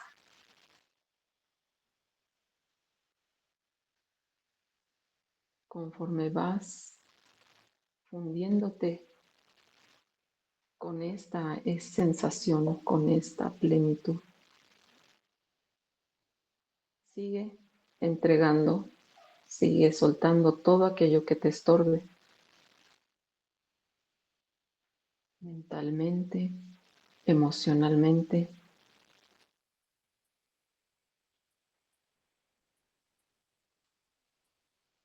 Y ahora vamos a visualizar una luz refulgente, brillante, una chispa de donde tú surgiste, esa chispa de la reacción química cuando fuiste fecundado.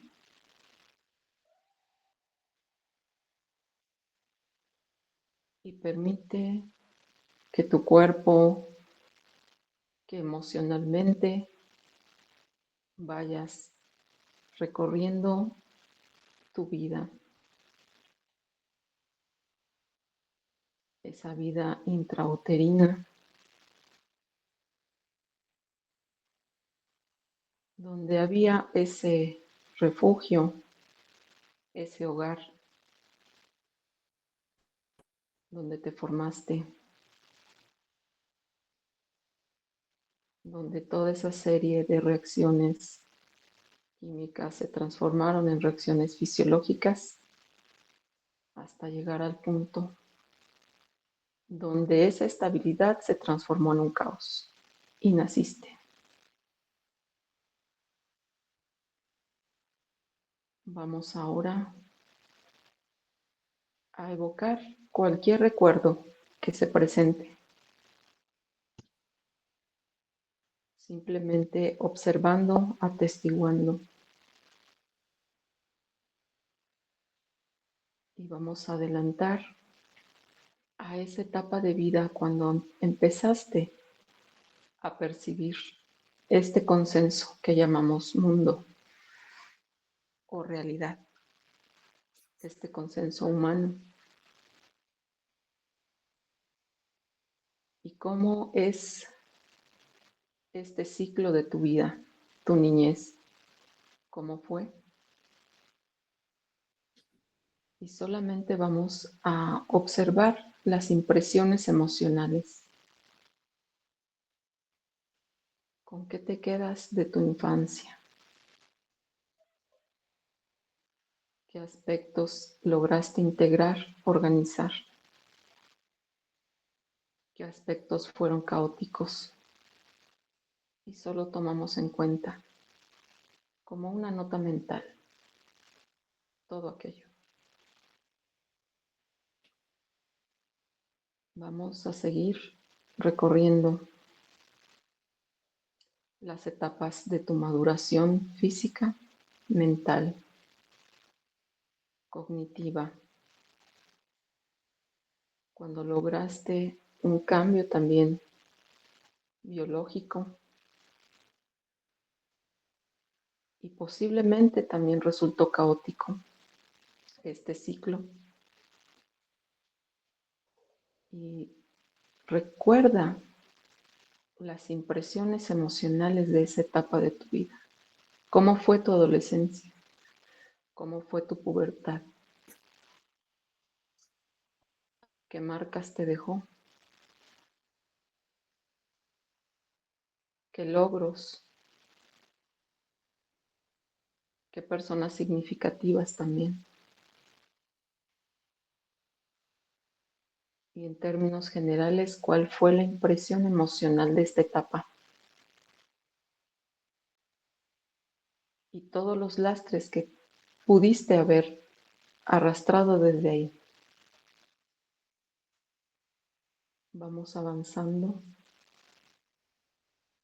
al momento en que también pudo haber una crisis, el momento en donde entraste a otros cambios biológicos, pero también sociales, físicos, mentales, en tu etapa adulta. Todas las interacciones que lograste, todas las interacciones que influyeron en ti, experiencias, vivencias que te marcaron. ¿Y cuál es esa impresión emocional que tienes de tu etapa adulta?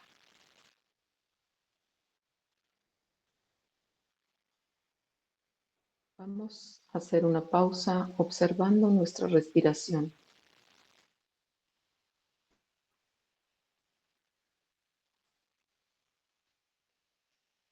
Muy gentilmente visualiza esos logros, aciertos, errores.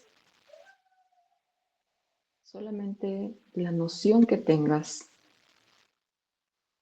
para este ejercicio solamente basta con eso.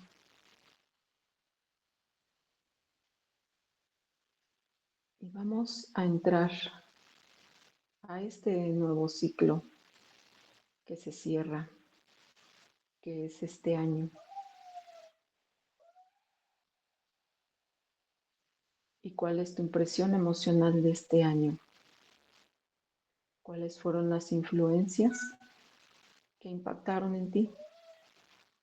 Las de tu contexto, tu familia, la sociedad, el mundo.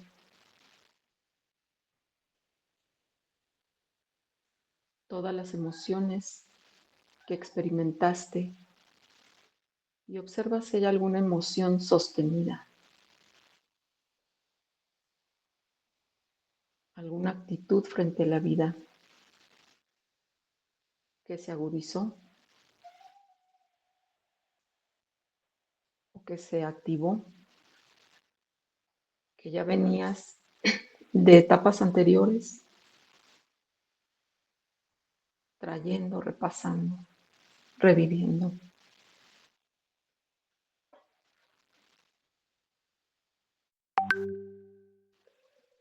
Y observa también cuáles son los lastres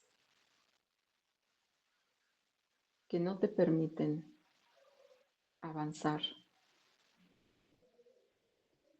en un ejercicio de honestidad. ¿Qué cosas son las que tú sigues sosteniendo? Pensamientos, creencias, actitudes, emociones, hábitos. Y que en este momento tú deseas profundamente, decididamente,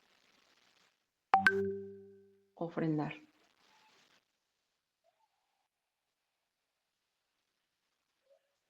Y ahora vamos a visualizar ese fuego interno, el fuego de tu potencial. porque desde tu origen está ahí, intacto y evolucionando. Pero ahora depende de nuestra voluntad. El contexto influyó. Donde nacimos nos moldeó. Pero ahora podemos hacer un acto deliberado para vivir y también para trascender. Entonces, vamos a visualizar una fogata enorme frente a ti, con ese cielo, con ese firmamento que se ve en total oscuridad. Ese firmamento que representa el caos, lo desconocido, lo que no podemos comprender. Pero ahora estás frente a esa hoguera que ilumina,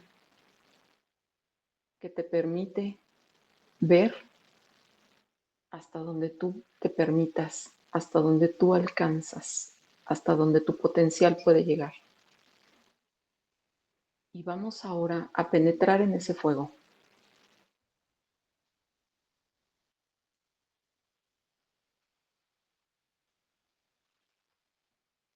Y vamos a entregar, a ofrendar todas esas cargas, todos esos lastres,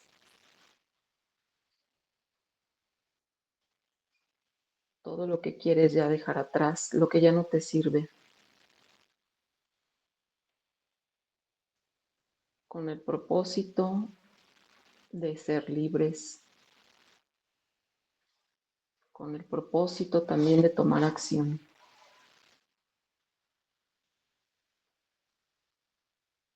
Penetras en ese fuego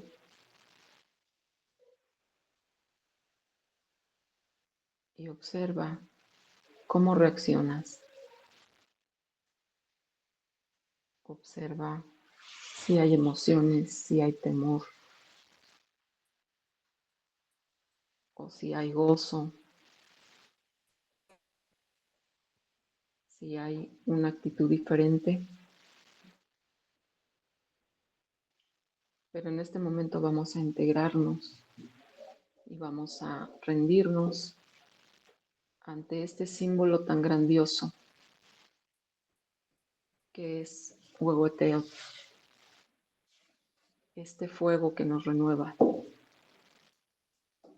este fuego que nos abraza y nos permite recordar que tenemos esta oportunidad de renovación cada año. Vamos a respirar, integrando esta experiencia, integrando las sensaciones, todo lo que generó el haber entregado y ofrendado los lastres en esta noche tan simbólica, tan importante. Y te voy a dejar unos instantes en silencio para que puedas recordar, recapitular brevemente o simplemente, como en los ejercicios de meditación, rendir todo a este fuego sagrado, al Padre de los dioses.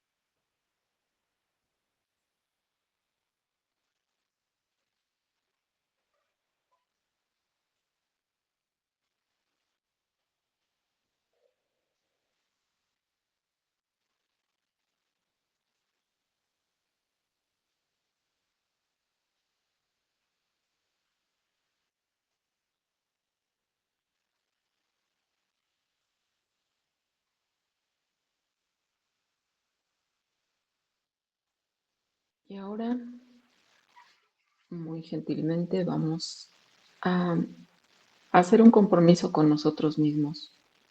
Vamos a hacer un voto que tenga que ver con lo que tú estás dispuesto ya a transformar en tu vida, con lo que tú ya no deseas que se repita. Y lo puedes anotar, lo puedes después de este ejercicio escribir para que se quede como cierre del ejercicio. Y vamos mentalmente todos a escuchar y repetir esta oración. Madre de los dioses, Padre de los dioses, anciano divino, tendido en el ombligo de la tierra, ofrendado en un cofre de turquesas de las aguas azules, oculto entre nubes. Anciano divino, del lugar de la niebla, Señor del fuego. Y es así como terminamos este ejercicio, este ritual. Y vamos poco a poco a abrir nuestros ojos, a mover un poco nuestro cuerpo, hasta que estemos completamente despiertos y listos para dar cierre a este evento.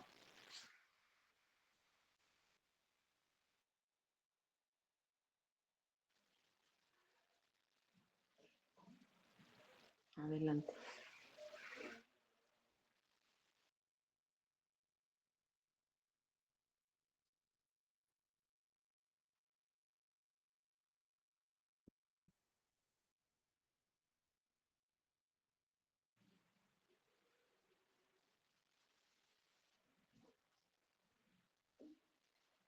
¿Cómo están? Adelante, Las compañeros. tocó a Mati. Muchas gracias, Moni. Gracias. Un placer. Gracias a ustedes. Gracias.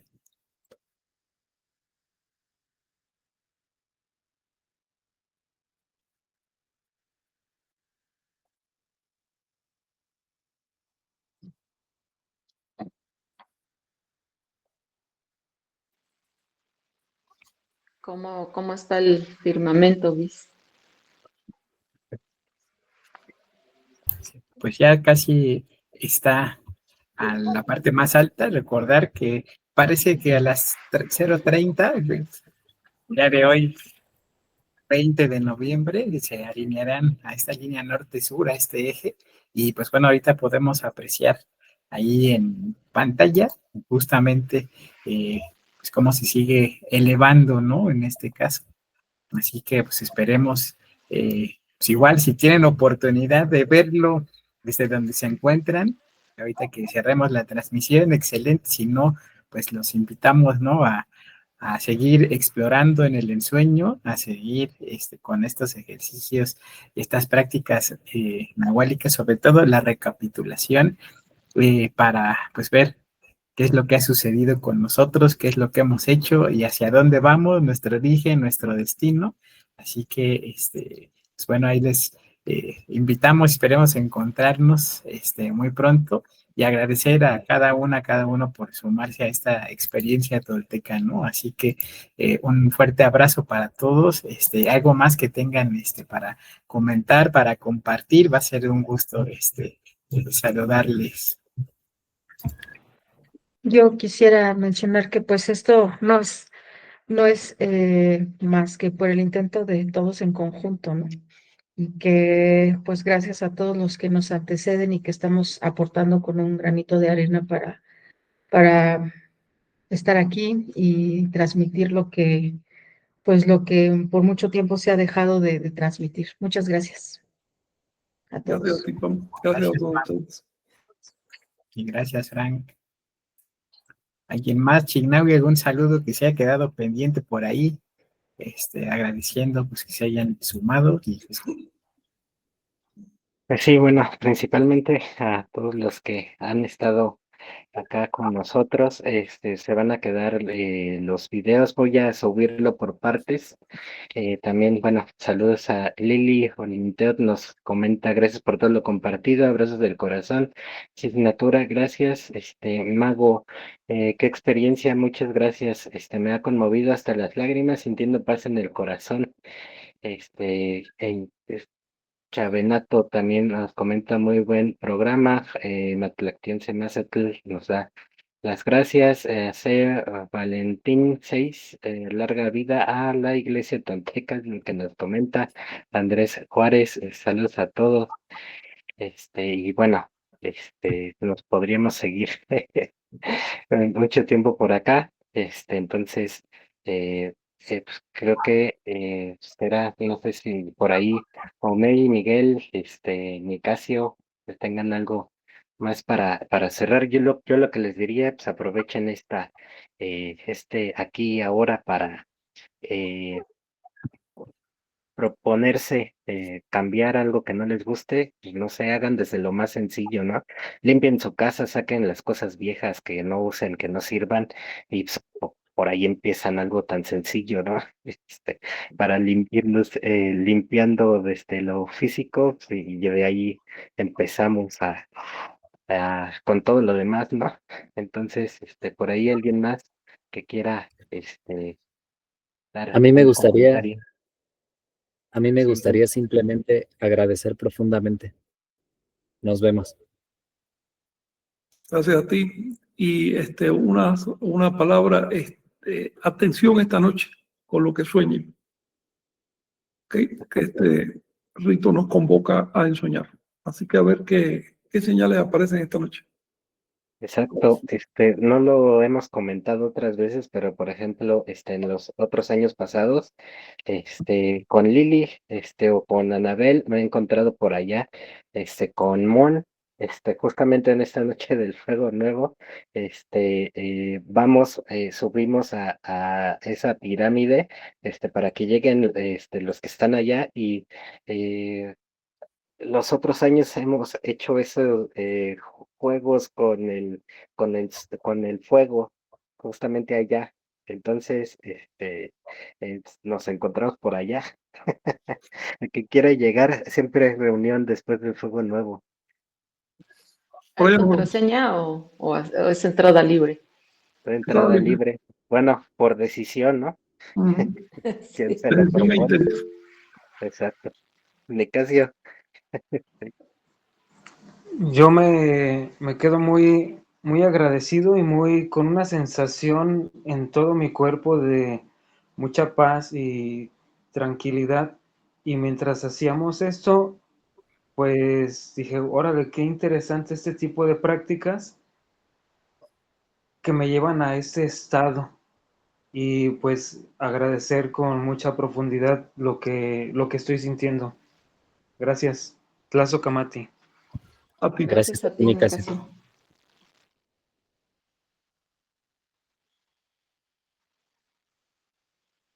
Y bueno, pues creo que ya, Yo quisiera agregar algo. ándale.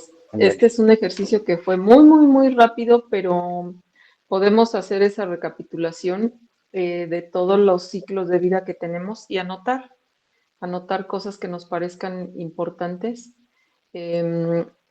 Podemos profundizar incluso con recuerdos ya en un nivel como muy mental, pero también es importante las impresiones emocionales. Y de ahí pueden surgir muchas cosas y quizás cosas que tenemos que resolver y que a lo mejor las hemos dejado ahí guardadas. Entonces, pues poner atención para que cada día podamos estar más libres y pues eso va a aportar muchísimo, ¿no? Entonces, espero que les dé alguna guía este ejercicio para que lo puedan hacer con más detalle. Ahí está el libro de Frank de Kinam 2 y explica los diferentes tipos de recapitulación que se pueden hacer, ¿no? Entonces, pues bueno, ya posteriormente puede que hagamos algunos talleres de esto, de este tipo de técnicas. Y pues Ujú. que tengan muy bonita noche. Muchas gracias a todos. por su presencia. Buenas noches. Gracias. Buenas noches.